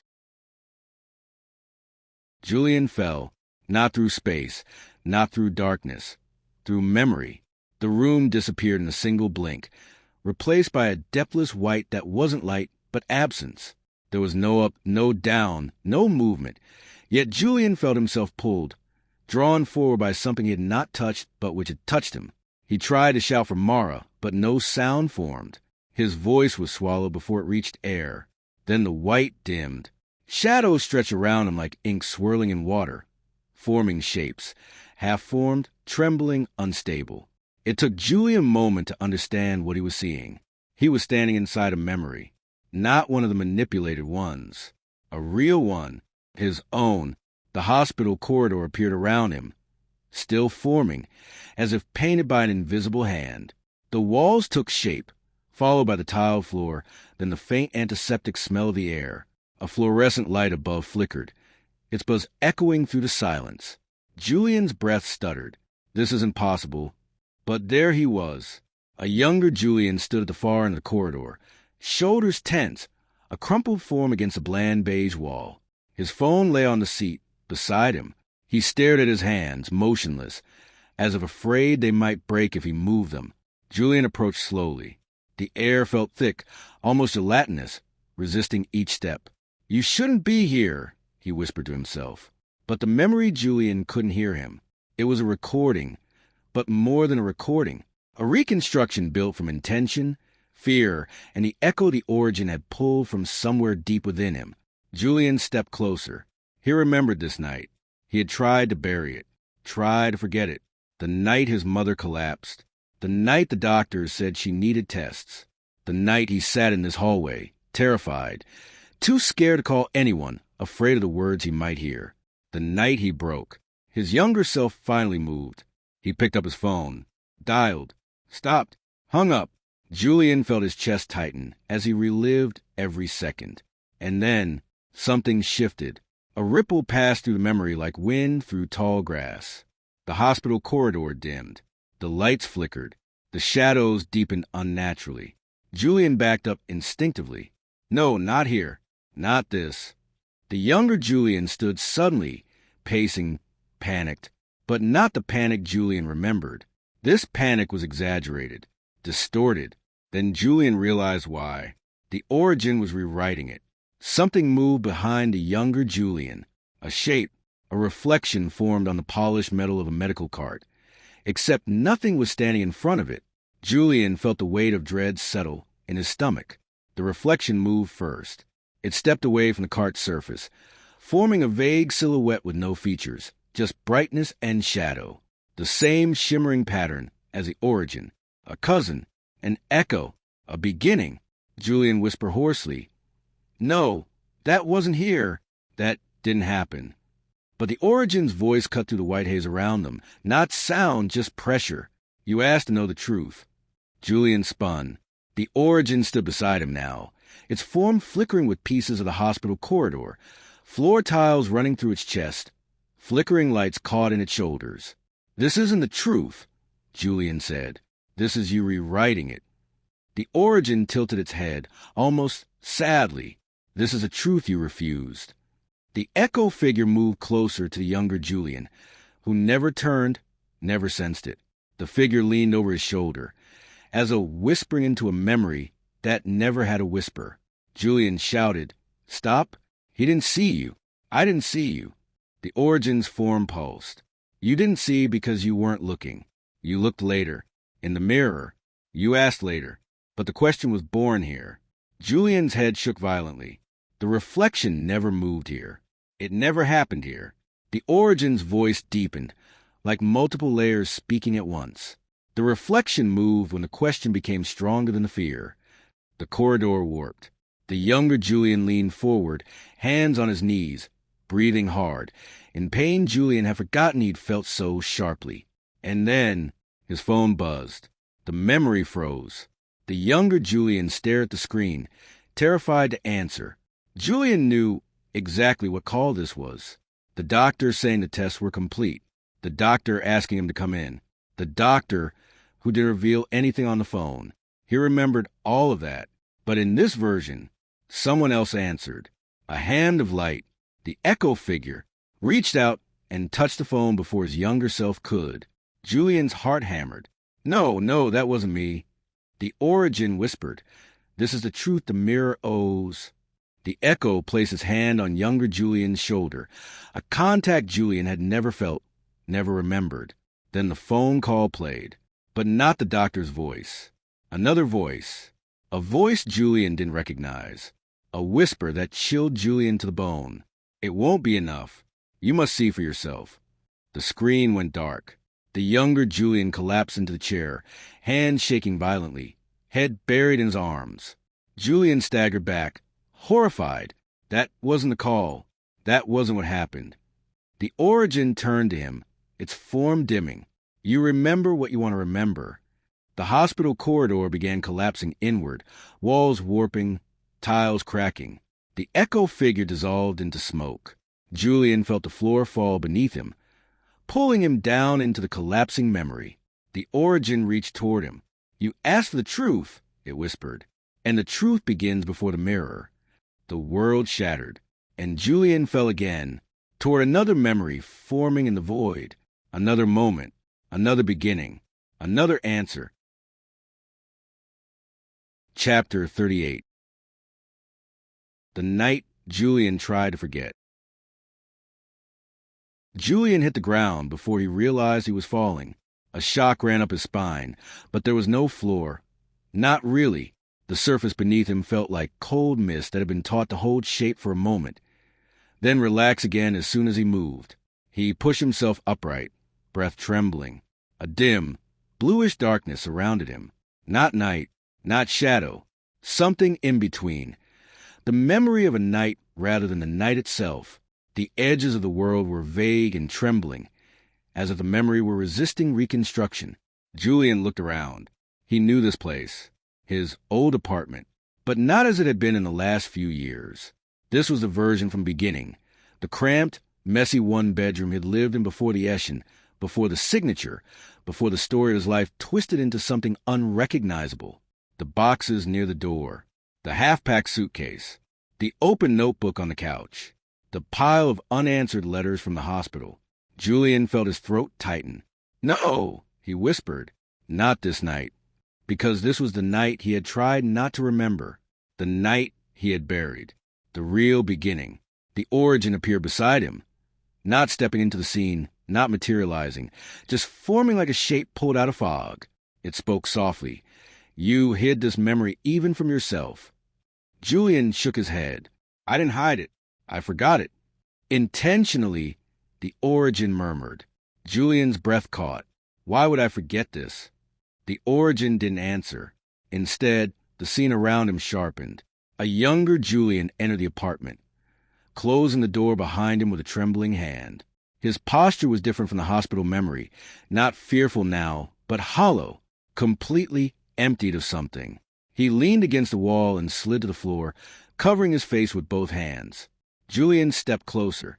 He remembered coming home that night, or thought he did, but he had always believed he went straight to bed, numbed, exhausted, incapable of processing anything. This version wasn't numb. This version was breaking. Julian whispered, "What happened? What did I forget?" The Origin gestured toward the younger man on the floor. "Watch." Julian's younger self stayed there for a long minute, breathing fast, almost hyperventilating. Then he got up abruptly and crossed the apartment in a frantic motion, knocking over a stack of books. He grabbed the tape recorder from the table, the old, small one he used for interviews. Julian's stomach dropped. No, that can't be tonight. But he watched as his younger self pressed play. Static, a faint click, breathing. Then his mother's voice spoke through the memory. Julian froze. His younger self did too, standing in the dim living room, listening to the recording like it was the last connection in the world. The tape played the message Julian had replayed 1,000 times. "Julian, I know you're working. Don't worry about me. I'm fine. Just come when you can. I'll be okay." But then, something else. A second voice. A whisper behind hers. A voice Julian did not remember. "He won't believe you." Julian's heart slammed inside his chest. No, she never said that. That whisper wasn't there. The origin stepped closer, its form flickering with the old apartment's outlines. "You erased it." Julian staggered back. Why would I erase part of her voice? The origin didn't answer. The younger Julian replayed the tape. Once, twice, 3 times. Every time, that whisper threaded behind his mother's words. "He won't believe you." The younger Julian slammed the stop button. He was crying openly now, something the older Julian didn't remember ever doing that night. Then he spoke, to the room, to himself, to no one. "Tell me what's going on," he whispered, almost begging. "Someone, please tell me the truth. I need to know. I need to know what's happening to her." His voice cracked completely. He pressed his palm to the tape recorder, as if trying to extract more meaning from it. Julian whispered, "I asked a question here, not in the mirror." The origin's form dimmed. The question began the moment you heard what you couldn't face. Julian stared at the younger version of himself, pacing now, breathing hard, approaching the bathroom mirror. "I didn't want to know," Julian whispered. "I asked because I didn't want to be afraid anymore." "No," the origin said. "You asked because you wanted certainty. You wanted to know the truth, even if it hurt you." The younger Julian stood in front of the mirror, the small, cracked bathroom mirror of the old apartment. He stared into it and spoke the exact words Julian remembered saying later, alone in room 417. "Show me the truth." Julian felt the memory hit him like a physical blow. He thought he had said it at the Eshin. He thought the question had been born there. He thought the hotel, the signature, the corridor had heard him there. He was wrong. He had asked the mirror long before. Room 417 had only answered. Julian stepped backward, shaking. Why didn't I remember this? Why didn't I remember saying it here? The origin finally answered. Because the truth wasn't ready. Julian turned toward it. The truth, or me? You. The apartment walls flickered as the memory destabilized, lines of static ripping across the scene. Julian reached for the sink for balance, but his hand passed through it. The memory was dissolving. The origin stepped closer, its form towering, its edges thinning into strands of light. There is one more moment, it said. One more truth. Julian's voice tightened. I don't want it. That does not matter. The younger Julian in the bathroom suddenly snapped his head up, as if hearing something behind him. But there was nothing visible, nothing Julian remembered. Then the mirror moved, not the reflection. The mirror itself, a ripple, a shiver, a single distortion of surface, small, subtle, insignificant. But it moved first. The origin's voice echoed all around him. This is where everything began. The memory shattered. Julian felt the floor drop away as he fell into the next moment, the moment he feared most, and never remembered. Chapter 39. What the mirror took. Julian didn't land this time. He arrived. A soft gravity pulled him to his feet, and suddenly he stood inside a room he recognized instantly, but had never wanted to see again. Room 417. Not the collapsing, distorted version. Not the one consumed by signatures and echoes. The first room 417, pristine, untouched, painfully ordinary. The bed neatly made. The thin curtains slightly open to the Berlin night. The dim bedside lamp still on. This was the night before everything twisted. The night he came with too many questions. The night he stared at the mirror and whispered the words that changed his life. Julian swallowed hard. This isn't a memory, he whispered. It's a reconstruction. The origin formed beside him, softer now, almost translucent. It is your memory, but now you are ready to see it fully. Julian stepped slowly toward the bathroom door. It stood open exactly as he remembered. The mirror inside reflected the room. His younger self sat on the bed, elbows on his knees, head bowed. But something was wrong. The reflection in the mirror did not match the position of the younger Julian.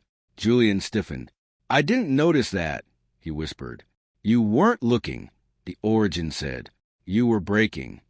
The scene tightened around him, focusing on the younger Julian. He rubbed his temples, eyes red, exhausted beyond anything he wanted to admit. He looked smaller than Julian remembered, more fragile. "I was lost," Julian whispered. Everything felt impossible. His younger self stood abruptly and walked toward the fridge, pulling out a bottle of water. He unscrewed the cap with trembling fingers. Then he moved into the bathroom doorway, leaning against the frame as if unsure whether he could stand.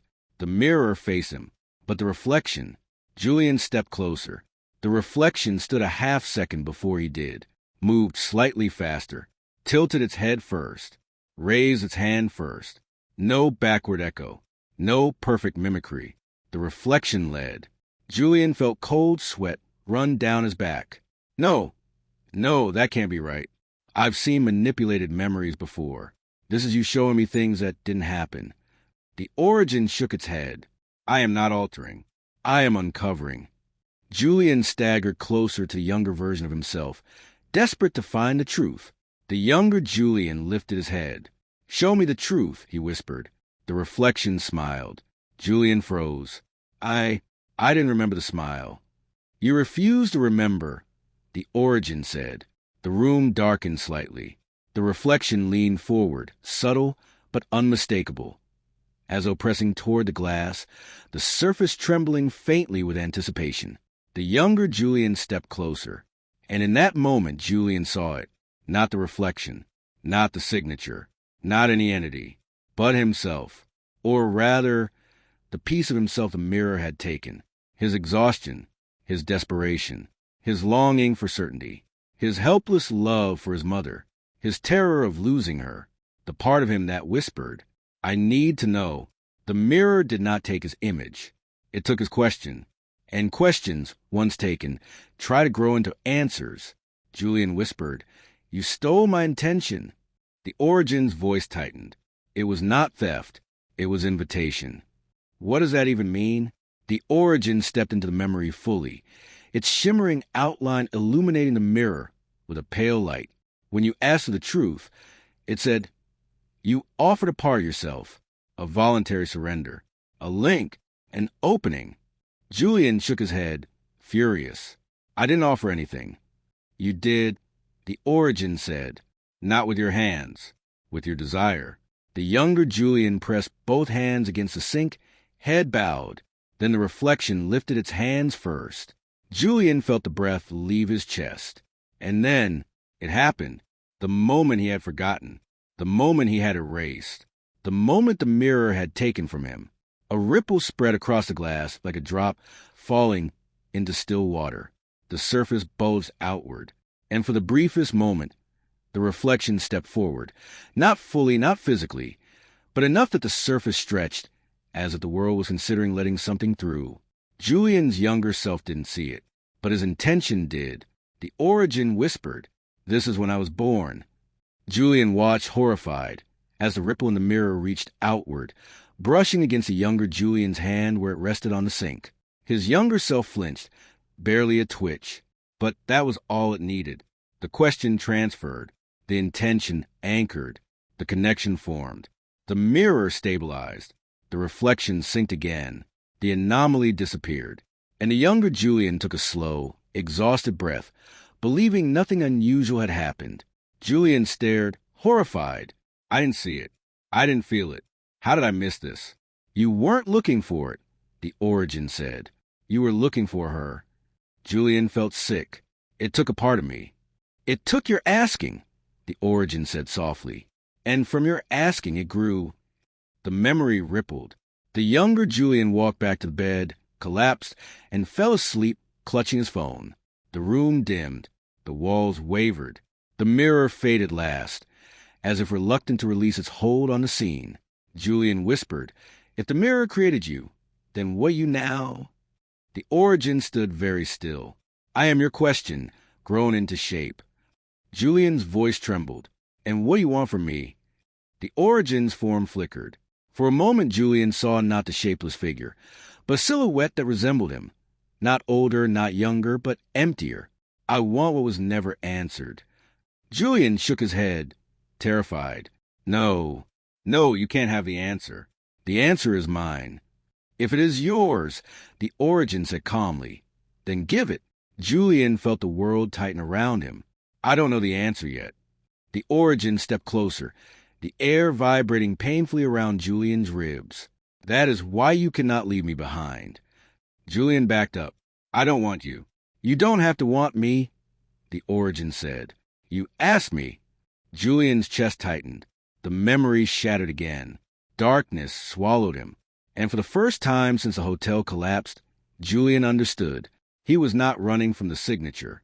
He was not running from his reflection. He was not running from a mistake. He was running from a question he had never stopped asking. And now the question was following him. Chapter 40. The question that hunts him. Julian hit the floor of the pensione room with a force that knocked the air out of him. The world snapped back into place. Walls, ceiling, the dim lamp, the covered mirror, but nothing felt stable. The room vibrated with a faint pulse that matched his heartbeat too perfectly. Like the memory world had followed him back. Mara was kneeling beside him, shaking him urgently. Julian, breathe." He dragged in a ragged inhale, clutching her arm as if the room might dissolve again if he let go. Sweat slicked his forehead. His hands trembled violently. "Where did you go?" Mara demanded. "Julian, you were gone." "Not unconscious. Gone." Julian pressed a hand to his chest, trying to steady himself. "Memories, not mine exactly, but mine. The origin showed me." "No," Mara said firmly, and for the first time her voice cracked. "No more memories. No more visions. It's breaking you." Julian shook his head. "I needed to see. I needed the truth." She grabbed his face with both hands, forcing him to look at her. "Truth is one thing. What that thing is doing to you is something else. Tell me what you saw." Julian closed his eyes. The apartment, the mirror ripple, his intention being torn out of him like breath from a body. Julian whispered, "I asked the mirror a question long before the Eshin. The signature didn't start anything." "I did." Mara's grip loosened. "Julian, it took something from me," he said. "It took the part of me that needed to know. My question, my asking, and it turned that into this." He gestured around the room, to the slight tremble in the air, the faint metallic taste on his tongue. The world around them felt too tight, as if the walls were leaning in to hear what he said. Mara shook her head. "So what is the origin? What does it want?" Julian stared at the mirror behind her. Even covered, it felt alive. "It wants the answer," he said. "It wants what my question was asking. The truth about her." Mara stepped back, horrified. "Your mother?" Julian nodded. "She's the anchor. Everything points to her. The question began with her, so the answer must end with her too." Mara's voice broke. "Julian, are you saying it wants to hurt her?" "No," Julian said, shaking his head. "It doesn't want anything from her. It wants something from me. Something only I can give it. And that is—" Julian looked away. "My certainty." The room vibrated faintly, like a held breath. Mara sat on the bed, pressing a hand to her forehead. "Julian, this is insane. You're saying this thing, this copy of a question, is following you because you refuse to accept not knowing." Yes, Julian thought. Exactly that. But he couldn't say it out loud. Instead, he whispered, "I made a deal without understanding it. I asked a question without considering what it would take to answer it. And now—" Mara whispered. Julian didn't get to respond, because something moved in the corner. A small tremor, barely perceptible, but enough. The corner of the room darkened, as though light bent around a shape trying to form. Mara stood instantly. "Julian, tell me that's not it." He didn't answer. The darkness threaded upward, not like smoke, not like shadow, more like a hole being drilled through reality.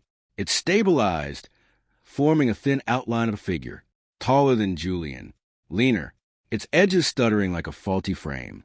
"Julian," Mara whispered, stepping behind him. "It's here." The silhouette took a step forward, a single step, but one that tightened every nerve in Julian's body. The air grew cold enough for his breath to fog. Julian whispered, "That's not the signature." The figure leaned forward, its surface trembling. Mara whispered, "Then what?" "It's the question," Julian said. The shape grew sharper. A faint face formed. Not a real one, an impression, like someone seen through a puddle rippling in wind. A warped version of Julian. Not future, not past, not alternate. A Julian made of inquiry. The shape tilted its head. "You know now?" it whispered. Julian stepped backward. Stop this." "You've seen the beginning," it said. "Now show me the end." Julian's stomach twisted. "There is no end. My mother, she survived that night. She lived through it. I know she did." The shape shimmered. "That is not the answer."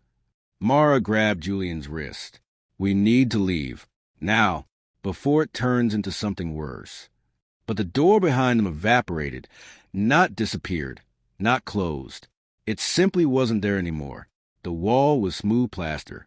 The room sealed. Julian's pulse spiked. "Let us out," Mara shouted. The shape took another step. "You asked," it said. "Now see." Julian braced himself. But instead of attacking, the origin folded, literally folded, its silhouette compressing inward like a collapsing paper figure. It compacted into a small, shimmering point of reflective substance. Then, impossibly, it rolled across the floor like a droplet of liquid. It stopped at Julian's shoe. Mara pulled him back. The droplet pulsed. Julian whispered, "What are you doing?"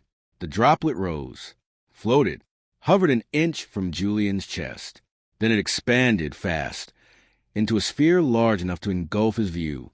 Mara screamed, "Julian!" The sphere burst. Not outward, inward. The world warped. And suddenly Julian stood in a hospital room. A memory. A real one. Not altered. Not broken. Not twisted.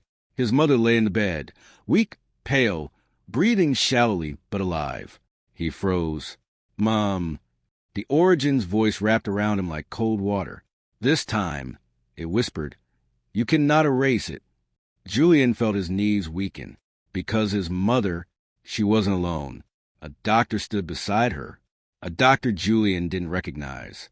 And the doctor was holding something. A scan. A medical image. A diagnosis. Julian shook his head. "No, I didn't see this. I never saw this." "You refused it," the Origin said. But a question cannot refuse its answer. Julian stepped forward, trembling. "And no, I didn't." "Finish what you asked," the Origin said behind him. Julian reached the foot of the bed. His mother opened her eyes. She looked directly at him, as if she saw him there inside the memory. "Julian," she whispered. He froze. Mara's voice echoed faintly, as if distant and unreachable. "Julian, get out of there. Julian, please." But he couldn't move. He couldn't breathe. His mother reached out a weak hand, eyes full of something he had never seen before in any memory. Recognition. As if she remembered him being there. As if she had seen him in this moment once before. As if she had been waiting for him to return. She whispered, "You already know." Julian's heart stopped. The Origin whispered behind him, "Now answer." And the doctor lowered the diagnosis sheet toward him. Julian screamed, but the truth was already unfolding. Chapter 41. The truth he never wanted. Julian couldn't move. The hospital room felt too bright, too quiet, too still. The fluorescent lights hummed with an almost surgical indifference. His mother lay in the bed, small and fragile under the thin white blanket, her breath shallow but steady. The doctor beside her held the diagnosis sheet, as though it weighed far more than paper. Julian stared at the file, terror pressing against his ribs. "No," he whispered. "No, this isn't real. I wasn't here. I wasn't in this room." The origin stood behind him, not touching, not speaking yet, but present like a cold shadow etched into air. His mother's eyes didn't leave him.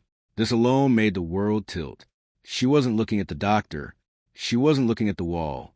She was looking directly into Julian, through Julian, as if she remembered him standing here. Somehow. "Julian!" she whispered again, her voice soft and trembling. He shook his head, his throat closing. "You didn't see me that day. I wasn't here." She reached for him weakly, but her hand didn't pass through him. It stopped, hovered, then touched his sleeve. Julian staggered back in shock. "I wasn't here," he repeated, whispering like prayer, like denial, like anything that might stop the room from spinning. But the room didn't move. The reality didn't bend. The memory didn't dissolve. It held.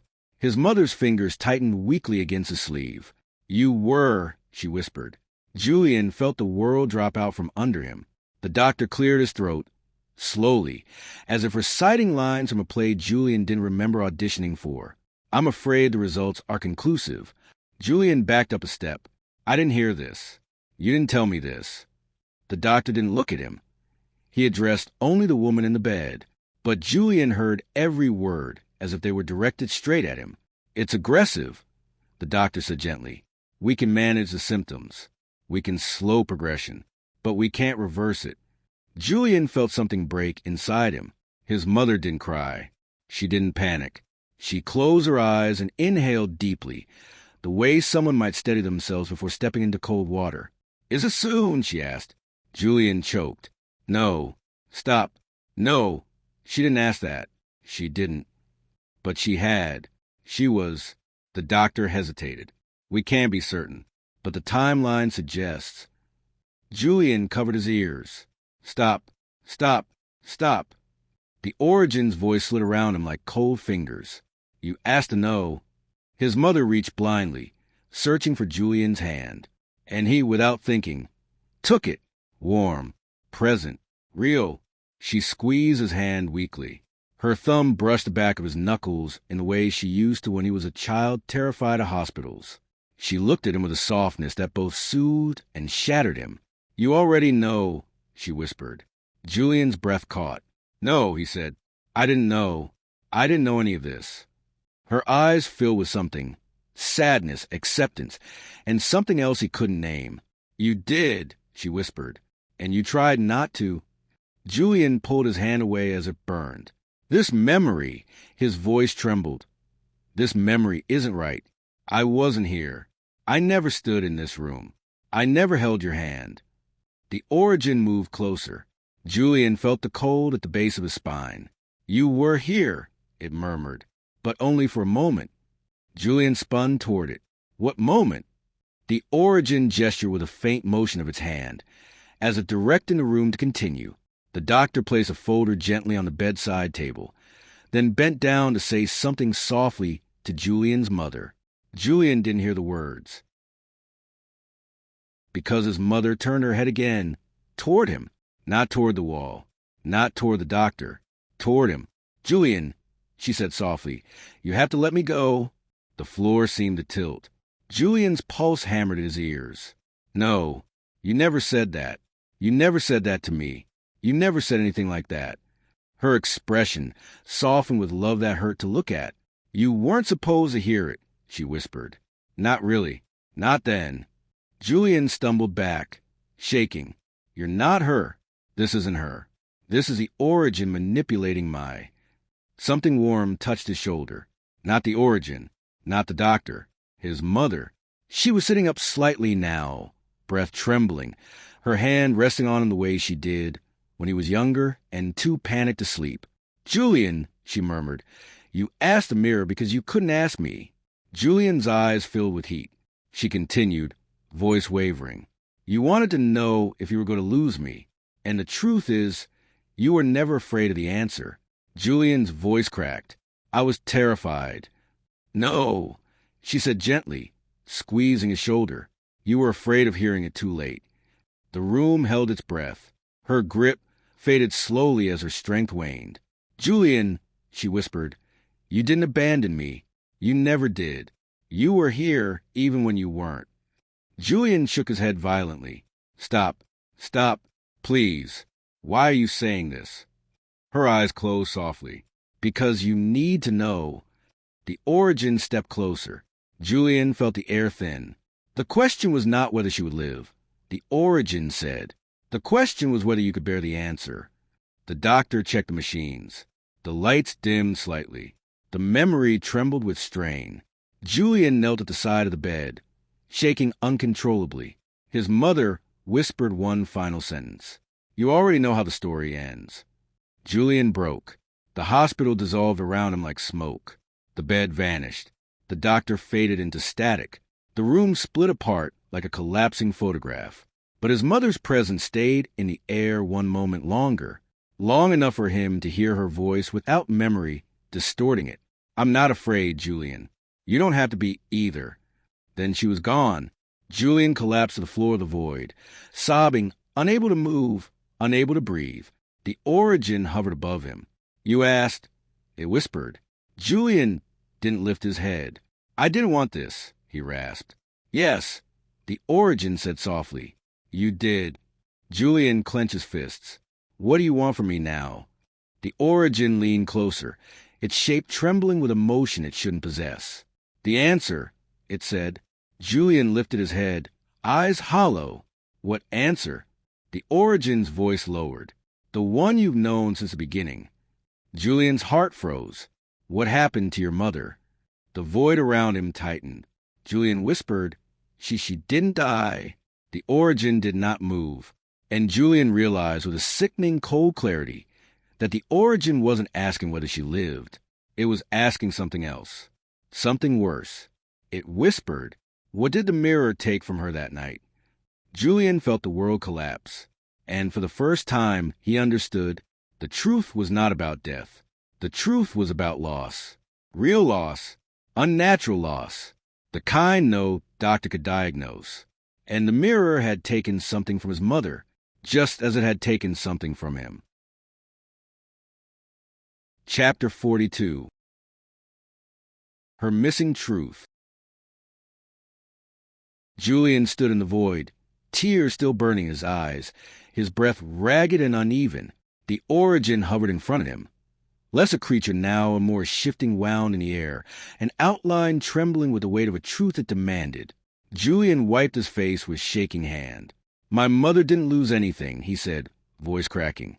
She didn't lose anything that night." The Origin watched him silently. "I talked to her after that day," Julian insisted. "We lived our lives. We argued. We laughed. She was still her. Nothing was taken from her." The Origin slowly rotated its form, light bleeding from its edges. She smiled. Julian continued. "She said she was okay. She said not to worry." The Origin asked in a soft, deep voice, "Do you remember the last time she smiled with her whole face?" Julian froze. The question hit with surgical precision. He searched his memory, desperately, frantically. He remembered her smiling. Of course he did, dozens of times. But suddenly, each memory felt incomplete, off, as if the gestures were right, but the warmth was missing, as if the curve of her lips never quite reached her eyes. Julian whispered, "What are you saying?" The Origin stepped closer, gliding without sound. "Your mother survived," it said, "but she survived change." Julian shook his head. No, that's not true." He staggered backward, but there was no floor. The void bent to keep him upright. There was nothing to fall onto, nowhere to run.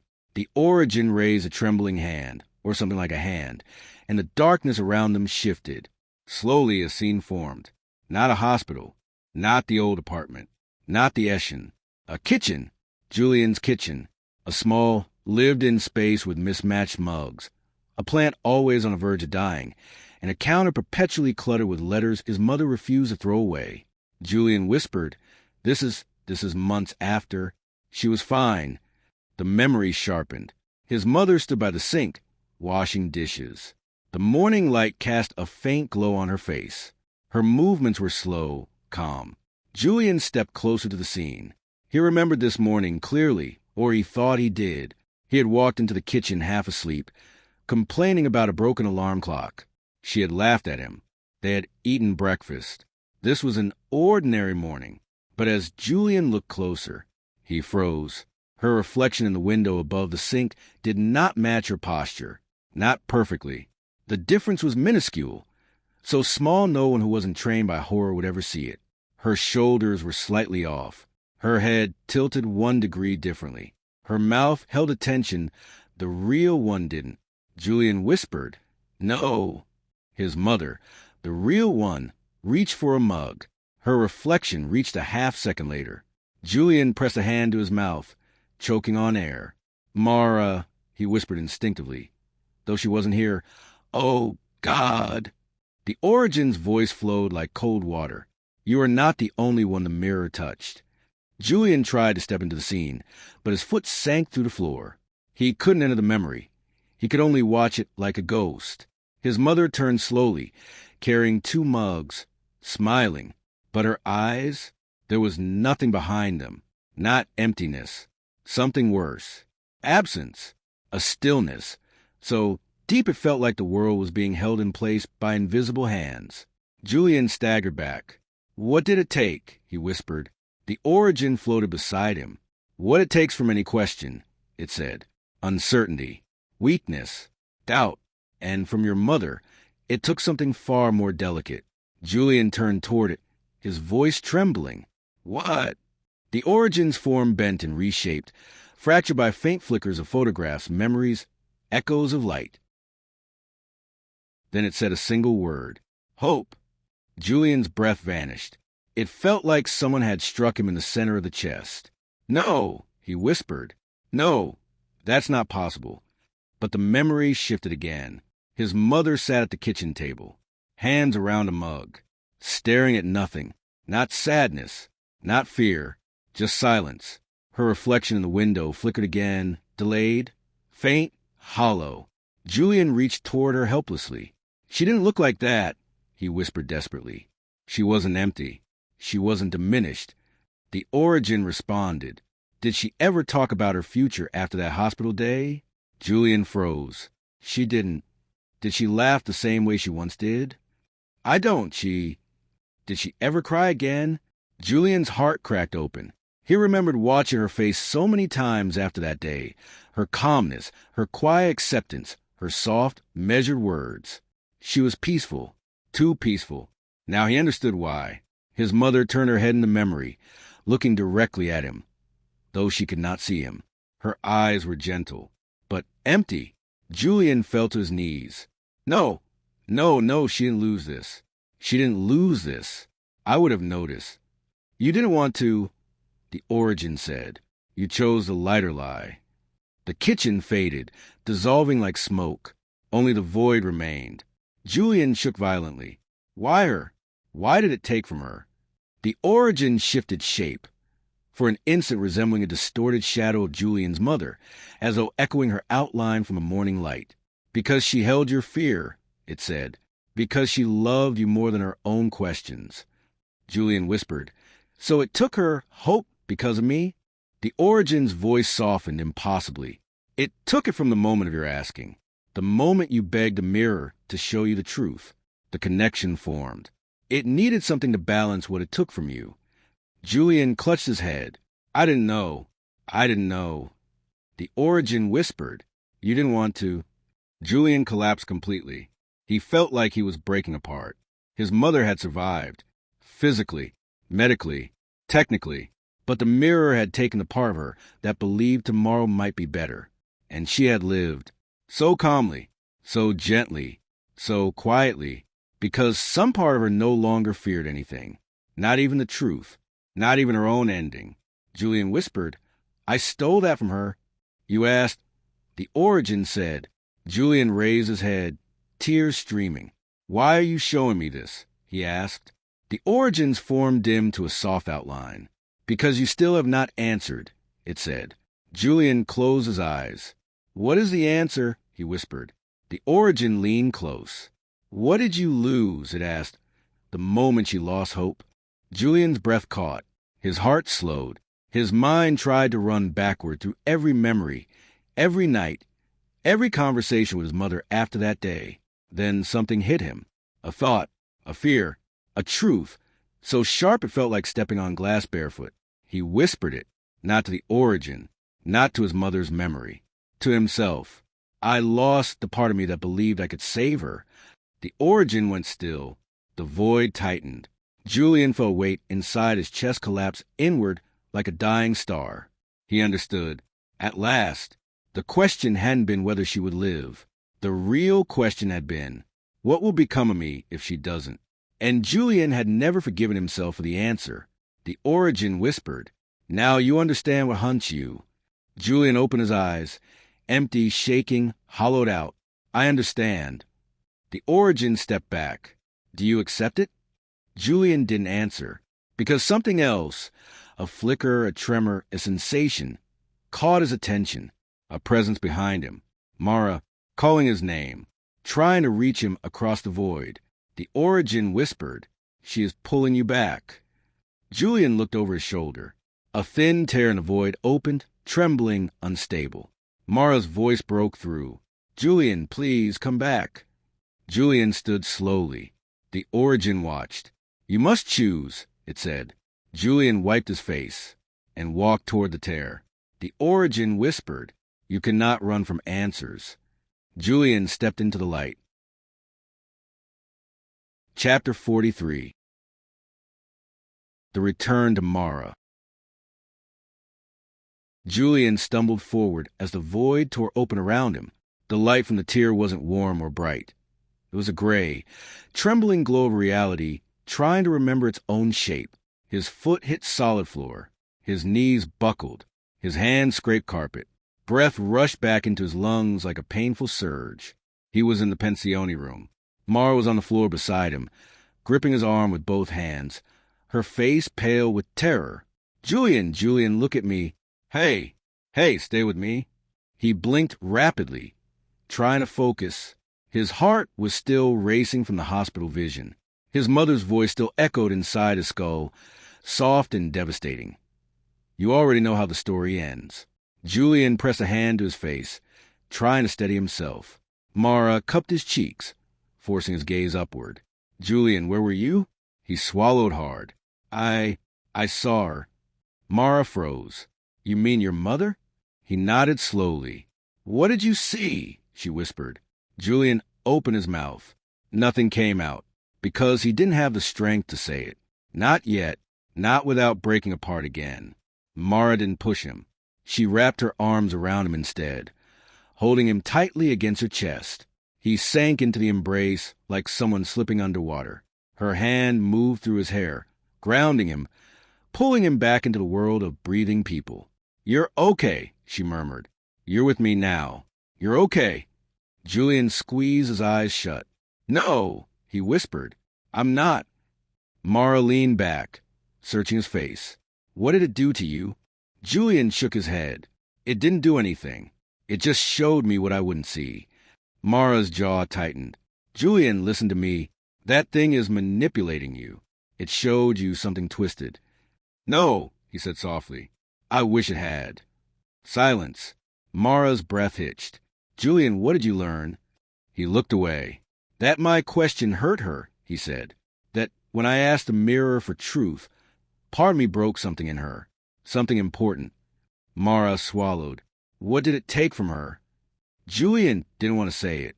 He didn't want it to be real. Hope. Mara covered her mouth with a trembling hand.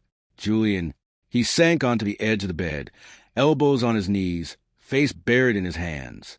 I didn't know, he whispered. I didn't know what I did. Mara knelt in front of him. You didn't do anything. You were scared, Julian. That's not a crime. He shook his head violently. I asked. I demanded an answer. And it used her. It used me. The mirror took something from both of us. And now it wants something else. Julian froze, because that wasn't Mara's voice. Slowly, he lifted his head. The wardrobe mirror, covered again, was trembling beneath the cloth. A faint light pulsed at its edges. Mara turned sharply toward it. Julian, Don't move, he whispered urgently.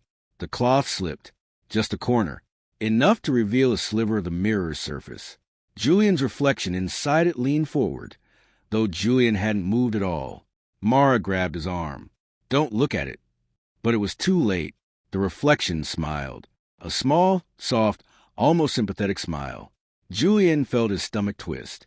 The reflection spoke softly, lips barely moving. You know what it wants. Julian whispered back, barely breathing. I won't give you anything. The reflection tilted its head. You already did. Mara stepped in front of Julian, blocking the line of sight. Stay away from him, she said.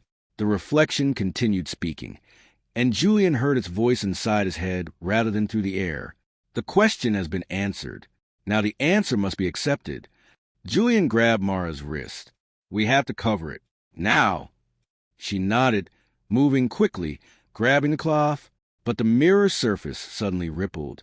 The reflection stepped backward, deeper, as if retreating into a long corridor of silver. Julian felt a chill run down his spine. The reflection was no longer alone. Another shape moved behind it, a second outline, then a third, dozens, all versions of him, dim, blurred, fragmented, each reflecting different moments of fear, confusion, desperation.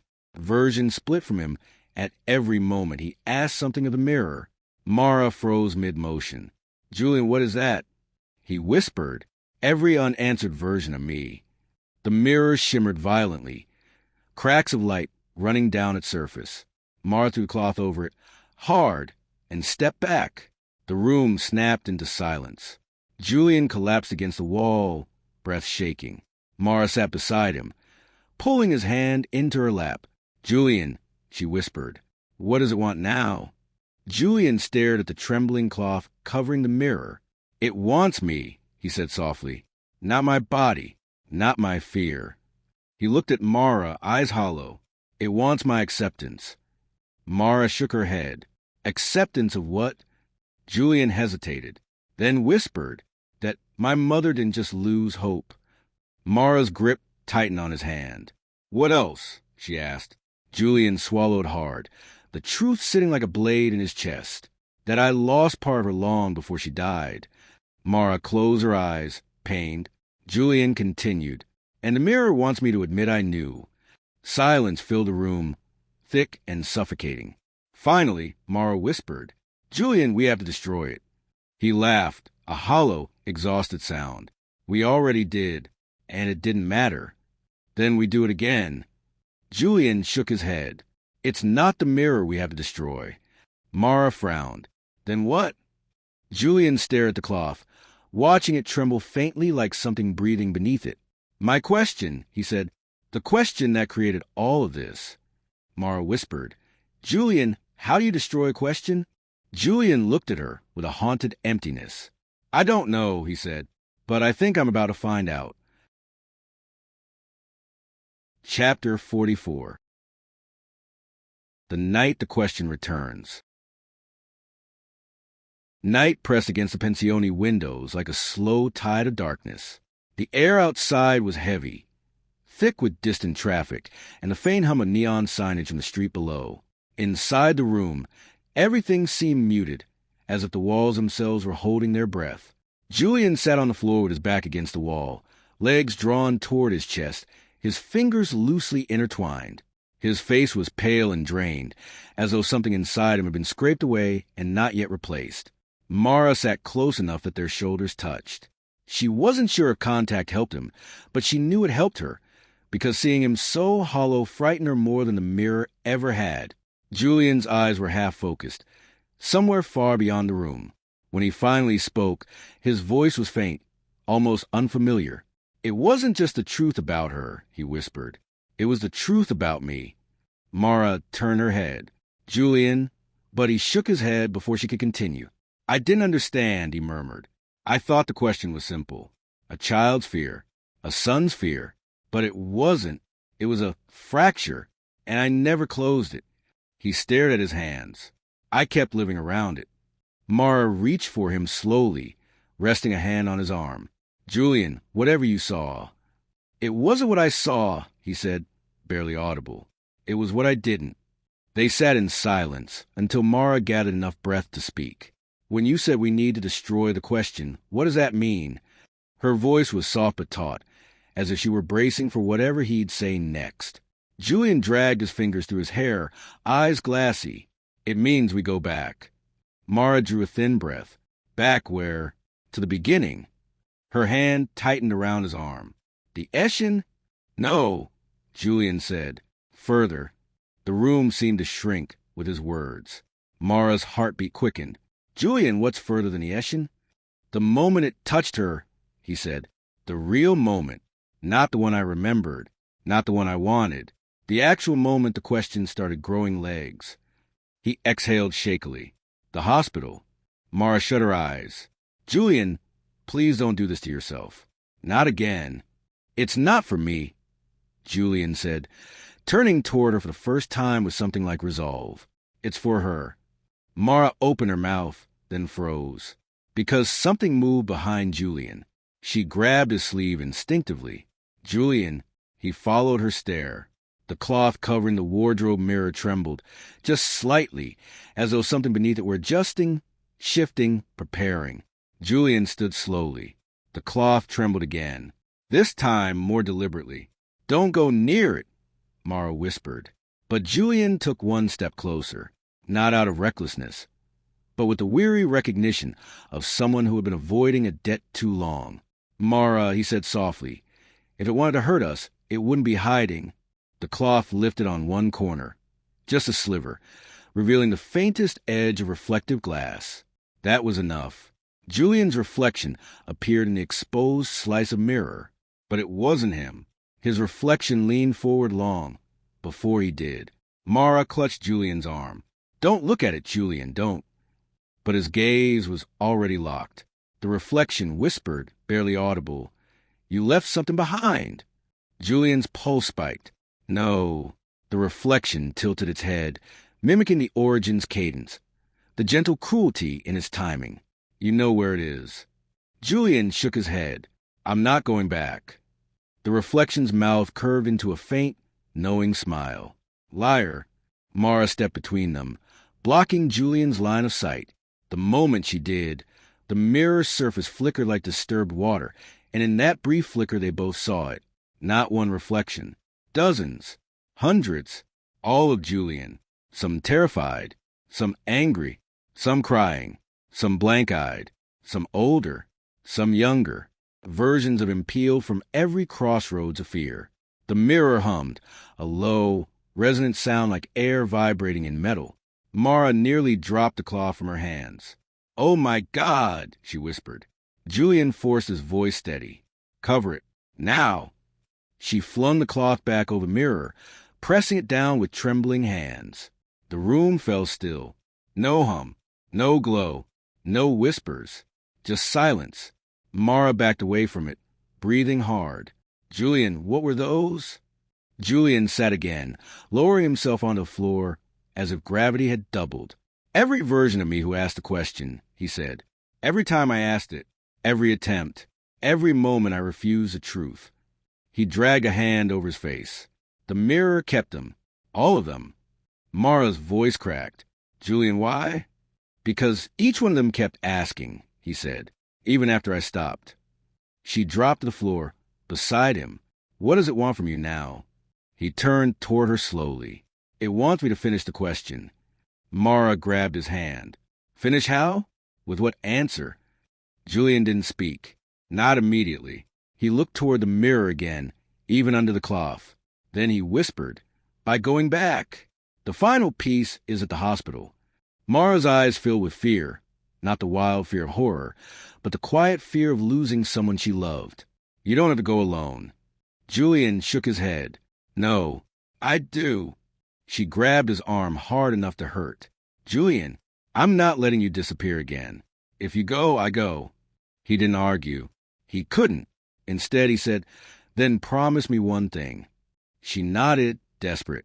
If the question tries to use her, my mother, don't let it convince you she's real. Not like that. Not there. Mara's eyes softened with pain. Julian, I won't let anything take you from me. Something in him broke, a little at those words. Something fragile.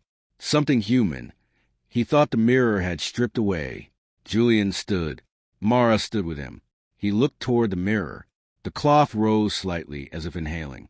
He whispered, "It's waiting." Mara squeezed his hand. "Then let it wait. We'll make our own way."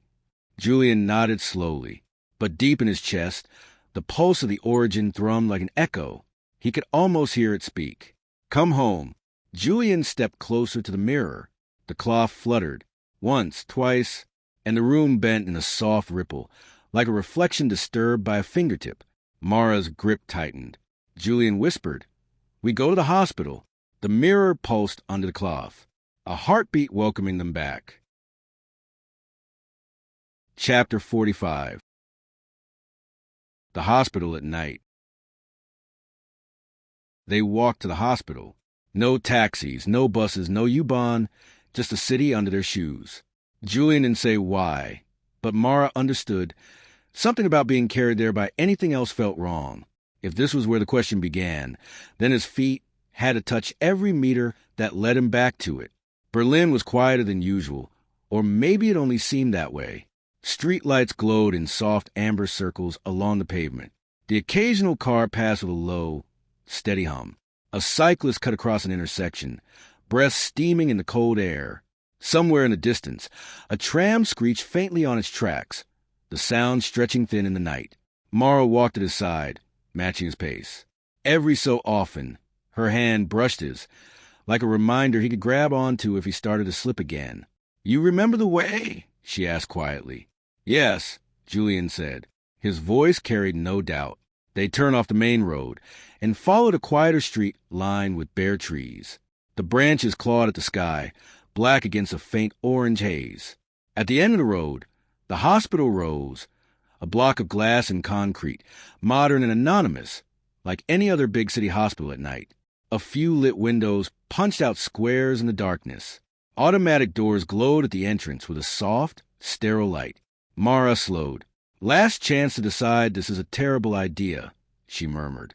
"It is a terrible idea," Julian said. He didn't stop. They crossed the parking area. A row of parked cars reflected them in windscreens and mirrors. Julian tried not to look, but every surface caught pieces of them. A half-face, a stretched shadow, a pair of moving silhouettes. None of the reflections lagged. None smiled independently. It almost made him nervous. They stepped into the entrance lobby. The air changed at once. Cooler, filtered, tinged with antiseptic and the faint smell of old coffee. A bored security guard sat behind a desk with a monitor showing multiple camera feeds. Corridors, stairwells, waiting rooms. A vending machine hummed against one wall, stocked with bottled water and snacks. Julian felt his shoulders tense. He scanned the room, half expecting to see his younger self asleep in a chair or his mother's reflection in the glass doors. Nothing, just the ordinary weight of night shift fatigue. Mara leaned closer. "You okay?" "Too okay," he said. She followed his gaze to the security desk. "Think we can just walk in?" "Probably not," Julian said. "But we won't know until we try." They approached together. The guard, a man in his 50s with thinning hair and a paperback open on the desk, looked up with mild suspicion. "Besuch Vorbii," he said. "Visiting hours are over." "We're not visiting," Julian replied in German. His voice came out steadier than he felt. "I had a relative here some time ago. I just want to check something on the ward." "At this hour?" The guard raised an eyebrow. "Come back tomorrow." "It has to be tonight," Julian said. The guard gave him a long, unimpressed look. Not a good answer. Mara stepped in with a calm, professional tone. "Entschuldigen Sie. We're working on a Kunstproject, a photographic work about how hospitals change between night and day. We already spoke with," she flicked a quick glance at Julian, choosing a name out of thin air, "Dr. Fisher last week. He said as long as we don't disturb anyone, we could take a few reference photos after visiting hours." The guard eyed them skeptically. "You have a letter?" "Of course," Mara said, with a confidence that sounded almost insulting. She dug into her bag, pulled out a folded paper, just an old museum brochure, and held in a way that made it hard to read. We can show it if necessary. But he said the night staff would already be informed.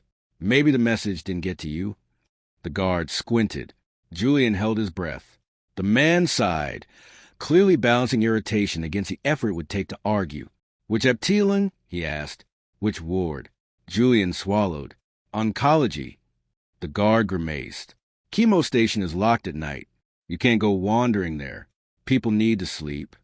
Not the current ward, Julian said, trying to sound like he knew what he was talking about. The older one. The annex corridor on the 4th floor. It's closed now, isn't it? The guard frowned more deeply now. How do you know about that? Julian forced himself not to look away. My mother was there, years ago. The guard's eyes softened just a fraction. He looked at Julian properly for the first time, at the exhaustion in his face, the tension in his hands. That section is blocked off, he said. Renovation. No one is allowed in. We only need 10 minutes, Julian whispered. No photos. Just a look. Please. The word slipped out before he could stop it. It tasted like weakness and desperation, but he had no pride left to defend. The guard stared at him. Mara stayed completely still. Finally, the man sighed, as if surrendering not to them but to his own reluctance to be the one who said no. 10 minutes, he said. You're not supposed to be there. And if anyone asks, I didn't see you. Lift to the 4th floor. Follow the signs. The old oncology wing is behind the double doors with the red tape. If they're locked, you're done. No forcing anything. Julian nodded quickly. We understand. Thank you. The guard pointed a warning finger at them. Veer tel knock. If you're not back by then, I call someone. Got it. Got it, Julian said. They turned toward the elevator. Hey! The guard called after them. They stopped. He looked at Julian again, unexpectedly serious. Nothing good is waiting in closed wards, Junga. Remember that. Julian nodded once. He already knew. They stepped into the elevator. The door slid shut with a soft mechanical sigh. Inside, the fluorescent light hummed. A narrow mirror ran along the back wall above the rail. Julian avoided it. Mara, watching him, reached out and pressed a button for the 4th floor. The elevator lurched upward. The floor display ticked. 1, 2, 3. Julian's breathing matched the rhythm automatically, counting the seconds between each change. For a moment, he felt like he was back in that impossible corridor where floors and numbers and moments were all the same thing. The elevator dinged. They stepped out into a quiet, dimly lit corridor. The air on this floor felt different, heavier, like a room where no one had opened a window in a long time. A few doors were lit from underneath. Others were dark. A nurse's station sat semi-abandoned, a computer screen glowing faintly, a mug of cooling coffee beside it. At the far end of the corridor, a pair of double doors stood under a faded sign, Oncology, Station B. Red tape had been crisscrossed over the handles, sealing them off. The tape caught the low light, dull and matte. Mara whispered, That's it? Julian nodded. They walked down the hallway. Their footsteps sounded too loud in the hush. Julian glanced at the framed pictures on the walls, abstract prints in muted blues and greens. In the reflective glass over each print, he caught a blurred version of his face. None of them misbehaved. He wasn't reassured. When they reached the tape doors, he hesitated. The tape wasn't fresh. It had been there for some time, its edges peeling slightly from the metal. Mara looked at him. What if it's locked? Then we go home, Julian said. They both knew he was lying. He reached for the handle. The tape didn't resist him as much as he expected. It stretched, then snapped with a soft, tired sound. The doors gave under his hand, opening inward on silent hinges. A faint rush of colder air greeted them, a smell of dust, old disinfectant, and something else underneath, something stale, like a place frozen mid-inhale. Julian stepped inside. Mara followed. The old oncology wing was dark, except for the weak glow of an emergency light strip along the ceiling. The walls were a different color here, a faded cream instead of the newer white. The floor was dull linoleum, scuffed from years of movement. Doors lined both sides of the corridor, some slightly open, others firmly shut. Julian's chest tightened. He knew this hallway. He had walked it at dawn, at midnight, in afternoons that felt like weeks. He had carried coffee that went cold in his hands. He had stared too long at room numbers because he was afraid to look at who was inside them. "Which room?" Mara whispered. Julian didn't answer with words. His feet knew. He walked, past the first room, past the second, past the empty nurse station with its abandoned files. Halfway down the corridor, he stopped. Room 409. The number was still on the door, the silver digits slightly crooked. Julian reached out and touched them. He could almost feel his mother's hand through the door, the way it had been when he pressed his palm there, and couldn't bring himself to go in. Mara watched him quietly. "Do you want me to?" she asked, leaving the rest unsaid. Julian shook his head. "I have to." He turned the handle. The door opened. Room 409 was empty. No bed, no equipment, no curtains, just an echo of space and shapes that weren't there anymore. Light from the corridor drifted in behind them, stretching their shadows across the bare floor. Dust lay in a thin film over everything. A chair pushed against the far wall. An outline on the floor where a bed had once been bolted down. Mara stepped in slowly. "You're sure this is a room?" "Yes," Julian said. He could feel it in his bones. They walked to the middle of the room. The window faced another part of the hospital, blank and dark. The glass reflected them both faintly, elongated by the angle. Mara turned slowly in a circle. If the question came back here, where would it be? Julian's eyes drifted to the place above the old bed mark. The wall was bare except for a rectangular discoloration, a patch where something had hung once. A small metal bracket remained. Empty! Julian stared at it. "Here," he whispered. Mara followed his gaze. "A mirror?" she said. He nodded. He saw it clearly now, a memory that hadn't fully surfaced until this moment. The small mirror mounted above the bed, so his mother could see the room even when she couldn't turn easily. He remembered how she'd sometimes tilt her head toward it when she heard footsteps in the hallway. "How many mirrors did it have to use," he murmured, "before it learned my face?" Mara approached the bracket and touched it gently. They took it down. "No," Julian said. She looked at him. He pointed at the floor. A faint outline of fractured glass glimmered near the wall in the low light. Tiny pieces, almost invisible unless you knew where to look. They looked like grains of sand, scattered and forgotten. Julian knelt. His knees protested, but he barely felt it. He reached down, running his fingertips lightly over the tiny fragments. They were cold, colder than the air. Mara knelt beside him. "Careful," she whispered. "You'll cut yourself." "Maybe I already did," he said. A faint vibration ran through the floor. Julian froze. The glass fragments flickered. Just once. Catching light from nowhere, Mara grabbed his wrist. "Julian." He lowered his hand until his skin almost touched the shattered pieces. "Come on," he whispered. "You brought me here. You wanted this. So show yourself." Nothing moved. For a moment, it seemed like nothing would. Then a shape formed on the blank wall. Not in the plaster. In the air. A vertical shimmer. Narrow. Tall. Like the outline of a mirror that wasn't there. Mara stumbled backward. "Oh, God!" Julian rose slowly, turning to face it. The outline thickened, gaining depth and density. It remained translucent, like smoke forced into a frame. The Origin's presence slid into the room like fog. "You came back," it said. Julian exhaled. "You wanted me here." The shimmer widened, becoming a full-length panel of distorted light.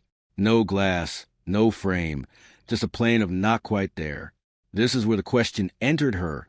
The Origin said, "This is where it started growing in you." Julian felt the weight of the room settle on his shoulders. Mara stood near the door now, eyes wide, body tense. "Julian, say what you have to say and then we leave. Do you understand me? We leave." He nodded once. He stepped closer to the shimmering plane. His reflection appeared in it slowly, as though someone were sketching him in light. It was him, but thinner, more tired. Not past, not future, just stripped of pretense.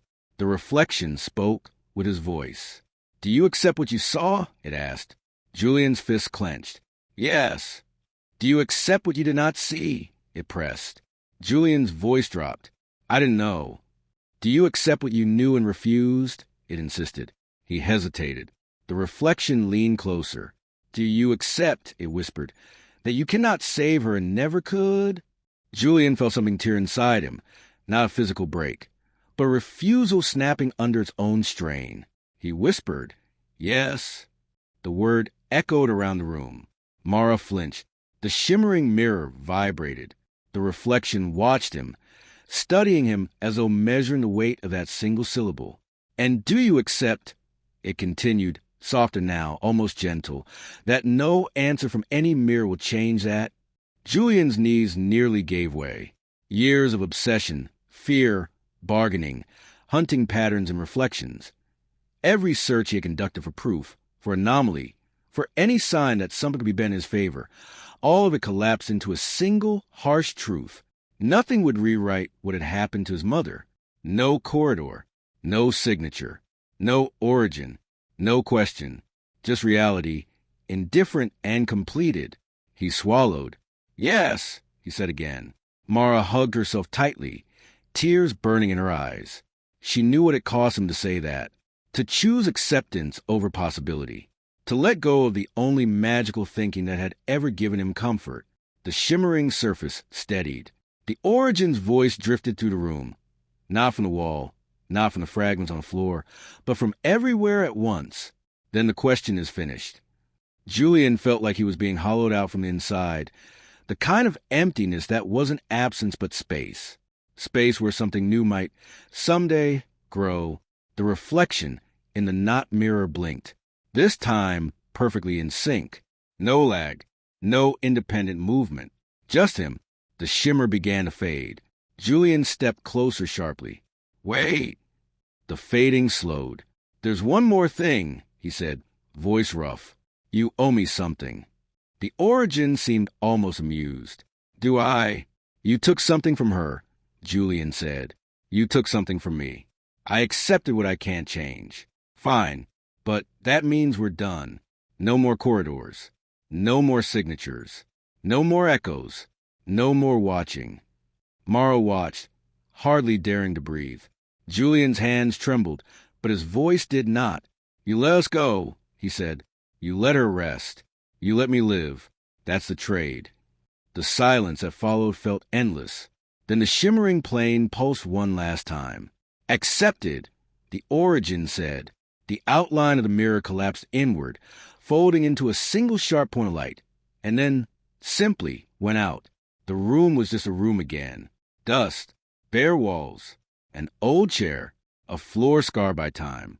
Mara exhaled a shuddering breath. Julian, is it over? He didn't answer right away. He stood in the middle of room 409, staring at the blank wall where something unnatural had just negotiated with him.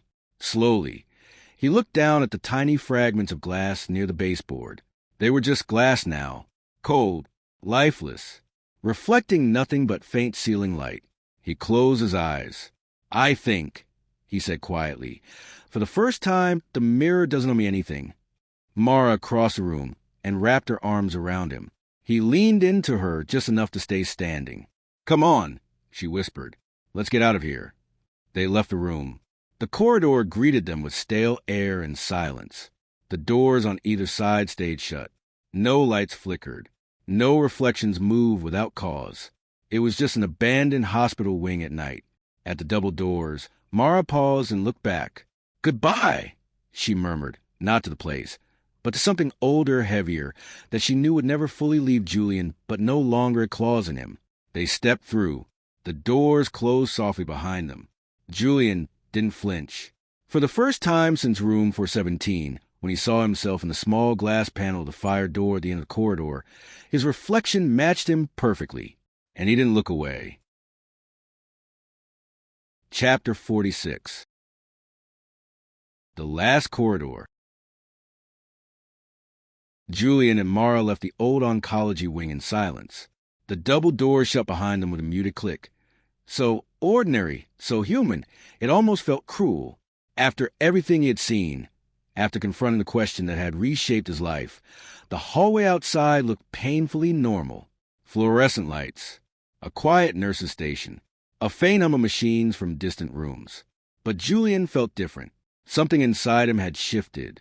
Quietly, but unmistakably. Mara stayed close as they walked down the corridor. Her steps were slow at first, as if expecting the walls to warp again or the floor to dissolve beneath them. When nothing happened, she let out a breath she seemed to have been holding for minutes. "Julian," she said finally, "is it over?" Julian didn't answer immediately.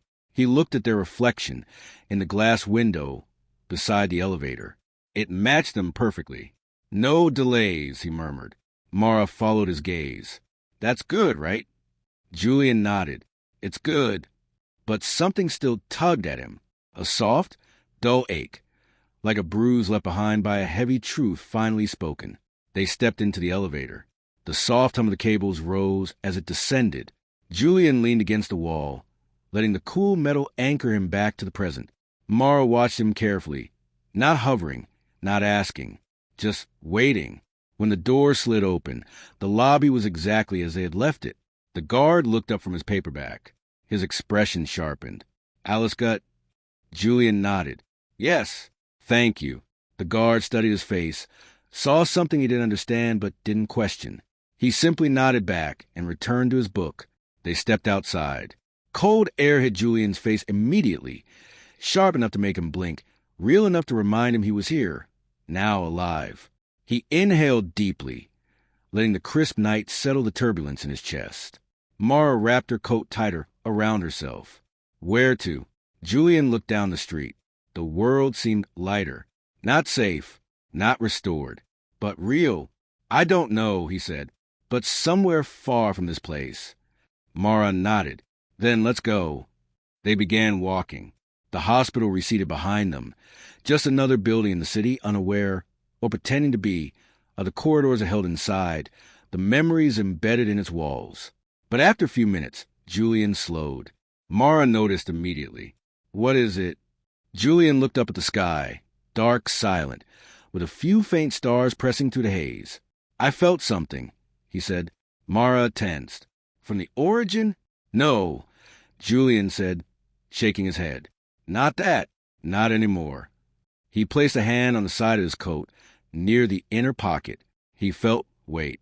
Something that hadn't been there before. Mara noticed. "Julian, what's in your pocket?" "I don't know." He reached inside and pulled out a small, rectangular object. Mara's eyes widened. "Where did you get that?" Julian stared at it, stunned. It was an ID badge.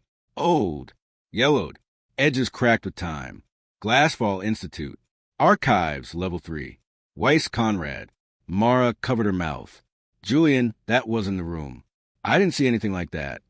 Julian's pulse quickened. "No," he whispered. "It wasn't in the room." He turned the badge over. A handwritten note was taped to back. Faded ink. Trembling pen strokes. If the question survives, so does the answer. Follow the archive trail. KW. Mara grabbed his arm. "Julian, he's guiding you." Julian felt a cold thrill run through him. The origin was gone. The question had ended. But Glasfall hadn't. Conrad Weiss had left something behind. Something only Julian could find. Something he was meant to find next. Julian stared at the badge, breath unsteady. "Mara," he whispered, "it's not over." She took a step closer. "Then we face whatever comes next together." Julian closed his fingers around the badge. For the first time in a long time, the weight he felt wasn't fear. It was purpose. "We follow the archive trail," he said, and together they walked into the night. Chapter 47. The Weiss File. Berlin changed as they walked. The cold thickened, the air sharpening around them like the edge of a blade. Evening had surrendered fully to night, and the streetlights cast long, distorted shadows along the pavement. Julian kept the badge in his hand. Its weight was small but constant, as if it had its own pulse. Steady, discreet, impossible to ignore. Mara's steps kept pace with his. "You think it just appeared in your pocket?" she asked. Julian nodded. "I didn't take it. I didn't see it. It wasn't in room 409. It wasn't anywhere." He turned the badge over again, feeling the rough tape, the faded ink of the note Weiss had left behind. It wanted to follow me. The badge. Mara asked. No, Julian said. The message. They crossed an intersection. The traffic light blinking red for an empty road. A car passed, headlights sweeping across their faces in two pale arcs. Mara hugged her coat tighter. Where would Weiss leave something like this? She asked. Julian exhaled slowly. Glasfall archive. If anything survived. That place burned, Mara said. Twice. Not the archives, Julian replied. The archives were off-site, the documents, the recordings, the research logs. They never kept the originals in the main facility. Too dangerous. And you know where they are? Mara asked. Julian nodded. Weiss mentioned in the interviews I read when this all started.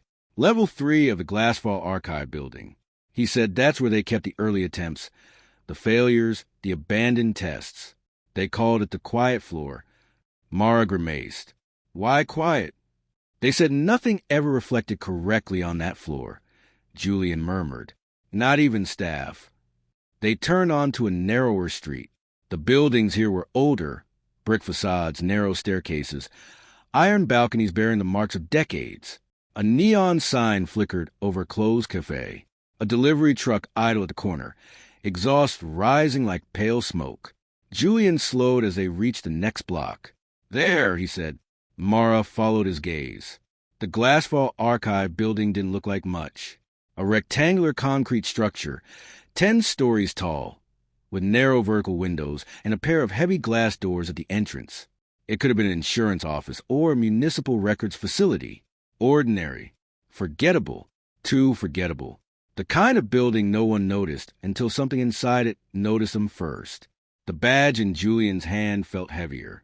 Are you sure about this? Mara asked. No, Julian said. But Weiss left this for a reason. They crossed the street. The glass doors reflected them perfectly. 2 figures in coats, one holding a badge, one gripping her bag like a shield. No flicker. No independent movement. Just reality. Julian pushed the door. It opened. The lobby was colder than outside, almost refrigerator cold. The air smelled faintly of old paper, metal, and something else, like the static before a storm. The lights were dim, half of them flickering. A reception desk sat unattended, a stack of folders on top, a phone off its hook. Mara scanned the room. This place is abandoned. Not entirely, Julian said, pointing at the elevator. A small panel glowed faintly, one single button lit, the others dark. Level 3, Mara whispered. Julian held up the badge. The scanner beside the elevator flickered to life with a soft electronic chirp. That shouldn't happen, Mara said quietly. No, Julian said. It shouldn't. He pressed the badge against the scanner. A green light blinked once. The elevator door slid open immediately, as if something behind them had been waiting for command long before they arrived. Julian and Mara exchanged a look, then stepped inside. The doors closed. The elevator did not move. Mara frowned. Did you press it? Julian pointed at the control panel. The button for level 3 was already lit. Then, slowly, too slowly, the elevator began to descend. Julian's stomach tightened. It's going down, Mara said. You said level 3 was up. Julian swallowed. It is, or it was. The elevator hummed. The air grew colder. A soft, distant whisper seemed to crawl along the metal walls. Mara pressed closer to Julian, gripping his hand without asking. The floor display blinked. 3, 3, 3, 3. Mara stared. It's not changing. Julian stared up at the ceiling. It doesn't need to. There was a soft chime. The doors opened. A long, dim corridor stretched before them. No windows. No sound. Just rows of doors with old, brass numbers. The air tasted metallic, like breathing inside a filing cabinet. Julian stepped out first. Mara followed, though he could feel her hesitation, like a hand pulling at his coat. This doesn't feel right, she said. This doesn't feel like any archive floor. It is, Julian whispered, just not the kind anyone was meant to enter. They walked slowly. The corridor seemed to stretch as they moved, the walls narrowing, the lights flickering in erratic patterns. The badge in Julian's hand grew warmer, as if reacting to proximity. Then they reached it. Room 3-11. The door was metal, darker than the others, with a small glass slit at eye level, too small to reflect anything fully. Julian touched the handle. It clicked open under his hand. Inside, the room was lined with shelves, hundreds of old boxes, marked with dates and codes. A desk sat in the center, dust covering its surface. A single lamp lay toppled on the floor, its bulb shattered. But Julian's eyes fixed on the shelf at the far right. One box glowed faintly. Mara saw it too. That's not normal. Julian approached. The label read, Archive, Reflective Anomalies, 1963 to 1967.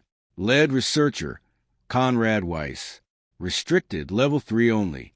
Julian grabbed the box. It felt warm, almost alive. He opened it. Inside were dozens of reels, papers, and cassette tapes. All old, all carefully preserved. He lifted a stack of documents bound with a thin cord. The top page was handwritten. Log entry. K. Weiss. Subject. Cross C. Final observations. Date. September 17th, 1963. Mara leaned in, breathless. Cross as in, yes, Julian said. His ancestor. He flipped the page and froze, because the next sentence was underlined twice. Questions do not die. They migrate. Mara whispered. Julian, he knew. Julian lifted another paper, then another. Then his hand stopped. At the bottom of the box lay a single cassette tape. The label handwritten, trembling. If you find this, you already know what haunts you. Play me. K. Weiss. Julian's breath hitched.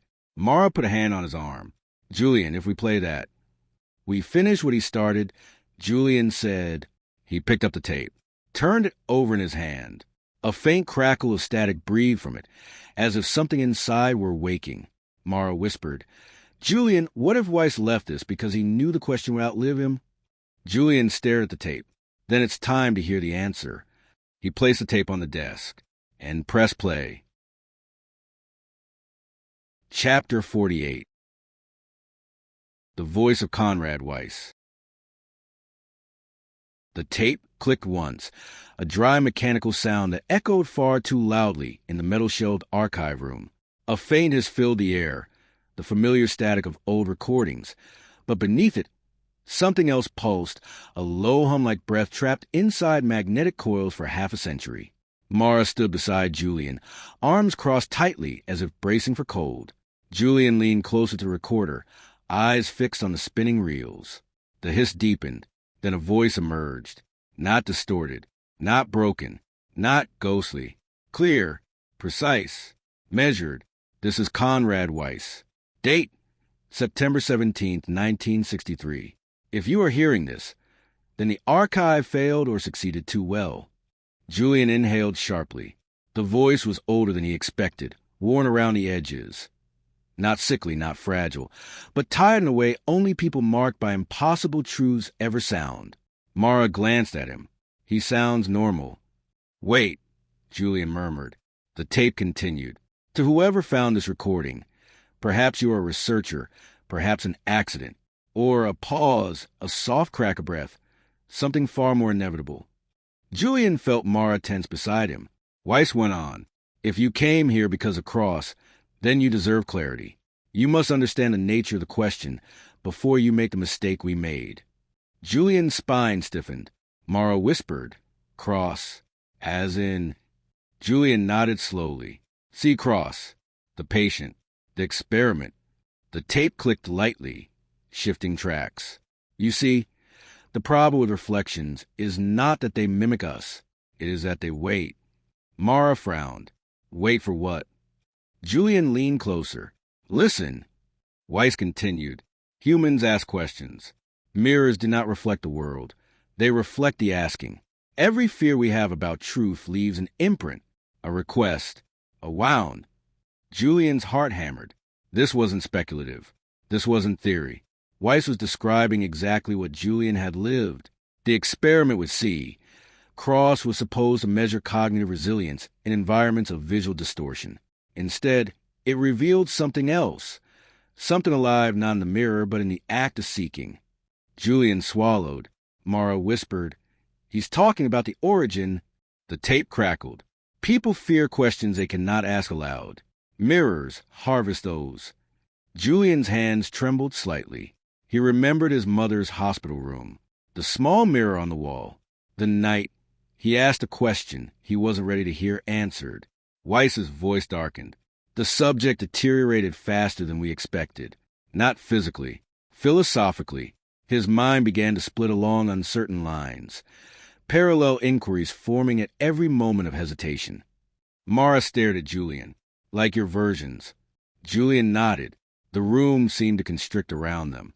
"The first rule we learned, a question unaccepted will multiply." Julian shut his eyes. He had lived that rule for years. Weiss continued, voice slow and deliberate. "The second rule, mirrors do not consume people. They consume the weight behind question." Mara shivered. "Like your mother." Julian said nothing. He couldn't. Then Weiss said something that made both of them freeze. "And the third rule, if the question survived the mirror, it migrates to the next cross." The words hit Julian like a blow. Migrates. To the next cross. Generational. Inherited. Not by blood, but by unresolved asking. Mara grabbed his arm. "Julian, he means your family line. Your mother, then you." Julian forced himself to breathe. The tape rolled on. "Our mistake was believing the phenomenon required glass. It does not. Glass merely focuses it, like a lens focuses light. The true locus is a human mind. The reflective surface is only the door, not the house." Julian whispered, "Dear God." Mara stepped back. "Julian, this isn't about mirrors at all." "No," he said. "It never was." Weiss's tone shifted again, becoming quieter. Intimate. I am recording this because I saw the consequences. I saw what happens when someone asks a question the world cannot answer. And I saw what happens when the world tries to answer anyway. A pause. A long, trembling pause. Julian almost stopped the tape, but Weiss spoke again. "See, Cross was not the last. That is why this archive must stay sealed." Julian's breath caught. He knew, Julian whispered. He knew it would reach someone else. He knew it would reach me. Mara stepped closer, placing a steadying hand on his back. "Keep listening." Weiss inhaled deeply on the tape. "If you are the one the question migrated to, you must understand something vital. There is no defeating it. Not by destroying mirrors. Not by fleeing it. Not by begging it to stop." Julian clenched his jaw. "There is only acceptance." Mara's eyes flickered. "That's what you did. At the hospital." Julian nodded, but he knew Weiss wasn't finished. The next line confirmed it. "But acceptance is not the end." Julian's breath stalled. Mara whispered, "What does he mean?" The tape hissed for a few seconds. Then, "Because after acceptance comes consequence." Julian felt a cold rush flood his chest. Weiss's voice sharpened. "The question is resolved only if you understand the final rule. An accepted truth does not disappear. It transforms." Mara grabbed the edge of the desk. "Julian, what is he saying?" Julian stared at the recorder, throat tight. Weiss spoke again, soft, almost resigned. "If you accept the weight of the question, it becomes yours in full. It will not haunt your reflections anymore. It will not answer through your fears. Instead, static cracked like thin ice. It will expect you to give it meaning." Julian froze. Mara stepped away from him. "Julian, what meaning?" He whispered, almost terrified of the words. "A direction." Weiss continued, as if hearing him. "The question becomes a compass, a force guided not by fear, but by the one who resolved it. You." Julian's hands trembled. Mara shook her head. "No, no, Julian, you told it the truth. You ended this." Weiss answered her from across time.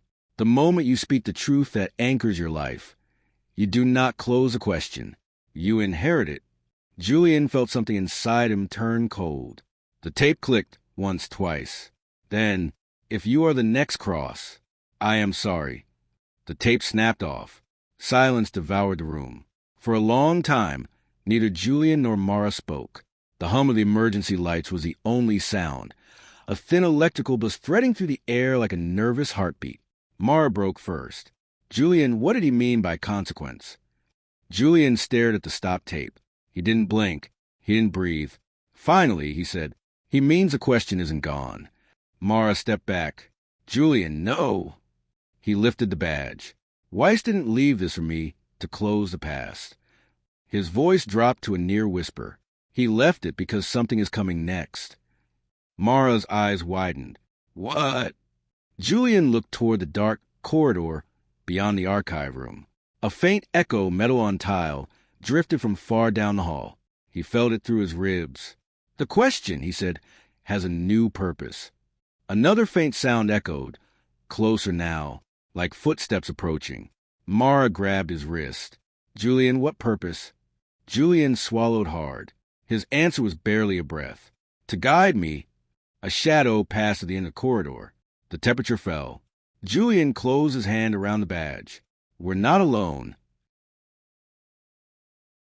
Chapter 49. The quiet floor wakes. The sound came again, a soft, deliberate step somewhere beyond the archive room. Not loud, not hurried, measured, as if whoever, or whatever, was walking had no need to rush. The air shifted with it, a subtle pressure change, like the building exhaled after holding its breath for too long. Mara instinctively reached for Julian's sleeve.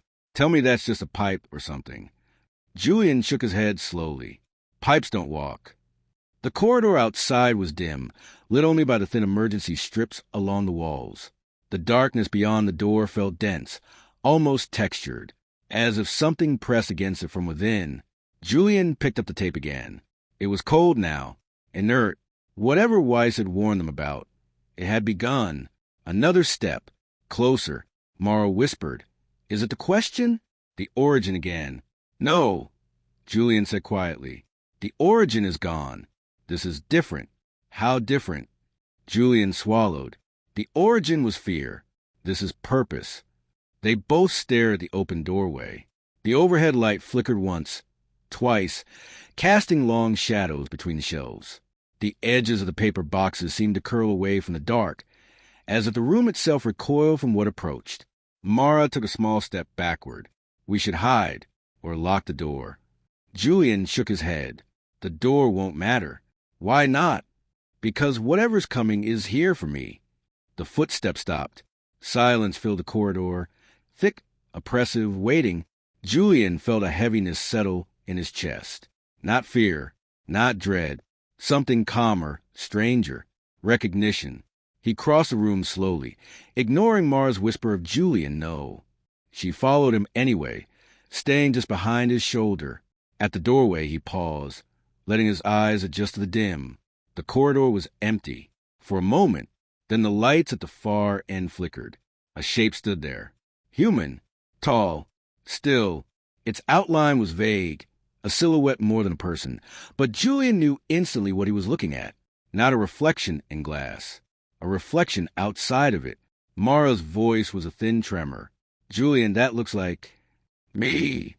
But not the failed version he met in the corridor months ago. Not a desperate, distorted echo. This one stood straight, calm, composed. A version of him after accepting the truth, not broken by it. Julian felt cold creep up his spine. Mara whispered, "Julian, is that your reflection? Your consequence?" Julian stepped forward. No reflection walks on its own. The silhouette moved, not toward them, just a slight tilt of the head, like someone testing the air. Julian recognized the gesture. It was his own. The shadow Julian raised an arm. Slowly, deliberately, not in threat, in invitation. Julian felt his throat tighten. "Oh, God!" Mara grabbed his wrist. "You are not going near that thing." But Julian couldn't look away. Weiss's voice echoed in his mind. "After acceptance comes consequence." And another line, one Weiss had spoken with fragile resignation. "You inherit it." Julian whispered, "It's not coming to hurt us." Mara stared at him like he had lost his mind. Julian, it's literally standing in a hallway of a dead facility. He shook his head. It's waiting for direction. The silhouette took one step forward. Soft, precise. Julian felt something shift in his chest. Like a click, like a puzzle piece falling into place. It wasn't a threat. It was a mirror without glass. His question's final form. Not a monster, not a demon, not a signature seeking chaos. A question becomes shape, a compass without guidance. Mara tugged him again. Julian, don't be crazy. Stop moving. But Julian stepped into the corridor. The shadow version stopped walking. It stood perfectly still now, as if waiting to be acknowledged properly. Julian's voice cracked. Why are you here? The silhouette did not speak. But something happened. A soft pulse of air, a faint pressure, and Julian felt the answer rather than heard it. It existed because he accepted the truth. It existed because he ended the loop. It existed because he lived. Mara moved in front of Julian. Enough. We're leaving. This ends tonight. Julian shook his head gently. No, it's not attacking us. It's not even approaching unless I move. So, why is that good? Because it's letting me choose. Mara went pale. Choose what? Julian swallowed hard. A purpose. The silhouette tilted its head, the exact way Julian had. Earlier in the corridor, Mara looked between the two of them, realizing what this meant. Julian, she whispered. Weiss didn't say the consequence would be sane. No, Julian agreed, but he said it would be mine. Another pulse of air, a faint pressure from the direction of the silhouette. Julian raised the badge. The silhouette's head shifted slightly, as if focusing on it. Mara gasped. It reacts to the badge. Julian nodded slowly. Weiss left this for a reason. The archive trail was instructions. Then what was it? Julian stared at the silhouette. A destination. The hallway's lights buzzed. Not violently, calmly, like settling breath. No flickering. No distortion.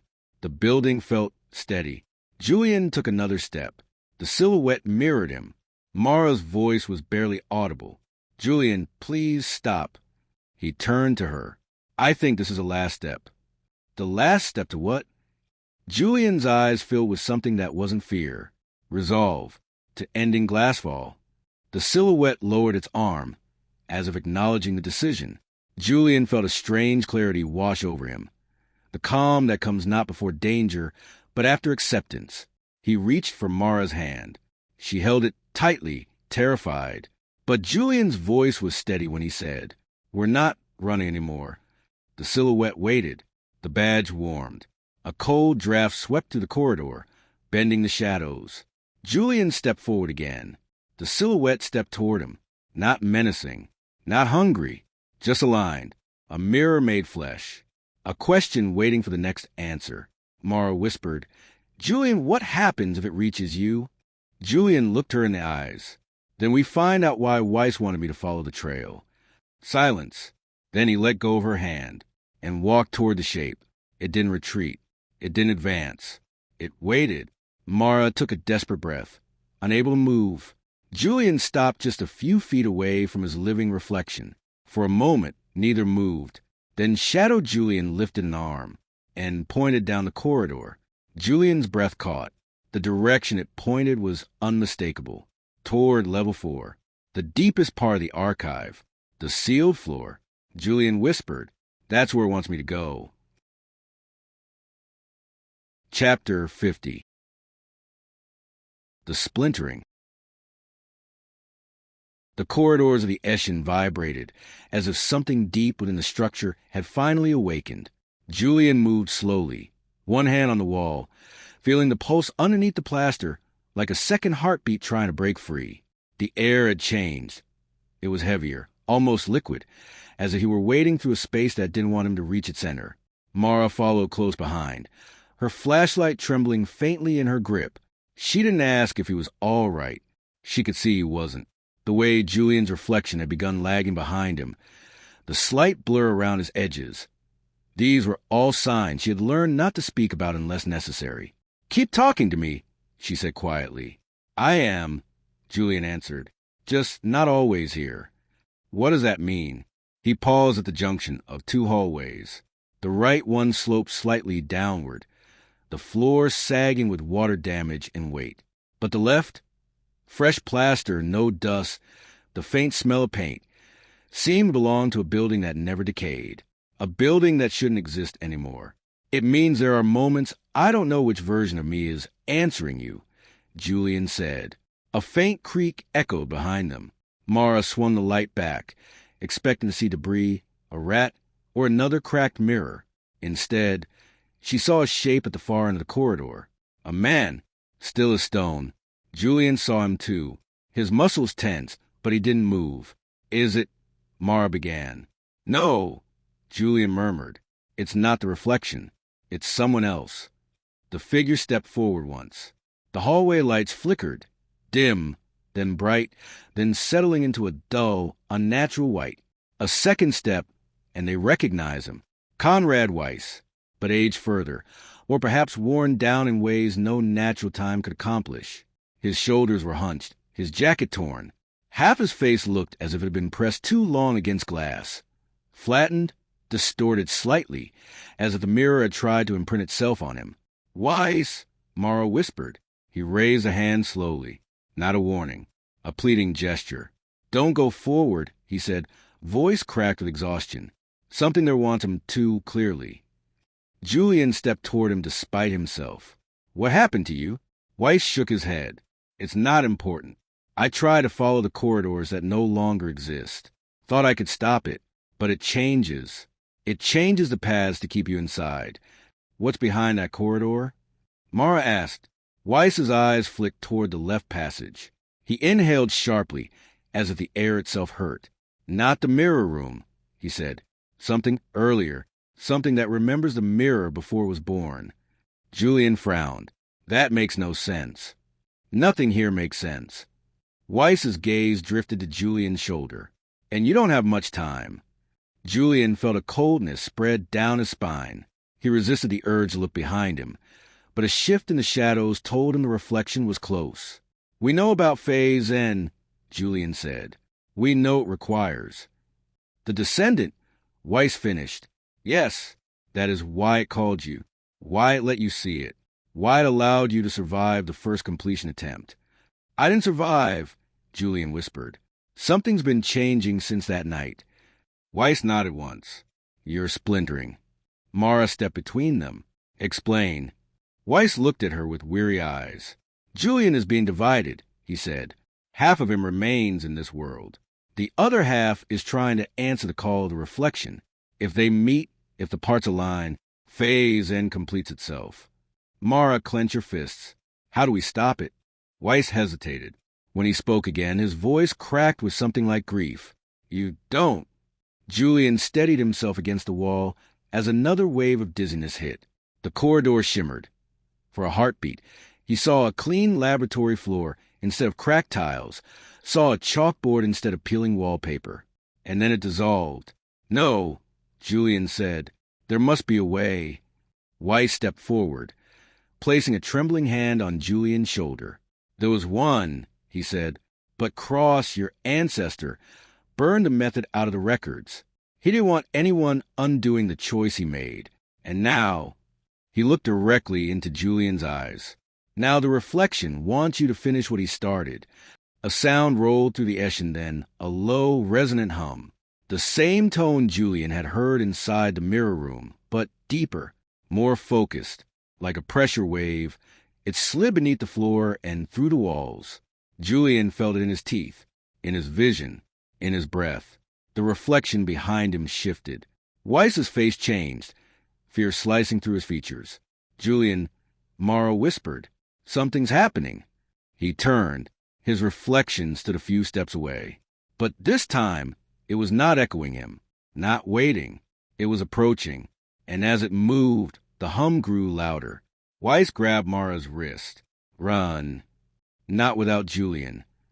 We can't outrun this if he doesn't move. Run. The lights exploded overhead. Dust rained down. The world tilted. Julian stepped backward until his spine hit the wall behind him. His reflection mirrored nothing. It tilted its head in a slow, almost curious way. Then it mouthed words he didn't hear but felt. 3 syllables. He understood them. The corridor around him cracked, reality bending like heat over metal. Mara was screaming his name. Weiss was dragging her away. The reflection reached forward, its hand passing through the air like it was moving through water. Julian felt time compress, and then the hum snapped into a single, clear note. The final sound before a fracture. The reflection touched him, and the world split. Chapter 51. The Descent to Level 4. The floor trembled under Julian's shoes as he stepped closer to the silhouette pointing into the depths of the archive.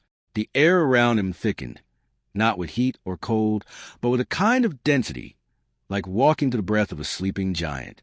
Mara was only a few steps behind, but each meter Julian advanced made the distance between them feel longer, stretched by something unseen. The sign on the wall read, Level 3 Restricted. Directly beneath it, the metal directory plate had been pried off, leaving screw holes in the shape of a rectangle. Someone had tried to erase whatever had been written there, or something had. Julian stared at the empty space. There should be a Level 4. Mara's voice was low, urgent. Julian, buildings don't have hidden floors. Humans hide things, not structures. This one hides both, he murmured. The silhouette, his living reflection, waited silently. No breathing, no shifting weight. Just the outline of a man who had stepped out of Julian's ribs like a removed shadow. It wasn't threatening him. It wasn't guiding him. It was pointing to a place behind the corridor's bend, a place where the walls looked too clean, too new, like they had been rebuilt after events no one wanted to remember. Mara touched Julian's arm. Weiss knew about this. He warned us. The path changes to keep you inside. Those were his words. Julian nodded, but kept moving.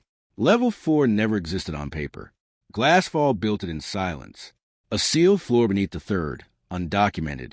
Stripped from blueprints, accessible only by phase clearance. He ran his fingers along the wall. The plaster was smooth. Too smooth for a building abandoned for decades. Mara swallowed. Why hide a floor? Julian looked back at the silhouette. Because that's where Phase N began. And what exactly is Phase N? She asked. Julian didn't answer, but a voice behind them did. Not what? Conrad, Weiss said, leaning heavily against the wall near the elevator shaft, breath shallow. Ooh! Mara jumped. Weiss looked worse now. His shoulders hunched deeper, as though the building itself was pulling him downward.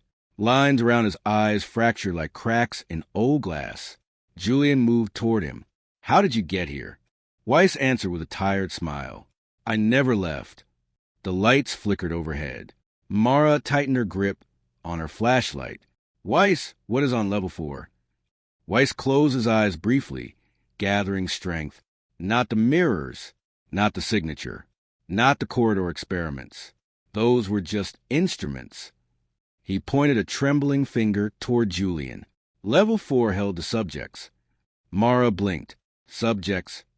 Julian felt his heartbeat slow. Weiss nodded. Those exposed to long-term reflection and interruption. Those who stopped recognizing their own face. Those who asked questions that rewrote their brain before the mirror even answered. He turned his head toward the darkness. Phase N was supposed to be a cure. Julian whispered, but it wasn't. No, Weiss rasped. It was an inheritance, passed from one cross to the next, like a bruise that never healed. The corridor hummed again, subtle, rhythmic, like something deep below them was stirring. Mara stepped in front of Julian. If Phase N was about Cross, why him? Why his family? Weiss looked at Julian with something like pity, because they were chosen by the first reflection. See, Cross asked the original question that broke the cycle.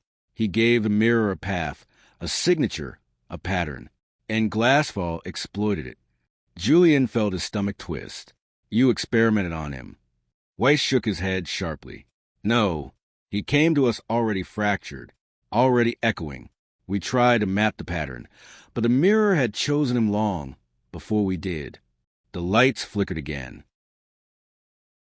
For a moment, The corridor around them changed, walls becoming glossy, reflective, as if coated in a film of mercury. Shapes moved in the sheen. Faces, fragments of moments Julian had lived and moments he had refused to live. 1,000 parallel versions of himself, each one a question unchecked. Then the reflection melted away. The corridor returned to normal. Mara whispered, "This place isn't stable." "No," Weiss said, "and it's only going to get worse the closer we get."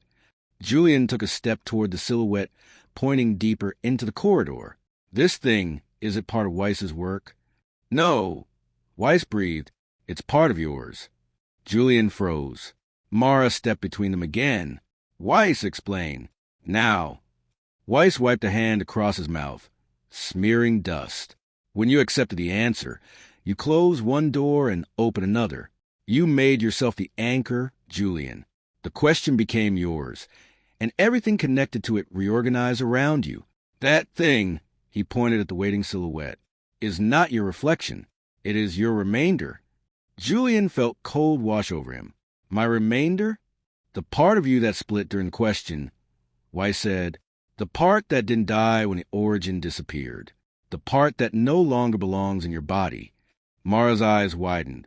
"So it's detached?" Weiss nodded. "And angry?" Mara asked. "No," Weiss said quietly. "Worse." Julian turned slowly to face the silhouette. "It's empty." The silhouette did not move. It didn't need to. Julian stepped forward. Mara grabbed his arm hard. "Julian, don't." Julian gently pried her hand off. This is why Weiss left a message. Why the badge appeared. Why the archive shifted paths to let me in. Weiss nodded weakly. "The remainder collects what you reject. If you don't face it, it will complete phase and without you." "And what does phase and do?" Mara demanded. Weiss answered with a whisper that sounded like breaking glass. "It replaces you." A beat of silence. Cold, deep silence. Julian closed his eyes. "Then I need to go down." "No," Mara snapped. "If it replaces you, then staying away is your only protection." Weiss coughed, collapsing slightly against the wall. "No, he can't stay away. The process has started. If he doesn't go, he doesn't stay Julian." The silhouette raised its arm again, pointing deeper. The hum beneath the floor intensified, shaking dust loose from the ceiling. Mara stepped closer to Julian, her voice trembling with fury. "This is suicide." Julian looked at her, not afraid, not resigned. "Certain. Its identity," he said.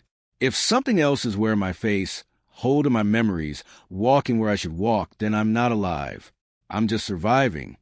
Mara's eyes reddened. "Julian," he touched her shoulder. "Mara, you got me this far. You kept me here. I need to see this through." Weiss straightened, mustering strength from somewhere impossible. "The entrance to level 4 is ahead, behind the wall where the plaster feels wrong." Mara stared the corridor. "What does wrong mean?" Julian ran his hand along the wall.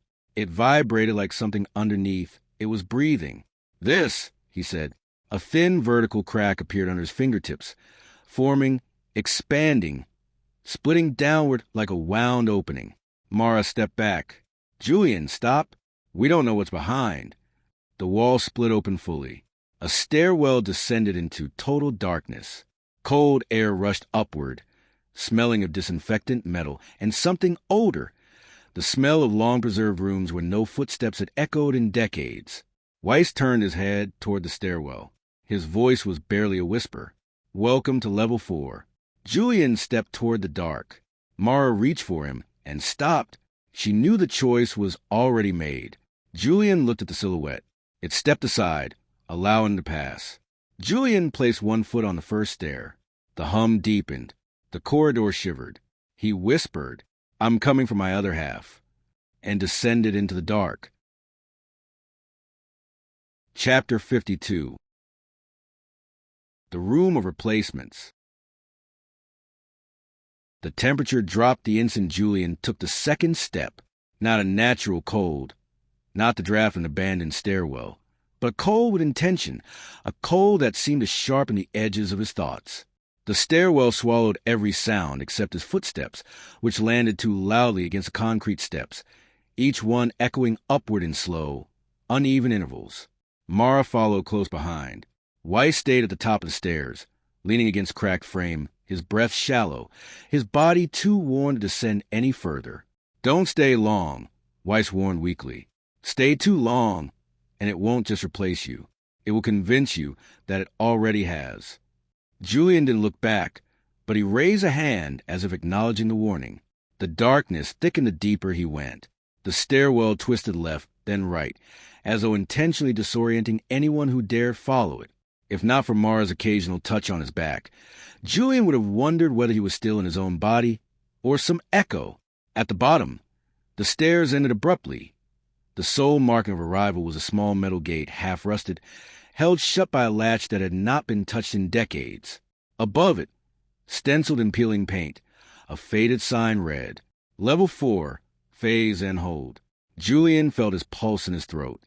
Mara whispered, "Are you ready?" "No," he said, "but I'm here." He pushed the gate open. The hinge didn't creak. It slid open silently, as if it expected him. The corridor beyond was narrow, lit by a line of faint bulbs embedded in the ceiling. The walls were tiled halfway up, hospital style, but the tiles were too clean, too polished for a place this old. Julian ran a hand across them. No dust, no grit, smooth, maintained. By whom? They walked. The corridor opened into a wider hall. A metal door on the left, another on the right, all unmarked, all closed. Mara kept her flashlight off. The ceiling lights were dim but steady. Julian realized something unsettling. The light didn't behave naturally. It didn't cast shadows. It illuminated everything evenly, without origin or direction, as if the air itself glowed. They reached the central room. It was vast, far larger than any subterranean lab had reason to be. The ceiling arched high above them, disappearing into darkness. The floor was tiled, but not cracked or aged. It was pristine, impossibly pristine. "What is this place?" Mara whispered. Julian didn't answer, because he had seen it before. Not physically, but in fragments, in mirrored glimpses, in the split seconds where the corridor had shown him things that were not real yet felt too familiar. This was the room where the question lived before it found him, before it became the origin, before it became his remainder. In the center of the room stood a single chair. Its metal frame was bolted to the floor.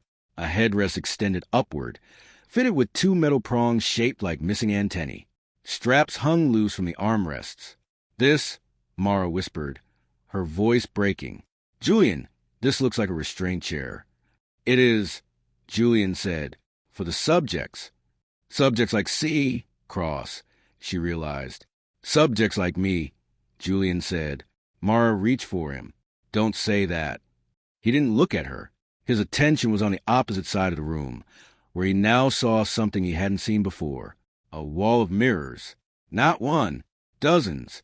Hundreds. Some cracked. Some fogged. Some perfectly intact. All mounted at different heights, like a fragmented mosaic. Mara exhaled shakily. This must be where they tested the reflections. Julian stepped closer. Each mirror held a faint image, dim, flickering, unstable. But not his face. Not exactly. Faces that resembled him. But older, younger, angrier, calmer. Silent screams. Blank stares. All shifting in and out. Like each mirror stored a different version of himself that the question had once considered. Mara grabbed his sleeve. "Julian, don't go closer. This isn't safe." He didn't stop. His reflection changed with each mirror he passed. In one, he saw himself as a child, wide-eyed, frightened. In another, he was an old man, weary and hollow. In another, his mother stood behind him, her hand on his shoulder. He blinked. She vanished. Mara whispered, "You don't have to look at them." "I do," Julian said. "They're not showing possibilities. They're showing replacements." "What do you mean?" Julian turned to her, eyes wide. "These are all versions of me that could have lived if the question had taken me earlier. Every time I asked, every moment I doubted, the mirror created potential, a candidate, a version waiting in case the real me broke. Mara felt her stomach drop. You mean all these versions of potential yous?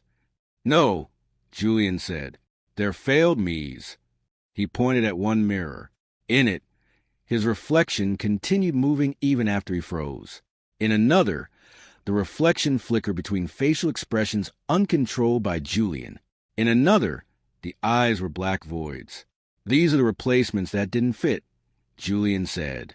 Incomplete, unstable, fractured. They were created and then left here. Mara took a step back. This is wrong. This is torture. No, Julian said quietly. This is phase N. A sound rose from the far end of the room. A soft scrape. A dragging. Like metal across tile. Julian froze. Mara grabbed his arm. The shadows at the far end shifted. Something emerging from behind the last row of mirrors. Slow. Intentional. Not human. Not animal. Julian felt the hum begin again beneath the floor. A heavy shape stepped into view. Julian's breath caught. At first, it looked like him, then like someone else, then like no one at all. Its face shifted between features, some belonging to the mirrors, some belonging to nothing he recognized. Its shoulders were too broad in one moment, too narrow next. Its height stretched then contracted subtly, like watching a reflection ripple in warped glass. Mara whispered, "Oh, God!" Weiss's warning echoed in Julian's head. If the parts align, phase N completes itself. The creature stepped forward again. Julian felt an instinctive pull, not fear, not revulsion, recognition. This was not his remainder. This was not the shadow version. This was a composite. The one the question had been building for decades. The one the mirrors had been trying to form. Mara whispered, "Julian, is that supposed to be you?" He shook his head slowly. "It's supposed to replace me." The creature's shifting face slowed, solidified, formed a face that resembled Julian but cleaner, symmetrical, perfected in a way no human face ever should be. It wasn't smiling. It wasn't threatening. It was waiting. Mara whispered, "What does it want from you?" Julian answered without hesitation, "It wants my life." The creature extended a hand toward Julian, an invitation, not to fight, not to flee, to give up. Julian's heart pounded, but his voice stayed steady. "Mara," he whispered, "stay behind me." "No," she said immediately. "No, I'm not letting you." "Please," Julian said softly. "I need you to be real for me right now." Her breath broke. She stepped behind him, but she didn't move far. Julian walked forward. The creature stopped a few meters away, head tilting with an uncanny patience. Julian felt the truth settle in him like a weight he finally could name. Every question he had asked, every fear he had hidden, every mirror that had answered him, every version he had refused, every memory of his mother he hadn't faced, had shaped this thing. This was the final consequence. The culmination of the reflective cycle. Phase N. Julian spoke quietly, steady as a heartbeat. "You're not me." The creature tilted its head. "You're everything I wasn't willing to become." It took a single step. Mara gasped, "Julian." But Julian didn't retreat. He matched the step. He raised his chin. He stared directly into its shifting face. "You're the life I rejected." The creature flickered violently. Panels of mirrors trembled behind it, as if the entire room reacted to his words. Julian stepped closer. "You're the man I would have been if I had let the question answer for me." The creature's face distorted. Furious, then hollow, then calm again. "You're not here to replace me," Julian said quietly. "You're here because I survived." For the first time, the creature took a step back. Mara whispered, "Julian, it's listening to you." Julian moved forward again, slowly, deliberately, until they were only 1 meter apart. "You're not the future," he said. "You're the remainder, the last echo." He raised his voice, not shouting, not angry, just certain. "I am not your subject." The creature shuddered. Mirrors splintered. Reflections screamed silently. The tiles beneath their feet cracked like ice. Julian lifted the badge Weiss had given him. "This is my face," he said. "This is my name. This is my question. And I choose myself." The creature let out a low, fractured sound, Part growl, part sob, part static. Its form rippled, collapsing inward, losing structure. Every failed reflection trembled with it. Mara shouted, "Julian, move!" But Julian didn't. He stood still, unafraid. The creature surged forward, not to attack, but to reach him, to consume him, to merge with him, to complete phase N. Julian whispered, "No." The creature struck him. Light exploded, and the world turned white. Chapter 53. What enters when the light fades? At first there was no pain, no sound, no awareness. Just white, a white so complete it felt like weight, like being suspended inside light instead of seeing it. Julian didn't know if he was standing, lying down, or if he even had a body. The whiteness wasn't blinding. It was indifferent, like a blank page waiting for something to be written on it. Then the light thinned, not dimmed, thinned, as if peeling away in soft, translucent sheets. Julian felt them slide past him, stripping away noise, memory, sensation. He tried to inhale, but there was no breath. Tried to open his eyes, but there were no eyelids. Only the fading, only the unraveling. Then, a voice, not spoken, not heard, felt, "Are you still here?" Julian didn't answer. He couldn't, but the question settled into the white like ink and water, shaping a faint outline. Not a place, not a person, but a presence. His own. You returned to yourself. The voice was not his reflection. It wasn't the remainder. It wasn't even the origin. It was something more quiet, more elemental, like the thought behind a thought. The white receded further, revealing darkness and thin ribbons, like ink lines drawing the shape of a room. The first thing to materialize was a feeling, cold tile beneath him. The second was the taste of metal on his tongue.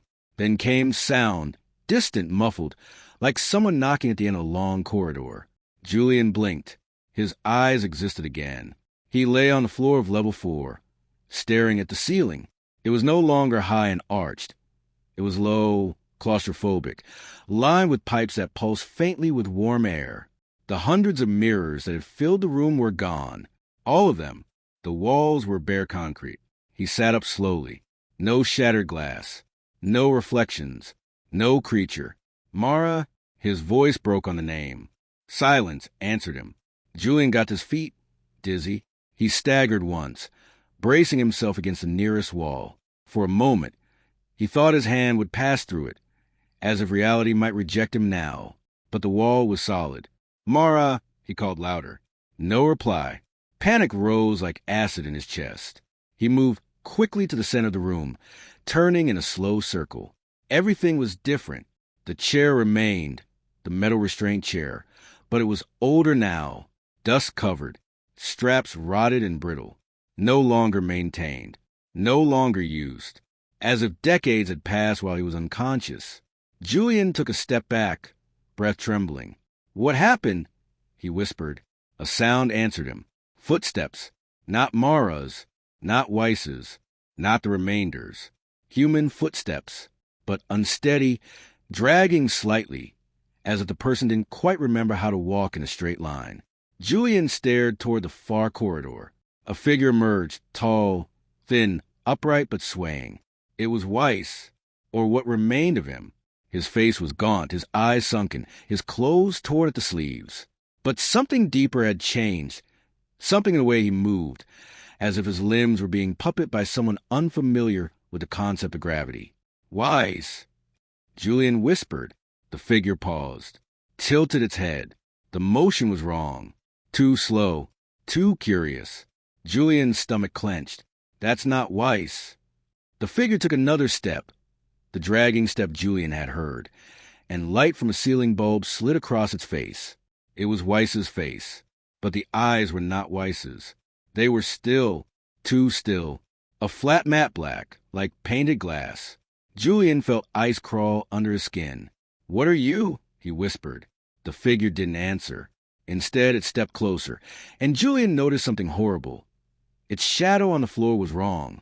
Too tall, too thin, too smooth, as if a person's outline had been stretched by a child drawing beyond the lines. Then the shadow twitched. and the head tilted again, the same perfect tilt as the mirror versions. Not human, not Weiss. A shell, something wearing him. Julian backed toward the stairwell. Where's Mara? If you touched her. The creature raised a hand, not in threat, in greeting. A greeting Julian had seen before. Oh no, Julian whispered. You're the remainder. The creature froze. Then its head jerked in a tiny nod. Julian felt his heart crack open. Level hadn't killed the remainder. It had given it a vessel. Weiss. Julian's voice trembled. Get out of him. But the creature, clothed in Weiss's body, guided by Julian's abandoned pieces, moved closer. Slowly, carefully, almost respectfully.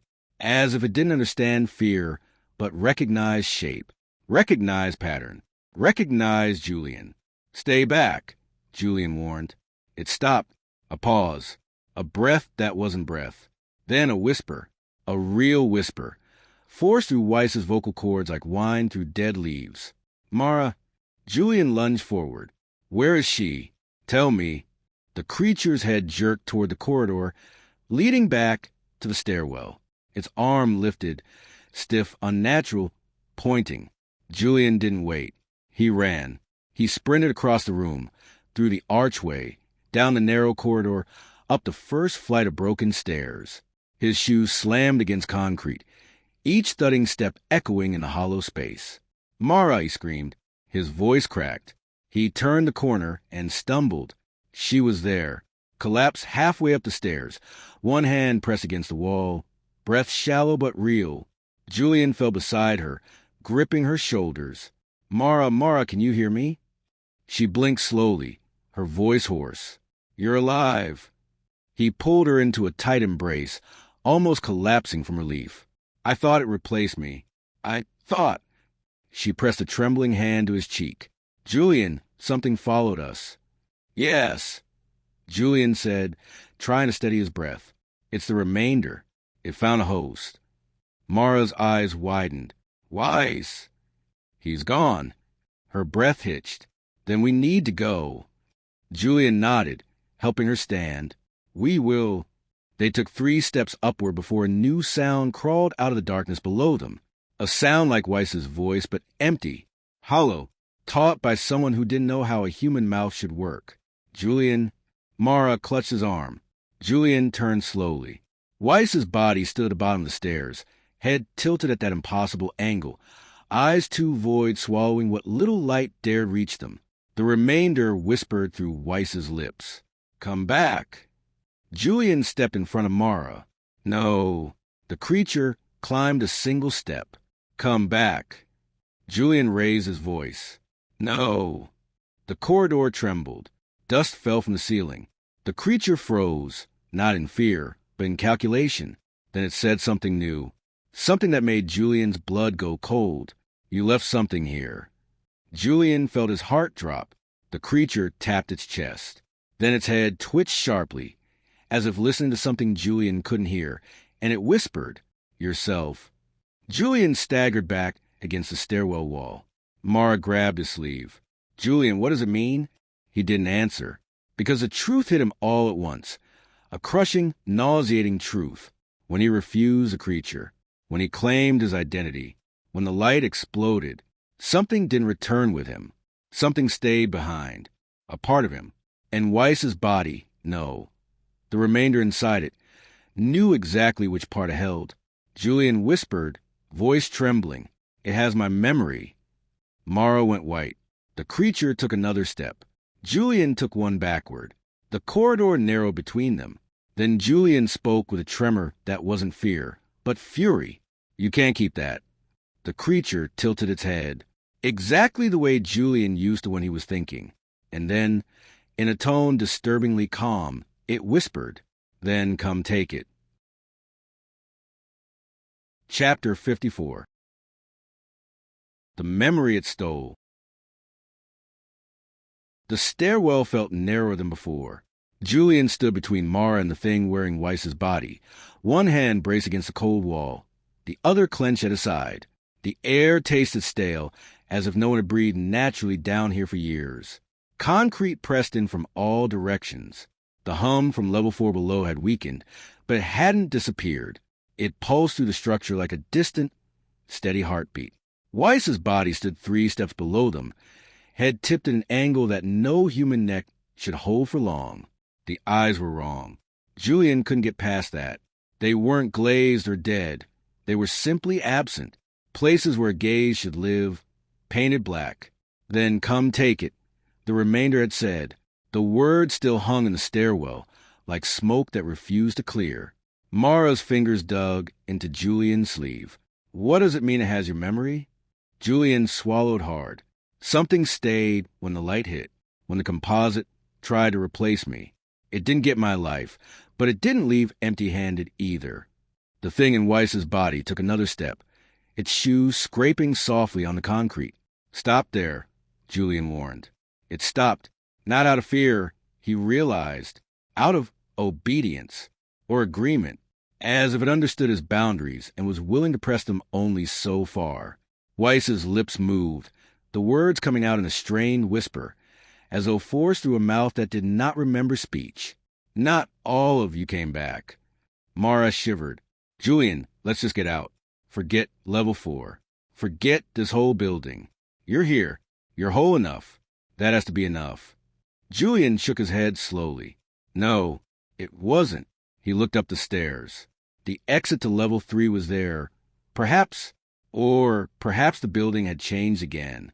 Either way, it was an exit, a path away from this place. A path toward air and light and streets and ordinary reflections that weren't waiting to consume him. He could leave. He could live. But not as himself. Not completely. The knowledge sat heavy in his chest. If it has a memory of mine, he said, then a part of me is still inside this system. Inside Glasfall's last experiment. If I leave that piece behind. And something else carries it in my place. Mara's voice was barely audible. You've lived with missing pieces before. Not like this, Julian said. The creature watched him patiently. It didn't move, didn't speak, just waited, leaning slightly into its borrowed frame, like a man standing in line for something inevitable. Julian stepped down one stair. Mara yanked his arm. No, absolutely not. He turned to her. If I let it keep part of me, it doesn't just haunt me. It becomes me in ways I'll never see coming. It walks around with my memory, my origin, my guilt. It wears Weiss now. What if it learns to wear other people? Mara shook her head stubbornly. Then we destroy it. We burn this floor down. We bury it. How do you destroy something that lives in what you forgot? Julian asked quietly.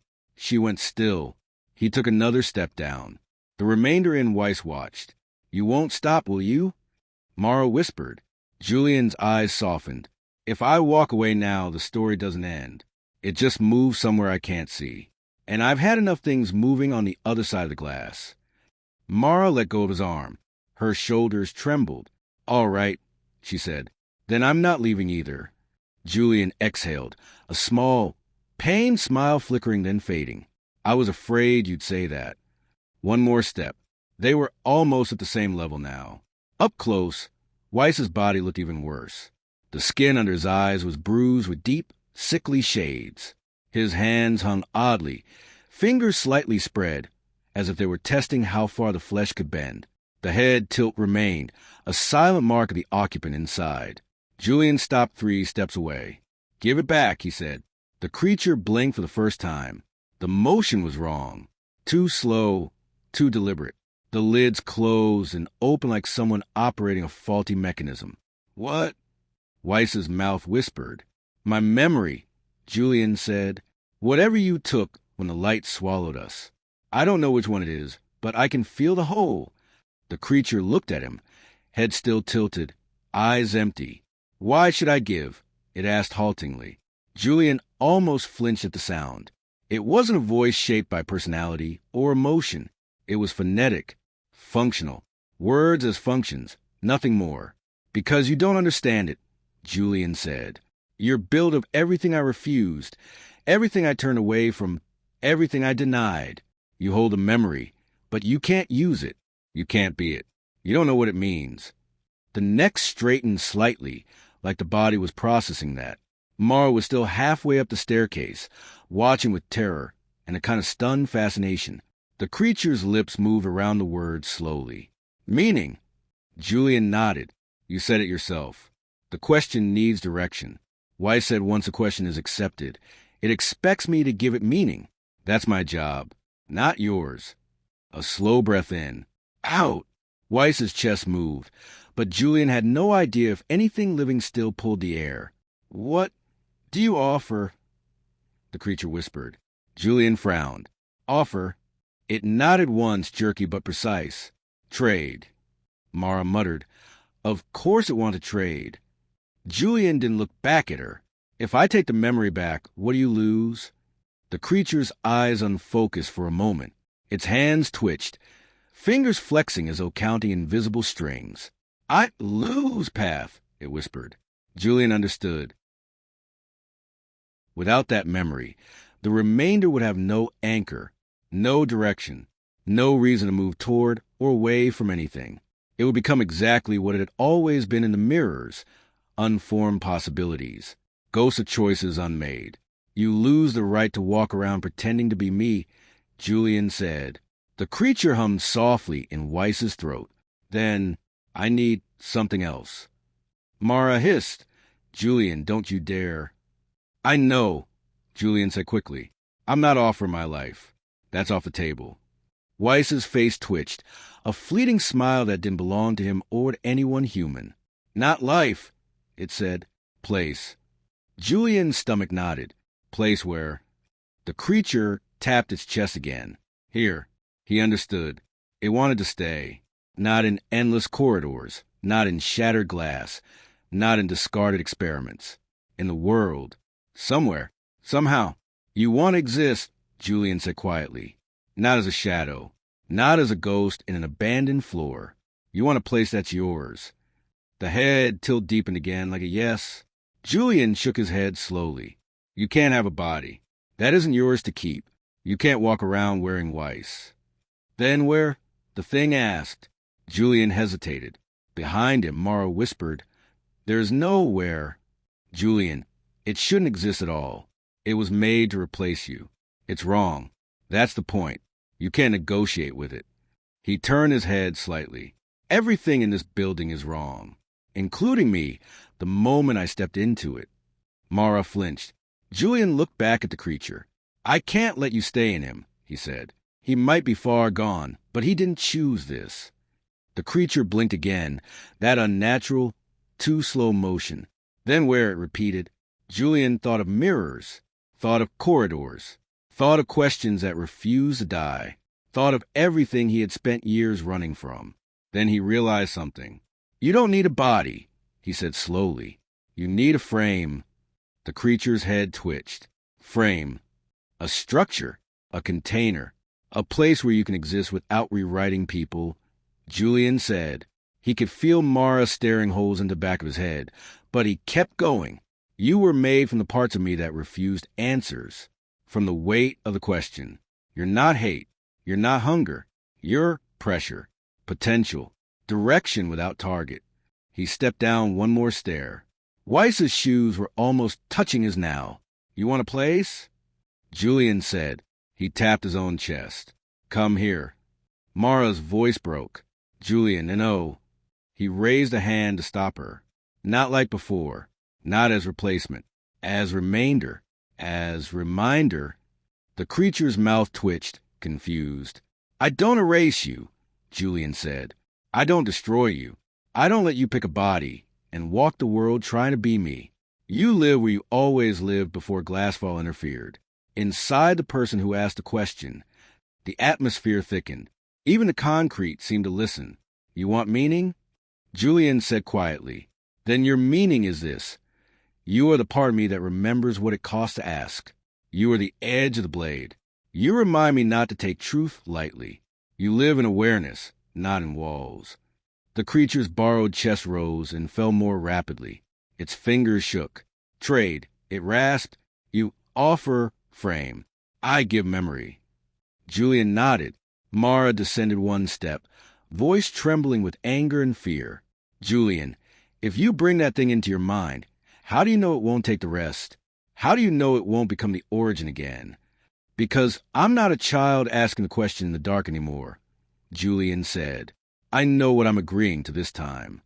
He held out his hand, not to shake, to receive. The creature stared at it. Then something changed in Weiss's eyes. Not color, emptiness.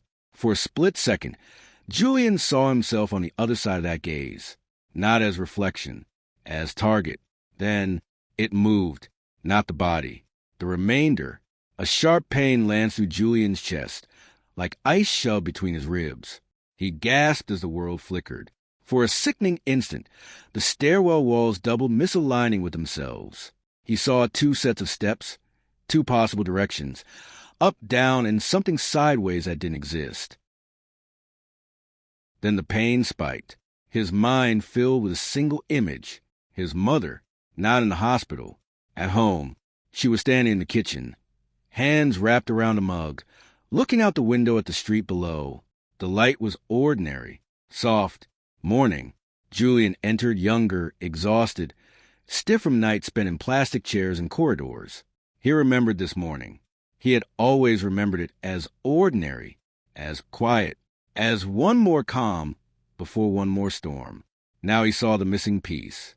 She had turned to him and smiled. Not the thin, tired smile he replayed 100 times in his head. A real one, full, warm, soft at the edges. Julian, she had said, if you stay afraid of what happens to me, you'll forget to have a life that happens to you. He looked away then, ashamed. I can't just stop worrying. I'm not asking you to stop. She had stepped closer, putting a hand against his cheek. I'm asking you to promise me something else. He'd swallowed. What? That you won't use me as an excuse, she'd said. Not for the rest of your life. Not for what you don't do. Not for who you don't become. Don't turn my illness into a cage for you. He'd stared at her, eyes burning. You don't get to make this easy, he'd whispered. She'd smiled sadly. No, I get to ask you to be brave. He wanted to say no. He'd wanted to cling to the fear, because fear meant he loved her. But after a long silence, he had nodded. Okay, he'd said, voice breaking. I promise.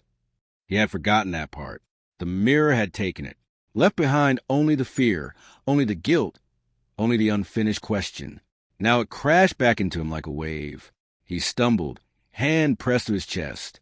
The stairwell snapped into a single, clear reality. Only one set of steps. Only one him. Only one direction. He tasted salt. He didn't know if it was from tears or from the sea of his own memory he'd been drowning in for years. Weiss's body collapsed against the wall, sliding down until he sat heavily on the bottom step. His head lolled forward. The eyes weren't voids anymore. They were just tired, human, old, confused. What? Weiss rasped. Where? Mara rushed past Julian, dropping to her knees beside the old man. Weiss, can you hear me? He squinted up at her. You were at the archive? He looked at Julian. There was no remainder in that gaze, only frailty and recognition. You found it, Weiss whispered. You got there? Julian swallowed, voice rough. We did. Weiss's breathing was shallow. I heard something calling. Then nothing. Then this. How long? Julian shook his head. It doesn't matter now. Weiss's gaze flickered, searching Julian's face, as if checking for something. For what it's worth, Weiss whispered, smiling weakly, you look like yourself. Julian didn't know whether to laugh or cry. Mara squeezed Weiss's shoulder. We should get him out of here. Weiss closed his eyes. No, my body isn't built for more stairs. Julian knelt in front of him. We're not leaving you. Weiss exhaled slowly. You already did more than I deserve. You took it back. He opened his eyes again, fixing Julian with a look that cut through the layers of exhaustion and age like a scalpel. Don't waste it, he said. Julian understood exactly what he meant. Not the memory, the promise, the one he'd made in the kitchen years ago, the one he let the mirror steal, the one that now pulsed in his chest, fresh and terrible and beautiful. I promise I won't use you as an excuse. Mara stood, offering Julian her hand. Come on, she said quietly. If the building is going to shift again, I'd rather it do it while we're closer to the exit. Julian took her hand and stood. He looked down the stairwell one last time, into the dark throat of level 4. There was no hum now, no question, no origin, no remainder, just silence. He touched the railing once, like closing the cover of a book. Then he turned away. Let's go, he said. And this time, when he climbed, the steps felt like they existed solely for the act of leaving. Chapter 55. Back to the surface. The climb felt longer than the descent. Julian kept one hand firmly on the railing, guiding Mara with the other. Weiss leaned heavily against Mara's shoulder. Whenever his strength faltered, his breath short and uneven. The stairwell twisted and shuddered, as if the building resented their escape, or resented losing the thing that had rooted itself in its walls. Light flickered above them. The bulbs buzzed with an intermittent frequency that made Julian wonder if they were responding to his heartbeat or the low, dying hum of level 4 beneath them. Almost there, Mara murmured. Julian wasn't convinced. Glasfall corridors didn't obey distance. They obeyed narrative. They lengthened when fear rose, shortened when determination focused, looped when denial took root. He remembered how the hospital corridor had pulled into shape around him like a throat forming around breath. But this time, the walls didn't move. This time, the building didn't reshape itself. This time, the anomaly wasn't guiding him. This time, he was guiding himself. They reached the landing, the place where the plaster split, when level 4 opened itself. The crack was still there, jagged like a wound, but the wall looked inert now. No pulse, no hidden vibration, just smeared dust and crumbled plaster. Julian touched the edge of the fracture. Cold, ordinary. Julian, Mara said gently, "Come on." He nodded as they stepped through the broken frame into level 3. Weiss collapsed against a side wall, sliding down until he sat with his back pressed to the tile. Mara crouched beside him, wiping sweat from her brow. Julian scanned the corridor. It was empty, too empty. No silhouette at the far end. No remains of shifting reflections. No flickering anomalies. Just a long corridor lit by evenly spaced bulbs, their light the yellow of old office buildings and forgotten archives. It almost looked normal. Almost. Weiss exhaled sharply. "It's quieter than I remember." "Quieter is good," Mara said. "No," Weiss murmured. "Quieter is suspicious." Julian approached him. "What's wrong?" Weiss looked up through tired eyes. "It's finished with you. That means the building doesn't have a purpose anymore. The quiet might be collapse." A tremor ran to the floor, subtle but real. Julian exchanged a tense look with Mara. "We need to get you up." Mara helped Weiss stand. He wobbled dangerously, but he didn't fall. Julian moved ahead to check the path. He expected distortion, expected the walls to shift, expected the corridor to warp or tilt. But when he passed the shelves of boxes, Glasfall Archive, Level 3, they were undisturbed, sitting exactly as when he and Mara first entered. The door to room 3 to 11 remained slightly ajar. Inside, the reels and documents had fallen to the floor in a scattered halo. But the tape, the one they had played, was gone. "Julian?" Mara called quietly. He stepped back out of the room. Nothing important. Not true, but not important to say aloud now. Another tremor. Stronger. Dust drifted from the ceiling. "We need to move," Weiss urged. They hurried toward the elevator. Julian expected it to be dead, but when he pressed a button, the call light flickered weakly. After a long pause, the doors groaned open. Mara stared. This thing shouldn't still be working. "It shouldn't," Julian agreed. "But maybe it wants us gone." Weiss coughed a laugh. "Buildings don't want." Julian shot him a look. "This one does." They stepped inside. Julian pressed G. The elevator shuddered and began moving, not smoothly, but not dangerously either. Just strained, like something old forced into motion one last time. Halfway up, the lights inside dimmed. Mara gripped Julian's arm. Weiss held the railing tightly. Head bowed. Julian felt something in the elevator's shaft echo, a hollow metallic vibration, that almost resembled breath. Then a whisper, not in his ears, not in the cabin, but in his memory. "Don't waste it."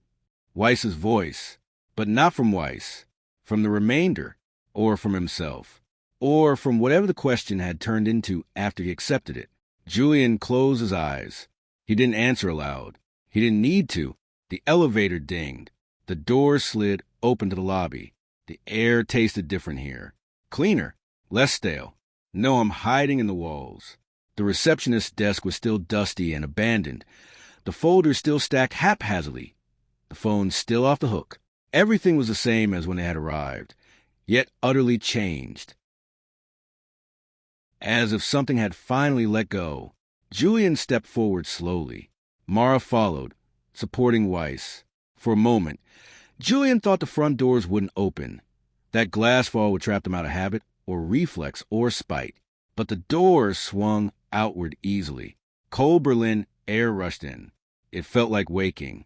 The street outside was quiet, the lamps casting pale pools of light across empty pavement. A taxi rolled past. A person walked their dog across the street, unaware that anything extraordinary had ever existed inside the old archive building. Mara breathed out. "We're out." Weiss leaned heavily against her. "Don't celebrate." "Not yet." Julian stepped onto the sidewalk.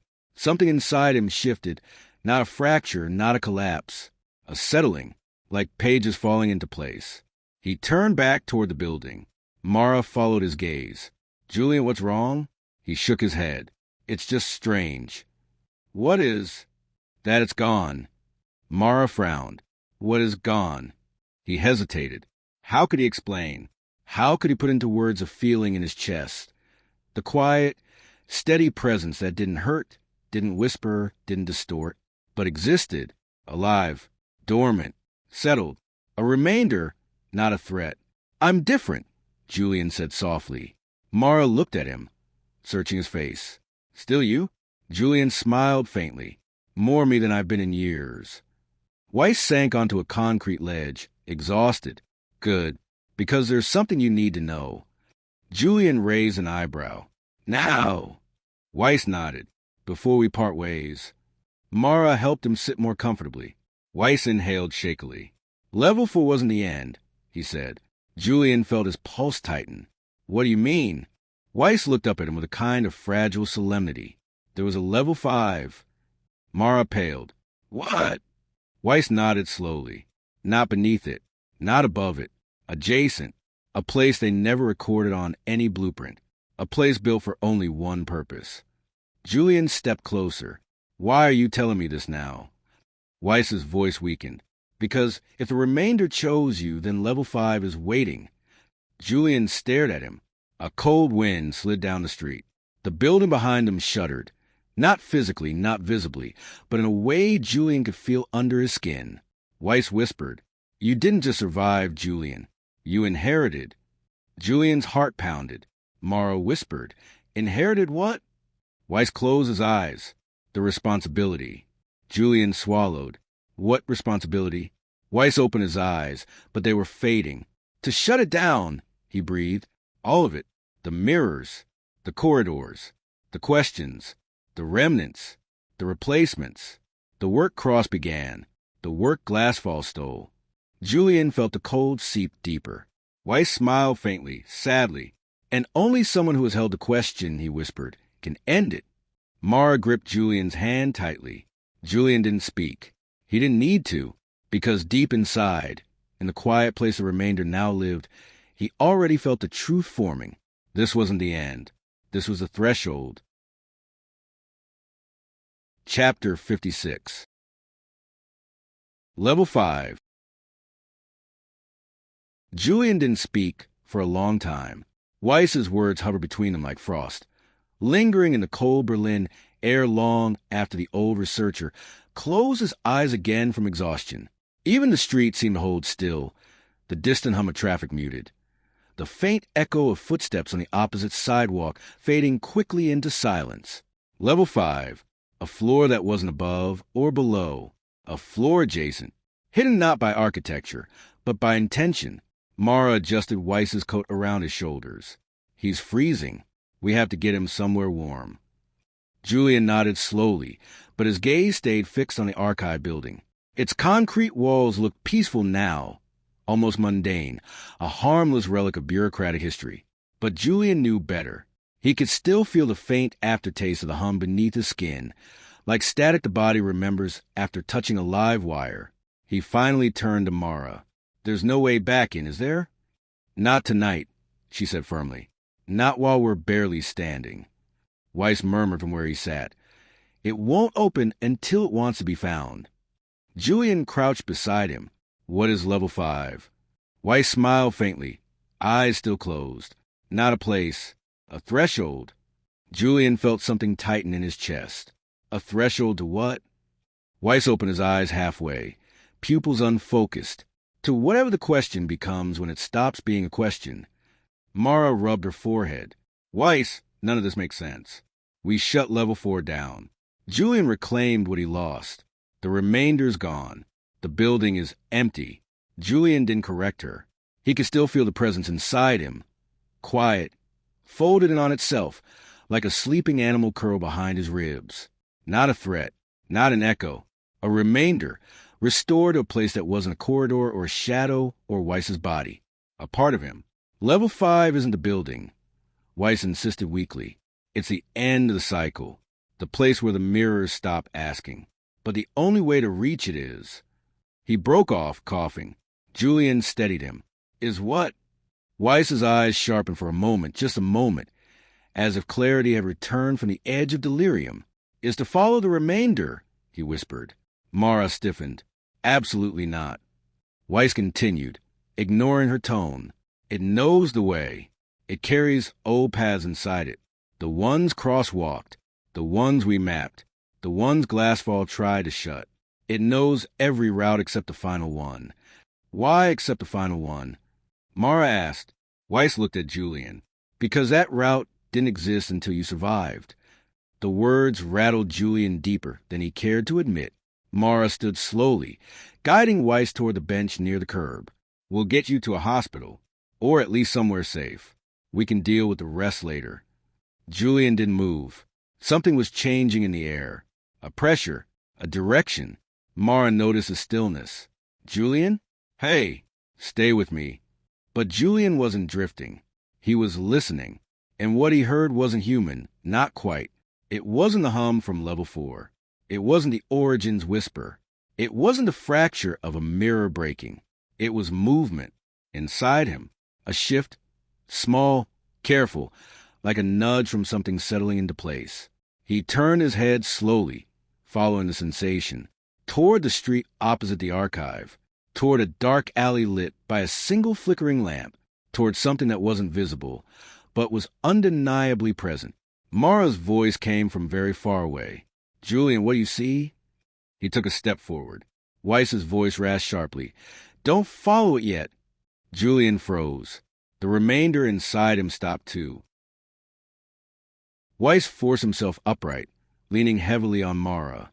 "If you let it leave before you understand what it wants, it won't take you to level 5. It'll take you back." Julian turned. "Back where?" "To the cycle," Weiss whispered. "Where the question lives in the walls. Where the mirrors gather to remake what you refused. Back to the path that was supposed to end you." Julian swallowed, throat dry. "Why show me anything at all?" Weiss looked at him with something close to reverence. "Because it doesn't hate you, Julian. It was born from you, from the parts you buried. It wants to survive in a form that doesn't require replacing you. It's adapting." Mara stiffened. "This is insane. This is dangerous." "Julian, you trusted it once, and it nearly destroyed you." Julian shook his head. "No, it nearly replaced me. That's different." Mara stepped directly in front of him. "Julian, listen to me. You just got back your life. Your memory. Yourself. You don't owe it anything."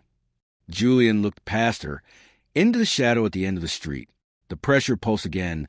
Not a command, not a lure. A signal. A location. A direction he had never been able to feel before. He whispered, "It's showing me where level 5 begins." Mara grabbed his arm. "And what if it's lying? What if this is just another reflection trying to finish the job?" Weiss managed a faint smile. Reflections lie. Remainders don't. They don't have enough imagination for deception. Julian almost laughed. Almost. Mara shook her head, voice trembling. Julian, please. Let's just get Weiss somewhere safe and think. Julian turned to her gently. I'm not going tonight, but I have to go. Eventually. Mara's breath caught. I knew you'd say that. I knew. He took her hands. I'm here. I came back. I'm not walking into walls of mirrors alone this time. Her eyes glistened. And if the remainder leads you somewhere you can't come back from? Julian squeezed her hands. Then you'll pull me out, like you've done every time. Mara exhaled shakily, torn between fear and something like pride. Weiss coughed softly behind them. He's right. He can't run from it forever. Level 5 is the end of question. The last door. But the door only opens when the remainder believes he's ready. Julian frowned. Believes? Weiss nodded. It isn't a creature. It's a conclusion. It follows the rules you set. It waits for the truth you choose. Julian looked again into the alley. The pressure shifted, gentler now, less insistent, like it understood the conversation, like it respected the delay. He whispered, not tonight. The sensation inside him dimmed, curling inward like a hell breath. Mara let out a long exhale. So, what now? Julian looked up at the sky, pale Berlin clouds drifting slowly across the yellow glow of the streetlights. Now, he said, we rest, and tomorrow, we decide how to end something that's been following my family for 60 years. Weiss nodded, voice thin. Level 5 will wait, but not forever. Julian turned away from the archive. For the first time, the building didn't feel like it was watching him, not because it had lost interest, because it had passed the responsibility back to him. They walked down the street toward the waiting taxi at the corner.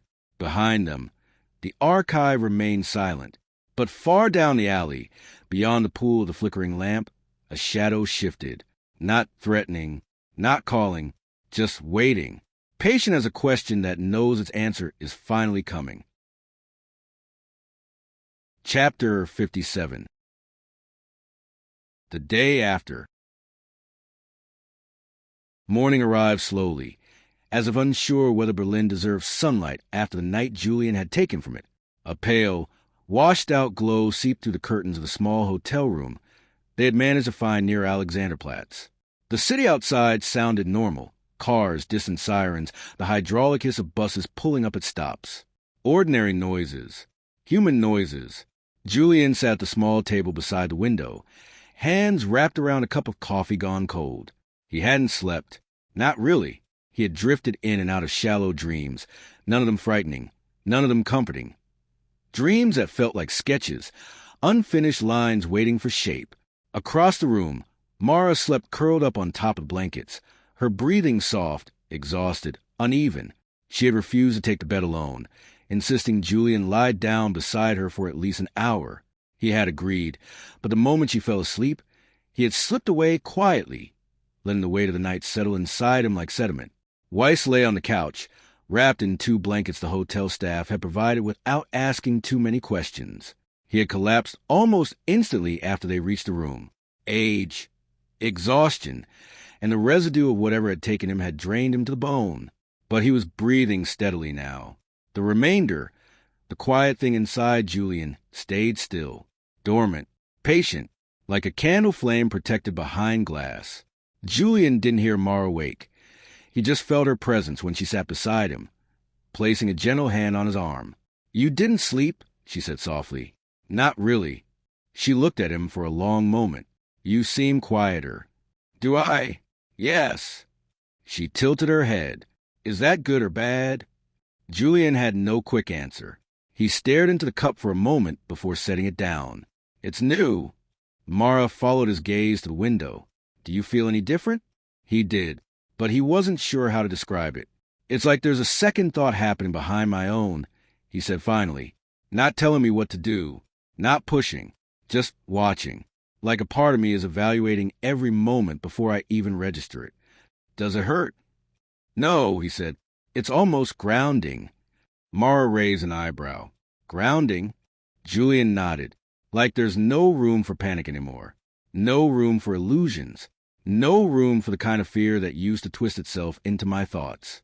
Everything is clearer. Mara looked unsettled. Julian, that doesn't sound normal. He smiled faintly. After everything we've seen, normal feels a bit overrated. She didn't smile back. I just want to make sure it isn't changing you. It is, he said, meeting her eyes, but not the way you fear. Mara leaned back, crossing her arms. Then how? Julian thought about his mother, the recovered memory, her warm smile in the kitchen, her words urging him not to let her illness become his cage. For the first time in years, he felt the memory in full color, not muffled by guilt or shame. I feel like I'm remembering myself, he said. Mara let out a slow breath. Then maybe this is okay. Julian nodded. Maybe. Weiss stirred on the couch. Mara stood quickly and went to bring him water. Julian remained at the table, watching as Weiss blinked awake, disoriented but aware. The old man sat up with effort, wincing as his joints protested. Feels like I've been hit by a truck. You've been hit by worse, Julian said quietly. Weiss managed a dry laugh. Can't argue with that. Mara handed him the glass. He sipped slowly, then looked around the room with a dazed expression. For a moment, I thought I dreamed the whole thing. Julian shook his head. You didn't. Weiss nodded. Shame. Silence settled over them for a moment. Weiss leaned back against the pillows. What time is it? Almost noon, Mara said. Good, Weiss murmured. You'll need daylight for what comes next. Mara tensed. We're not going anywhere today. We don't have to, Weiss said. But Level 5 isn't going to ignore you, Julian. Not now. Julian ran a hand through his hair. I know. Do you feel it yet? Weiss asked. Julian hesitated, then nodded. It's not a place. It's a direction. Weiss's eyes sharpened. Then it's awake. What does that mean? Mara demanded. Weiss looked between them. Level 5 opens through intention, not architecture. You don't find it by entering a corridor. You find it by admitting something. By choosing a path that normal people would refuse to see. Julian frowned. Choosing what? Weiss coughed, recovering his breath. To end this. Permanently. Julian leaned forward. How? Weiss nodded at him, then at Julian's chest. You have the remainder. You have the key. Mara stiffened. And Level 5 has... What? A lock.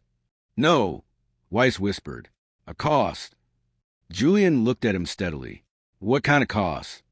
Weiss shut his eyes for a moment. Glasfall was afraid of Level 5 because no one who reached it stayed the same. They came back, altered, or they didn't come back at all. Julian didn't flinch. And you want me to go there? I don't want you to, Weiss said.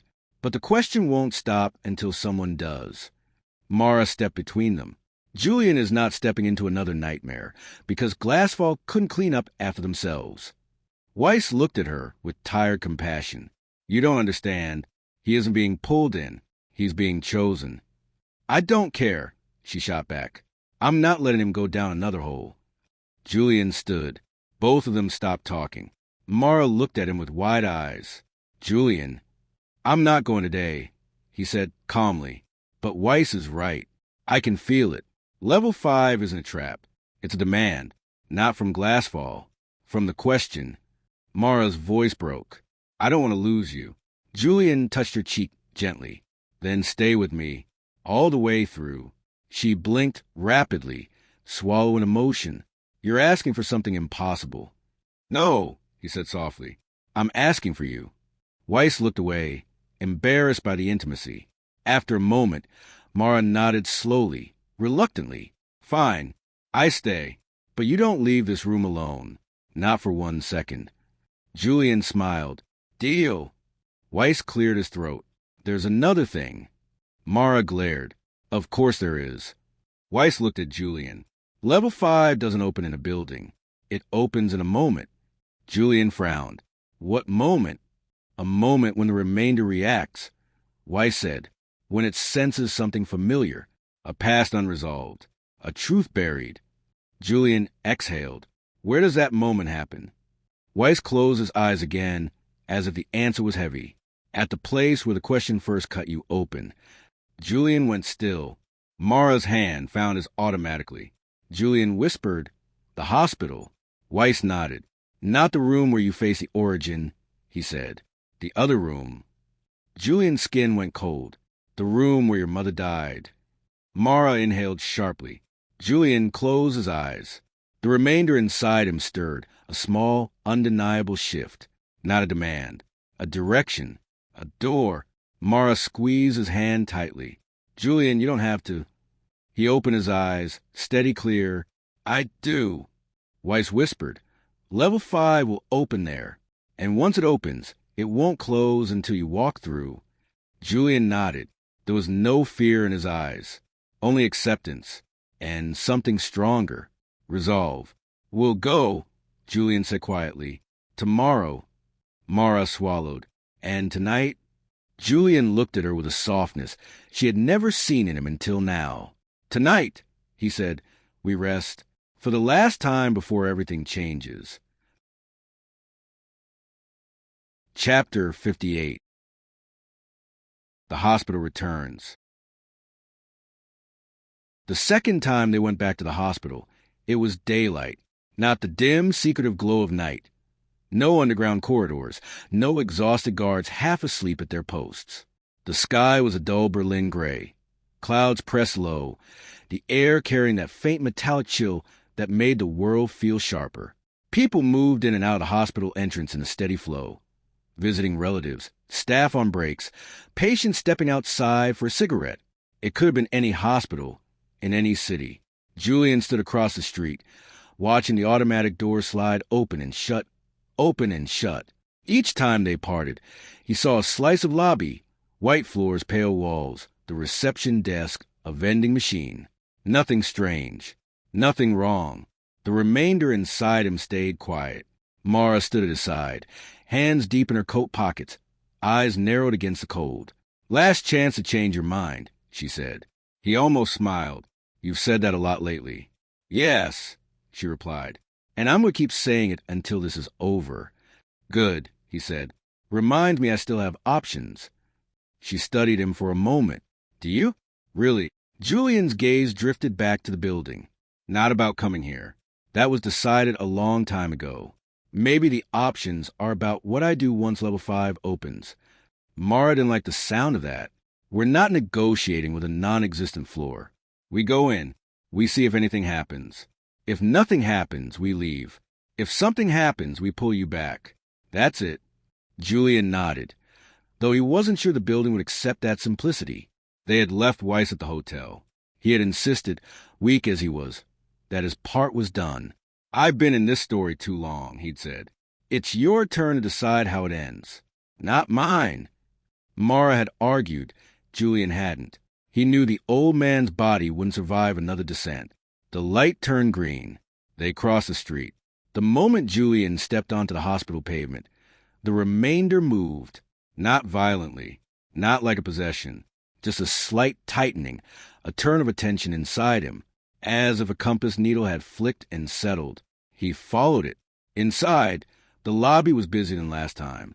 A woman at the desk argued in low, urgent German with a receptionist about visiting hours.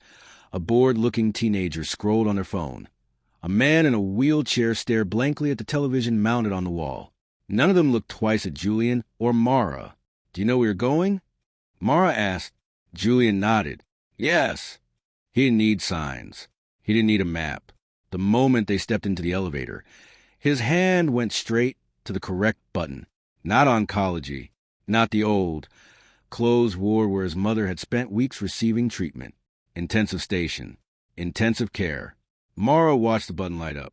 "She died there," she said quietly. "Yes." The doors closed. The ride up was short. No humming distortions. No flickering lights.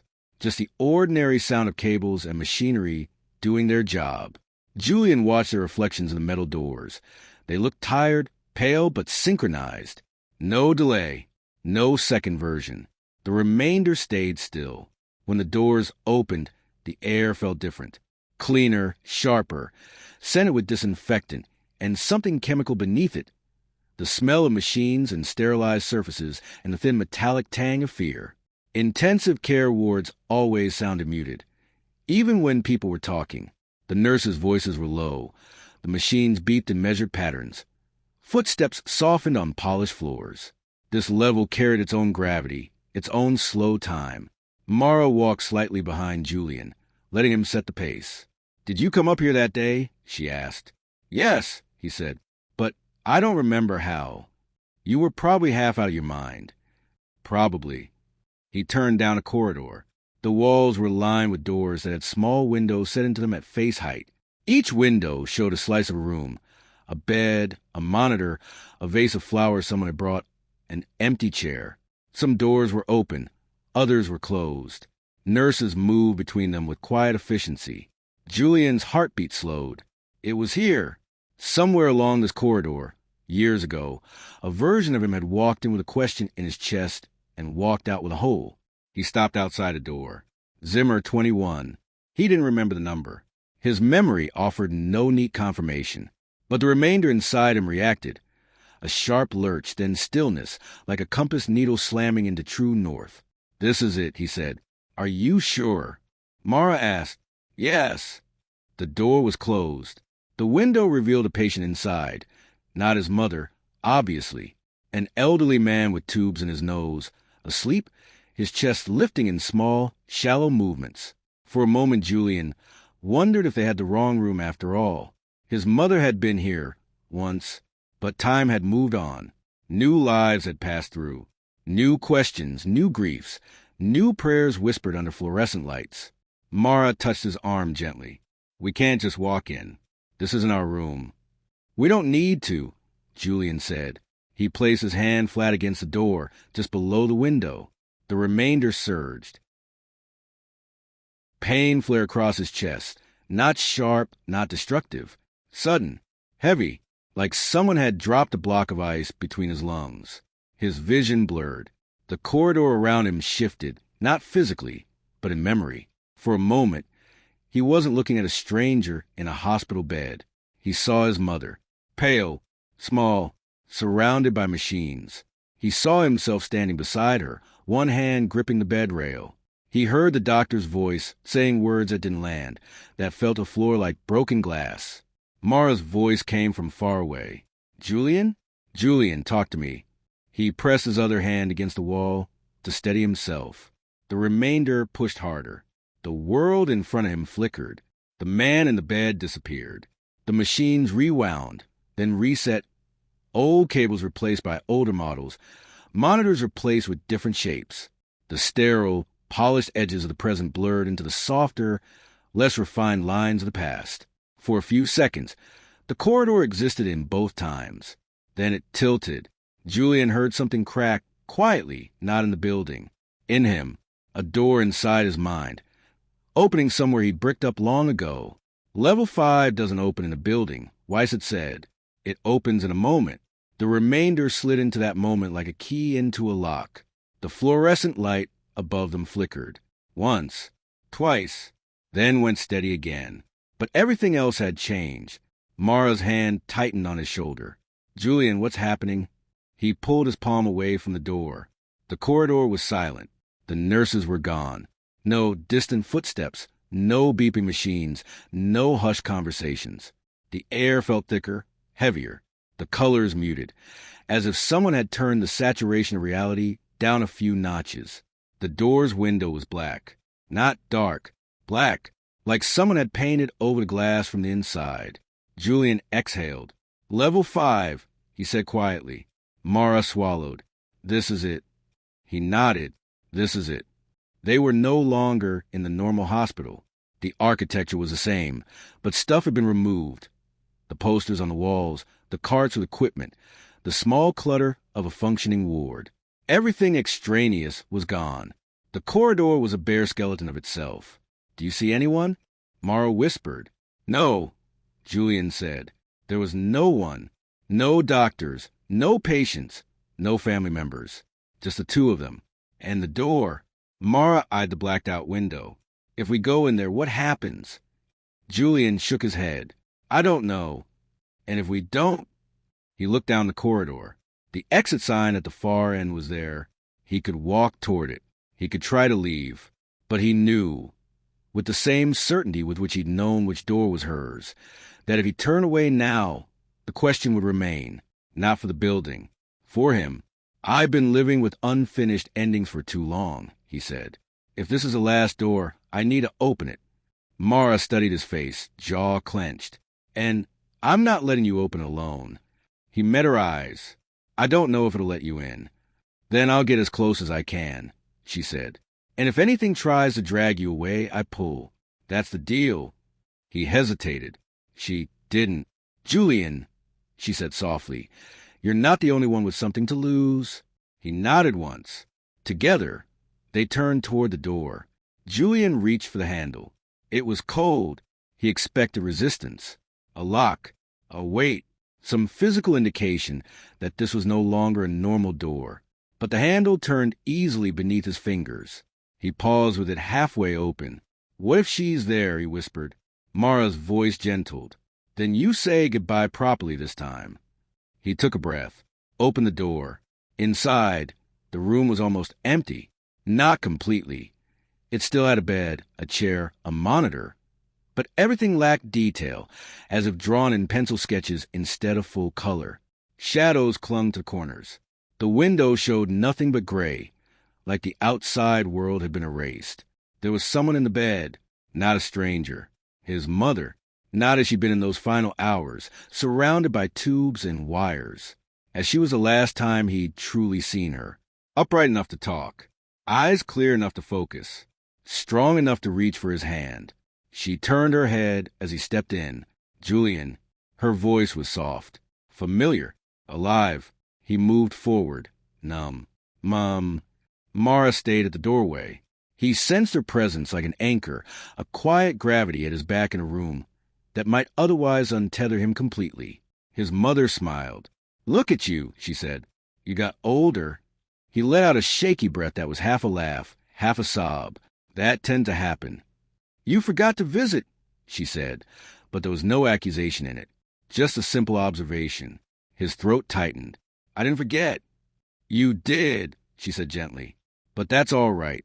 You had to, for a while." He moved closer until he stood beside the bed. It didn't creak. The floor didn't squeak. The machines beside her didn't beep. The silence wasn't threatening, but it was absolute. "This isn't real," he whispered. She tilted her head. "No, you're gone," he said. "You died in this room." "That's one version of it," she said calmly. "But so far, you've never let yourself remember the other versions." He blinked. "What other versions?" "The rooms where I died in your mind," she said. "The ones where you weren't there. The ones where you abandoned me. The ones where the mirror took everything, and nothing you did mattered. They hit like physical blows." He gripped the bed rail to stay upright. "You were afraid," she said. "So afraid of getting the ending wrong that you never let the story end at all." Mara's voice floated in from the doorway, quiet, strained. "Julian." His mother looked at him with that same soft warmth from a kitchen memory. "Do you know what level 5 is?" she asked. He shook his head. "It's the floor where endings are decided," she said.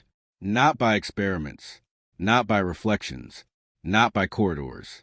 By you." His chest ached. "Why me?" he whispered. "Because you're the one who asked," she said. "You asked the question that broke the mirror, and then you spent years trying to fix it from the wrong side of the glass." He swallowed. "What if I get it wrong?" Her smile deepened, so full of love it hurt to see. "Then at least you'll have answered." He closed his eyes. He felt the remainder move inside him, not pushing, not pulling, waiting. Mara's silhouette stayed in the corner of his vision, solid and real. Julian opened his eyes again. "Is this really you?" he asked. His mother considered the question. "Yes," she said. "And no." He huffed a broken laugh. "That clears everything up." She reached out a hand toward him. He hesitated only for a second before taking it. Her fingers were warm. "Part of me is always going to be you from your memories," she said. "Part of me is going to be what the remainder saved. Part of me is going to be what you needed to hear. But the love is real. The promise is real. That's enough." His vision blurred. "You asked to know if you would lose me," she said. "Now you have your answer." He shook. "I did lose you." "Yes," she said, "but not the way you thought. You lost a version of me who could walk beside you. You never lost a part of me that believed you'd keep going without using my absence as a prison." His grip on her hand tightened. "What is Level 5 asking me to do?" he whispered. "To choose what the question becomes," she said. The remainder stirred again. He felt it. The weight, the potential, the quiet power of everything that had ever haunted him now coiled into something neutral, waiting for instructions. Mara took a step into the room. "Julian," she said softly, "what do you want to do?" He looked back at her, then at his mother, then at the dull, gray window where no outside world existed. For the first time since this began, he understood something simple. The mirror had never been asking about her. It had been asking about him. About what kind of life he was willing to lead knowing she would not see all of it. About whether he would let grief turn into an endless question or into a finished sentence. He let out a steady breath. "I want it to end," he said. His mother nodded approvingly. "Then say it." He swallowed. I released the question. The remainder inside him shuddered. Space seemed to bend. "I accept that I lost you," Julian said, voice shaking but loud. "I accept that nothing will change that. No mirror, no corridor, no entity, no experiment. I accept that you died without me saving you." His mother's eyes shone.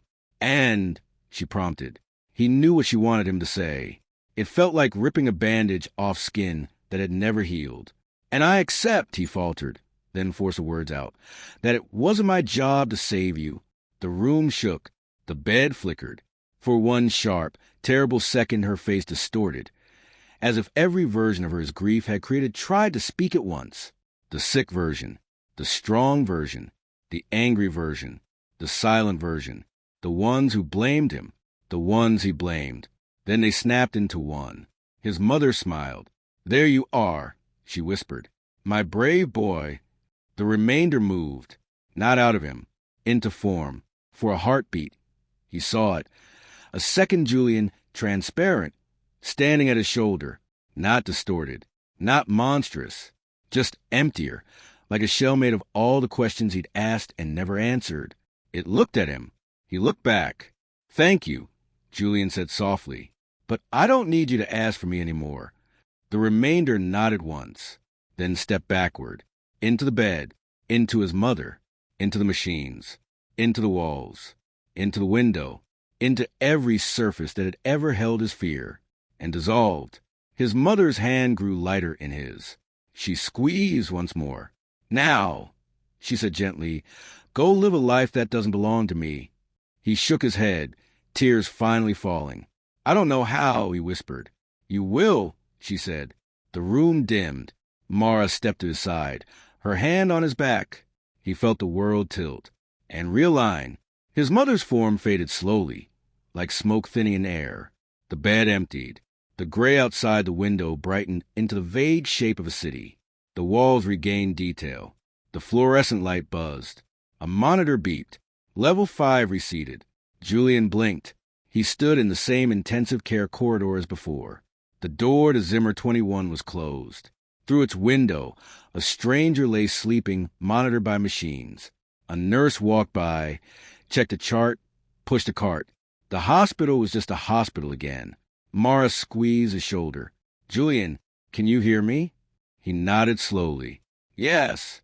She searched his face. "Are you still you?" He thought of the remainder. He reached for the old wound inside him and found something there. Not a hole, a scar. "Yes," he said. "I'm me." Mara let out a breath she'd been holding for what felt like hours. "Then let's get out of here." He looked at the door one last time. "Goodbye," he whispered. For once, nothing in the building whispered back. He turned away and walked with Mara toward the exit, away from the floors that didn't exist on paper, away from the questions that had stopped him in every reflection. For the first time, the mirrors in the corridor showed only one version of him, and he didn't flinch when he saw it. Chapter 59. After the mirrors, The first breath of cold air outside the hospital hit Julian like a reset. The sliding doors whispered shut behind him, sealing away the corridors, the machines, the room that no longer held the weight of his grief. For the first time in years, he felt taller, not lighter. Lightness implied absence, and this wasn't absence. This was presence, a reclaimed shape. Mara walked beside him, hands deep in her coat pockets, shoulders tense but no longer trembling. She watched him the way she had all night, worried, protective, stubbornly refusing to look away. "You're quiet," she finally said. Julian inhaled the crisp afternoon air. "I think this is what quiet feels like when it isn't fear." Mara glanced sideways at him. "That's new." He nodded. "Very." They approached the taxi stand in front of the hospital. Cars pulled in and out in steady rhythm. Someone argued on the phone at the far end. A child pressed their face to the window of a waiting cab. It was all beautifully, stubbornly mundane. Mara stopped him with a hand on his arm. "Julian, before we get in that car, before we go back to the hotel, I need to know, are you okay?" He turned to face her fully. She met his gaze unflinchingly. "I watched you walk into something that wasn't real," she said. "And then I watched you talk to someone who wasn't alive. And then I watched you let go of something I know you've held on to for half your life. I need to know where you are right now." Julian looked at her for a long moment. "I'm here," he said. "Are you?" she pressed. He nodded. For the first time, yes. Her expression softened, but only a fraction. "And the remainder?" Julian touched his chest lightly. "Gone." "You're sure?" He considered it, not hastily, thoroughly. "I feel its absence," he said. "Not a hole. More like something released." Mara exhaled, some tension finally melting from her shoulders. "Good." A taxi pulled up, the driver tapping the roof as an invitation. Mara reached for the door handle. Julian didn't move. She paused. "Julian?" He turned and looked back at the hospital. From the outside, nothing about it marked it as a site of impossible architecture, of vanished floors, of experimental corridors, of living questions. It was a concrete box, gray and ordinary, flanked by trees shedding their last autumn leaves. And yet, something in him knew the building had felt the shift, not because it was alive, but because he was. The structures only ever reflected what people brought into them. Mara stepped closer to him. "Hey, whatever's happening in there is over." "I know," Julian said quietly. "But endings feel strange when you've been carrying the middle for so long." She reached for his hand, threading her fingers through his. "We don't have to rush the after part." He nodded. They got into the taxi. At the hotel, Weiss was awake? Barely. He'd propped himself up against a headboard, a blanket draped over his shoulders like a misplaced academic in exile. His eyes followed them from the moment they entered. "Well," he rasped. Julian sat down on the edge of the bed, facing him. Mara pulled a chair closer. "It's done," Julian said. Weiss stared into him, searching. "You're not lying." "No." Weiss let out a long, slow sigh. A sigh with history in it, with exhaustion and relief layered so densely together that Julian felt it in his own ribs. "Tell me," Weiss whispered. "How did it end?" Julian hesitated, not because he doubted, but because revisiting it felt like waking a memory he wanted, for once, to let sleep. "I told it to stop," Julian said simply. Weiss blinked. "That's all." Julian nodded. "That's all." The old researcher pressed his fingers to his eyes, trembling slightly. Cross, the first Cross, he tried everything. He fought the mirrors. He tried to burn the rooms. He tried to cut himself open to remove what the question had left behind. He couldn't imagine ending it with acceptance. He was terrified, Julian said. "So was I. And now..." Julian breathed out softly. "Now I understand why it needed to end with someone not afraid of being unfinished." Weiss opened his eyes. They looked clearer than before. "Then it's really over." "Yes." Mara leaned forward. "So what happens now?" Weiss smiled a tired smile. "Now, nothing. No more doors opening where they shouldn't. No more floors changing shape. No more reflections waiting for replacements. Glasfall is finally just a ruin." Julian lowered his head, Thoughtful, it'll still have ghosts. Weiss nodded. Memories, not entities. Is that enough? Mara asked. It has to be, Julian said. That night, Berlin breathed like a calmer city. Julian and Mara walked along the spree as dusk set in. Lights shimmered on the river. Cyclists zipped past. Music drifted from a bar across the street, muffled by the cold. They sat on a bench near the water. Do you feel free? Mara asked. He thought about it. Freedom wasn't a switch. It wasn't something that came all at once. It came in small, quiet ripples, in empty spaces where fear had once lived, in breaths that reached deeper into the lungs, in reflections that no longer held shadows.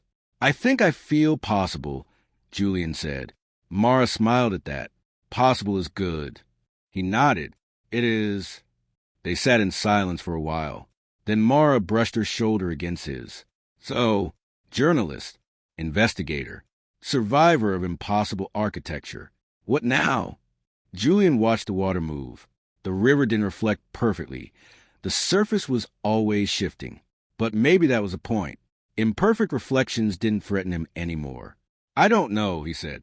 And for the first time, not knowing feels like a beginning instead of a trap. Mara tilted her head. You're allowed to rest. You don't have to go chasing anything. He thought about that. Maybe I'm done chasing, he said quietly. Maybe now I'm just living. She nudged him gently. If you're living, maybe start with dinner. He smiled. That I can do. They stood. As they walked away from the river, Julian glanced at a shop window. His reflection walked beside Mara's in perfect step. His face looked tired, older, still carrying the marks of sleepless nights and corridors that never existed. But it was his face. Only his. And he didn't look away. Late that night, after Mara fell asleep, Julian stepped onto the hotel balcony. The city glowed beneath him, lights stretching out like constellations inverted. The cold air bit his skin, sharpening his senses. He closed his eyes. Listened. No whispers. No footsteps in the walls. No questions taking shape behind mirrors. Just the quiet hum of the city. Thank you, he whispered into the dark. Not to a remainder. Not to a reflection. Not to the building. To himself. To the version of him who walked into level 5 and didn't walk out alone. And somewhere deep inside, he felt a warmth, not a presence, a memory settling into place, a life that belonged to him again. Tomorrow, he thought, tomorrow we start over. Chapter 60. The Return Home. Julian hadn't been home in months. Not really home. Not the rental he kept in London to store his files and occasionally sleep between assignments. But home, the place where his life paused the last time he felt whole. The place where the question first settled in his chest before it ever appeared in a mirror. He and Mara took a morning flight out of Berlin. Weiss stayed behind with a list of specialists, a promise from Mara that she'd check on him once a week, and an assurance from Julian that Glasfall's collapse was final. Weiss had smiled faintly. Endings are strange things, Cross. They always feel smaller than you expect. Julian had nodded, because that was true of endings and beginnings. The plane cut through soft clouds, and Julian stared out the window, watching the world flatten into watercolor blotches of green and gray. Mara leaned back beside him, eyes closed, earbuds in, her exhaustion finally claiming her now that the danger had passed. Julian didn't sleep. He wasn't restless, just awake in a way that felt new. When they landed, London was the same as ever, impatient, hurried, slightly frayed around the edges. The smell of coffee and rain, the sound of taxis and the low roar of traffic, people walking fast, looking down at their phones, clutching umbrellas in hands that already anticipated drizzle. Mara hailed a cab, and they rode in comfortable silence. When the taxi turned onto Julian Street, Mara sat up slightly, studying his face. "You look nervous," she said. "I haven't seen this place since before the investigation," he admitted. "It feels like someone else lives here." "Someone did," Mara said. "Someone you're not anymore." He gave her a soft, tired smile. Helpful perspective. Terrifying, but helpful. The driver pulled up in front of his building, a modest brick structure wedged between two taller, newer glass towers. Julian always thought it looked like an old book squeezed on a shelf between hardcovers that hadn't earned their weight yet. He paid, stepped out, and stood on the pavement with his hands in his pockets. Mara joined him at his side. "Ready?" "No," he said honestly, "but let's go anyway." They climbed the steps. The railing still wobbled the same way it always had. Someone had left a package outside a neighbor's door. The hallway smelled faintly of curry from a family on the second floor. A door slammed somewhere below them, followed by muffled shouting. Life went on, indifferent to the questions Julian had carried. Inside his flat, the air was stale. Dust motes floated in the light from the window. A stack of unopened mail leaned precariously on his desk. His jacket hung on a chair where he'd thrown it months earlier after coming back from the archive that first night. Everything was frozen in time. Julian walked slowly through the small living room, touching surfaces the way a returning traveler touches old stones. With quiet recognition, Mara stepped inside behind him, closing the door gently. It's like walking into a memory. Julian nodded, or into the life of someone who disappeared. She watched him carefully as he entered the bedroom. The bed was unmade. The nightstand still held a half-finished book. A notebook lay open on his desk, his handwriting ending mid-sentence. He walked over and read the unfinished line. "I need to find where the question started." He exhaled softly. "That version of me was trying so hard," Julian murmured. "Chasing ghosts, chasing guilt." Mara stepped beside him. "He got you here." "Yes."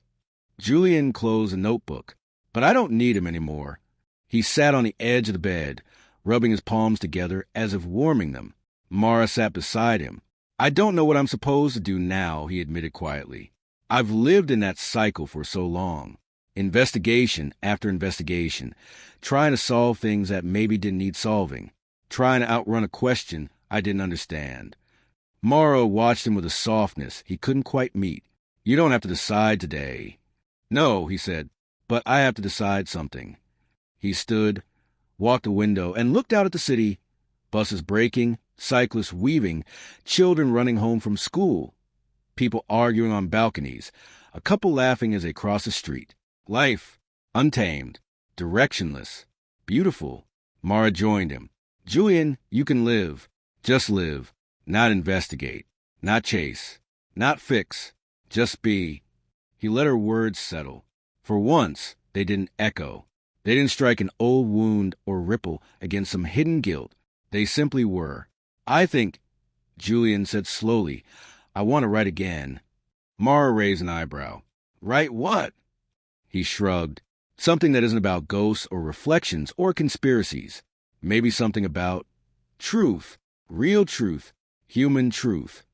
Mara smiled. "That sounds like a start." He nodded. "It does." They turned away from the window. Julian walked to the desk, pushed the old stack of mail aside, and opened his laptop. The screen blinked awake. Blank document. The cursor waited. For the first time in months, Julian didn't feel afraid of the blankness. He began to type, not about mirrors or experiments or lost corridors. Just words. His words. Mara stood behind him, hand resting on his shoulder. After a few minutes, she said, "You're smiling." He hadn't realized it. He closed the laptop gently. "I think I want to eat something," he said. Mara blinked. "You? Eat?" He nodded. "Yes. Something simple. Something real." She laughed softly. "There's a place down the street that does terrible sandwiches. Perfect." They left the flat. Julian locked the door behind him. An ordinary sound, a real sound. As they walked toward the cafe, Julian passed the shop window. His reflection walked beside Mara. Just one. No lag. No echo. No distortion. He paused. Mara followed his gaze. "All good." "Yes," he said quietly. "All good." She squeezed his arm. "Then come on, before the terrible sandwiches run out." He smiled. They walked on. Behind them, the shop window reflected nothing strange. Just two people walking, one of them finally whole. Chapter 61. The Shape of the Answer. Epilogues are rarely dramatic when you're in them. They feel like days, like mornings where the coffee is slightly too bitter, and evenings where the light lingers a little too long in the sky. They don't announce themselves. They just arrive, quietly, like answers. 3 months after Berlin, Julian woke before his alarm. The room was still dim, London winter light barely touching the edges of curtains. Traffic murmured outside. Somewhere, a lorry reversed, the dull beep, beep, beep drifting faintly through the glass. His flat smelled of old books and fresh coffee. The timer on the machine had done its job. He lay there for a moment, listening. No whisper in the walls. No hum beneath the floor. No sense that the mirror across the room was anything other than what it looked like. He didn't rush to look at it anymore. He got up, padded barefoot to the kitchen, and poured coffee into a chipped mug. When he opened his laptop, the document he'd left the night before blinked awake. It was long now, not finished, but no longer a blank. Non-fiction, sort of, not about Glasfall. No one would ever read a true account of that without either dismissing him or locking him somewhere. He chose something else. Memory, trauma, the stories we tell ourselves to survive the things we can't control. On the surface, it was about journalism and guilt and the limits of truth. Underneath, it was about mirrors without mentioning a single one. He read the last paragraph he'd written. Before, reading his own words had always come with a sting of doubt. Is this mine? Is this true? Had he stolen something unconsciously? Twisted something? Tried too hard? Now, there was only a quiet consideration. Was this honest? Was it his? So far, the answer was yes. He closed the laptop without typing a word. Today didn't feel like a writing day. Today felt like a day for something else. The doorbell rang. He smiled. Mara hadn't warned him she was coming. She rarely did. Warnings implied distance. They had spent too long in places where distance could kill. He opened the door. "Morning," she said, stepping inside without waiting for an invitation. She smelled of cold air and coffee, and the faint trace of paint. She had been working on her own projects again, not just articles, but her research into representations of absence in modern art. Sometimes their work bled into each other's. Sometimes it didn't. That was fine. "You're awake early," she said. "So are you. I brought bribes." She held up a paper bag. Croissants. The good kind, not the ones that taste like compressed cardboard. "Then come in," he said. "Stay forever." She smirked. "I'll put that under consideration." They ate in the kitchen, sitting on opposite sides of a small table. Street noise filtered in. The heater rattled. The clock on the wall ticked. Ordinary details. Julian had developed a deep affection for them. Mara watched him between bites. "How's the remainder?" He didn't flinch at the word anymore. "Gone," he said. Still. She studied him. "You'd tell me if that changed?" "I would," he said. "I like having you around too much to let something silent and hungry share the room again." She looked satisfied with that answer. "Any more dreams?" she asked. "Yes," he said, "but not those. Just normal ones."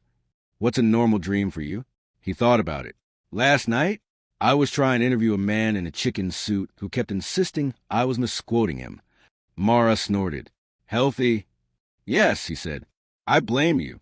You keep dragging me back to the ridiculous parts of reality." "Someone has to," she said. They fell into a comfortable silence. After a while, she said, "Weiss sent me an email." Julian's chest tightened slightly. "How is he?" "Stubborn," she said. "He swears he's done with archives. Says if he ever sees another box of mislabeled reels, he'll set the building on fire himself." "He might not be wrong," Julian said. "He did say something interesting, though. Dangerous sentence."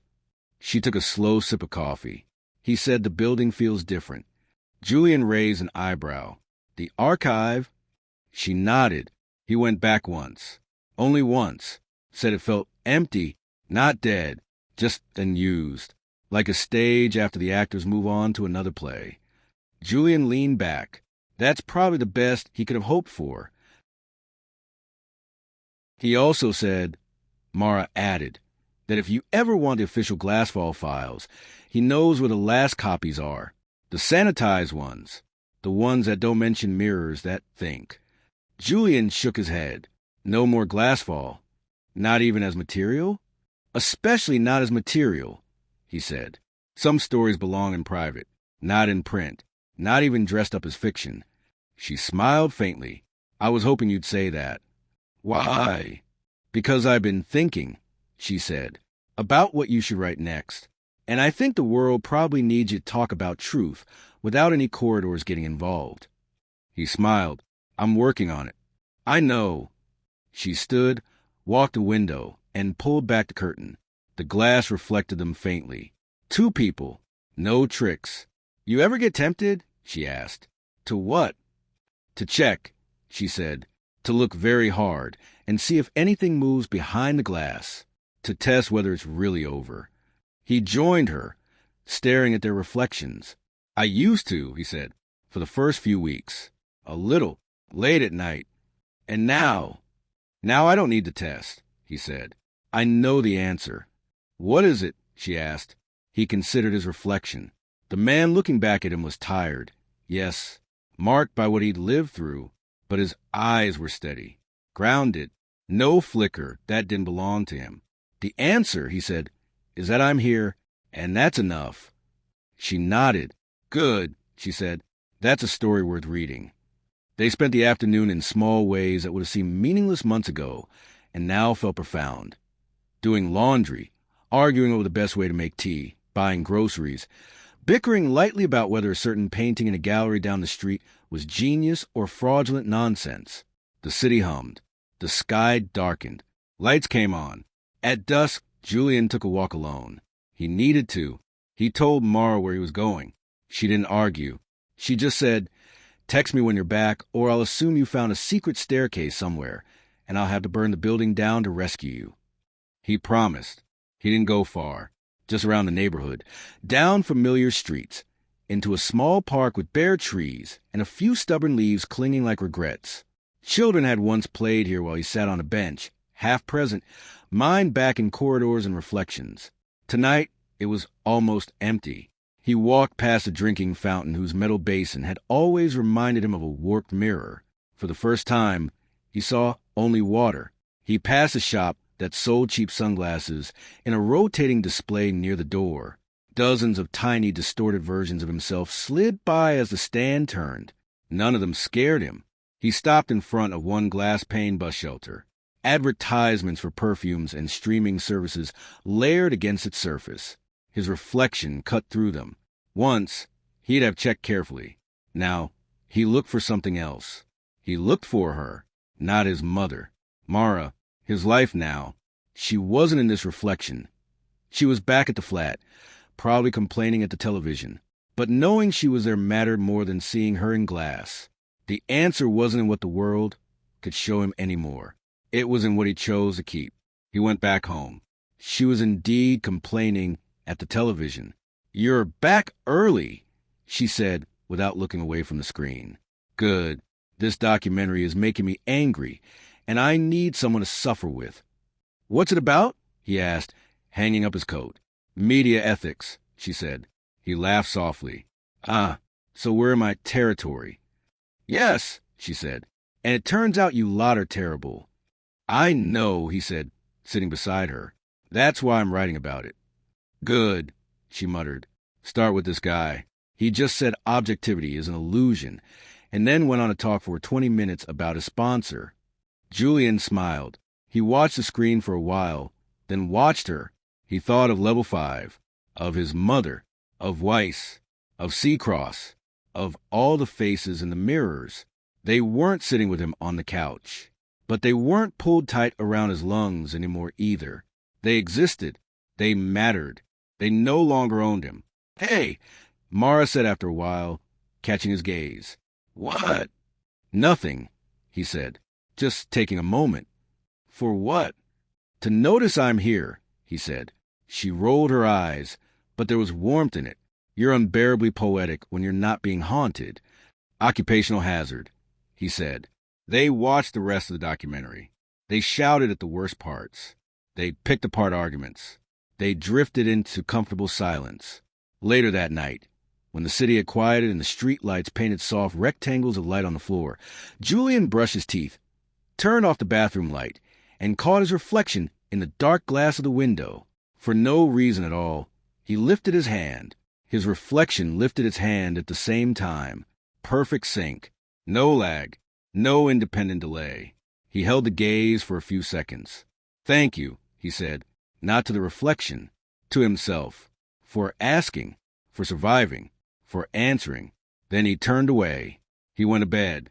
The night held only ordinary shadows. Somewhere, beyond buildings and corridors and experiments, beyond questions and mirrors and the architectures built on them, the shape of the answer settled into place. It didn't shine. It didn't demand. It simply was. He could not change what he had lost. He could choose what he did with what remained. And for the first time, that was enough. Epilogue. What remains? The mirror in the hallway had been covered for months. Julian had draped a simple cloth over it the week he returned from Berlin, more out of habit than fear. He hadn't looked at it since. He'd walked past it every morning on his way to make coffee, every evening on his way to bed, letting it stay silent, unseen. One quiet Sunday, he stopped. Mara was still asleep in the next room, the early light only beginning to stretch across the floor. Outside, a neighbor's dog barked lazily at nothing. London was waking slowly, almost reluctantly. Julian reached out and lifted the cloth. The mirror looked ordinary, a cheap frame, a faint scratch in the corner from moving it years ago. His own reflection, hair a mess, eyes tired but steady. No flicker, no lag, no second version. Just him. He studied the glass for a long moment, expecting some old instinct to twitch, a ripple of unease, a phantom hum, a shadow leaning too close. Nothing came. He raised a hand. His reflection raised his hand at the same time. Perfect sync. He let out a breath he hadn't realized he'd been holding. "Thank you," he said softly, not to the mirror, to the man inside it, to himself. Julian lowered his hand, folded the cloth neatly, and placed it in a drawer. He wouldn't need it again. In the kitchen, he brewed coffee, the aroma filling the flat. Mara wandered out a few minutes later, hair wild, eyes half open. "You're up early," she mumbled. "I had something to do," he said. "Important." He thought about it. "No," he replied. "Necessary." She smiled sleepily and leaned against him as he poured her a cup. Outside the window, the world went on. Buses groaning awake, people rushing toward work, the sky brightening over the city's rooftops. Ordinary, imperfect, alive. Julian watched the steam rise from his mug. No questions lingered. No echoes pressed against the glass. No doors waited in shadows. Only life, unfinished and entirely his. And for the first time, he didn't look for anything more. He stepped away from the mirror and didn't look back. This was Through the Mirror Room. Thank you for listening. If you enjoyed this story, let me know your thoughts in the comments. And don't forget to leave a like. And subscribe to the Ink Tale for more stories like this. New stories every week.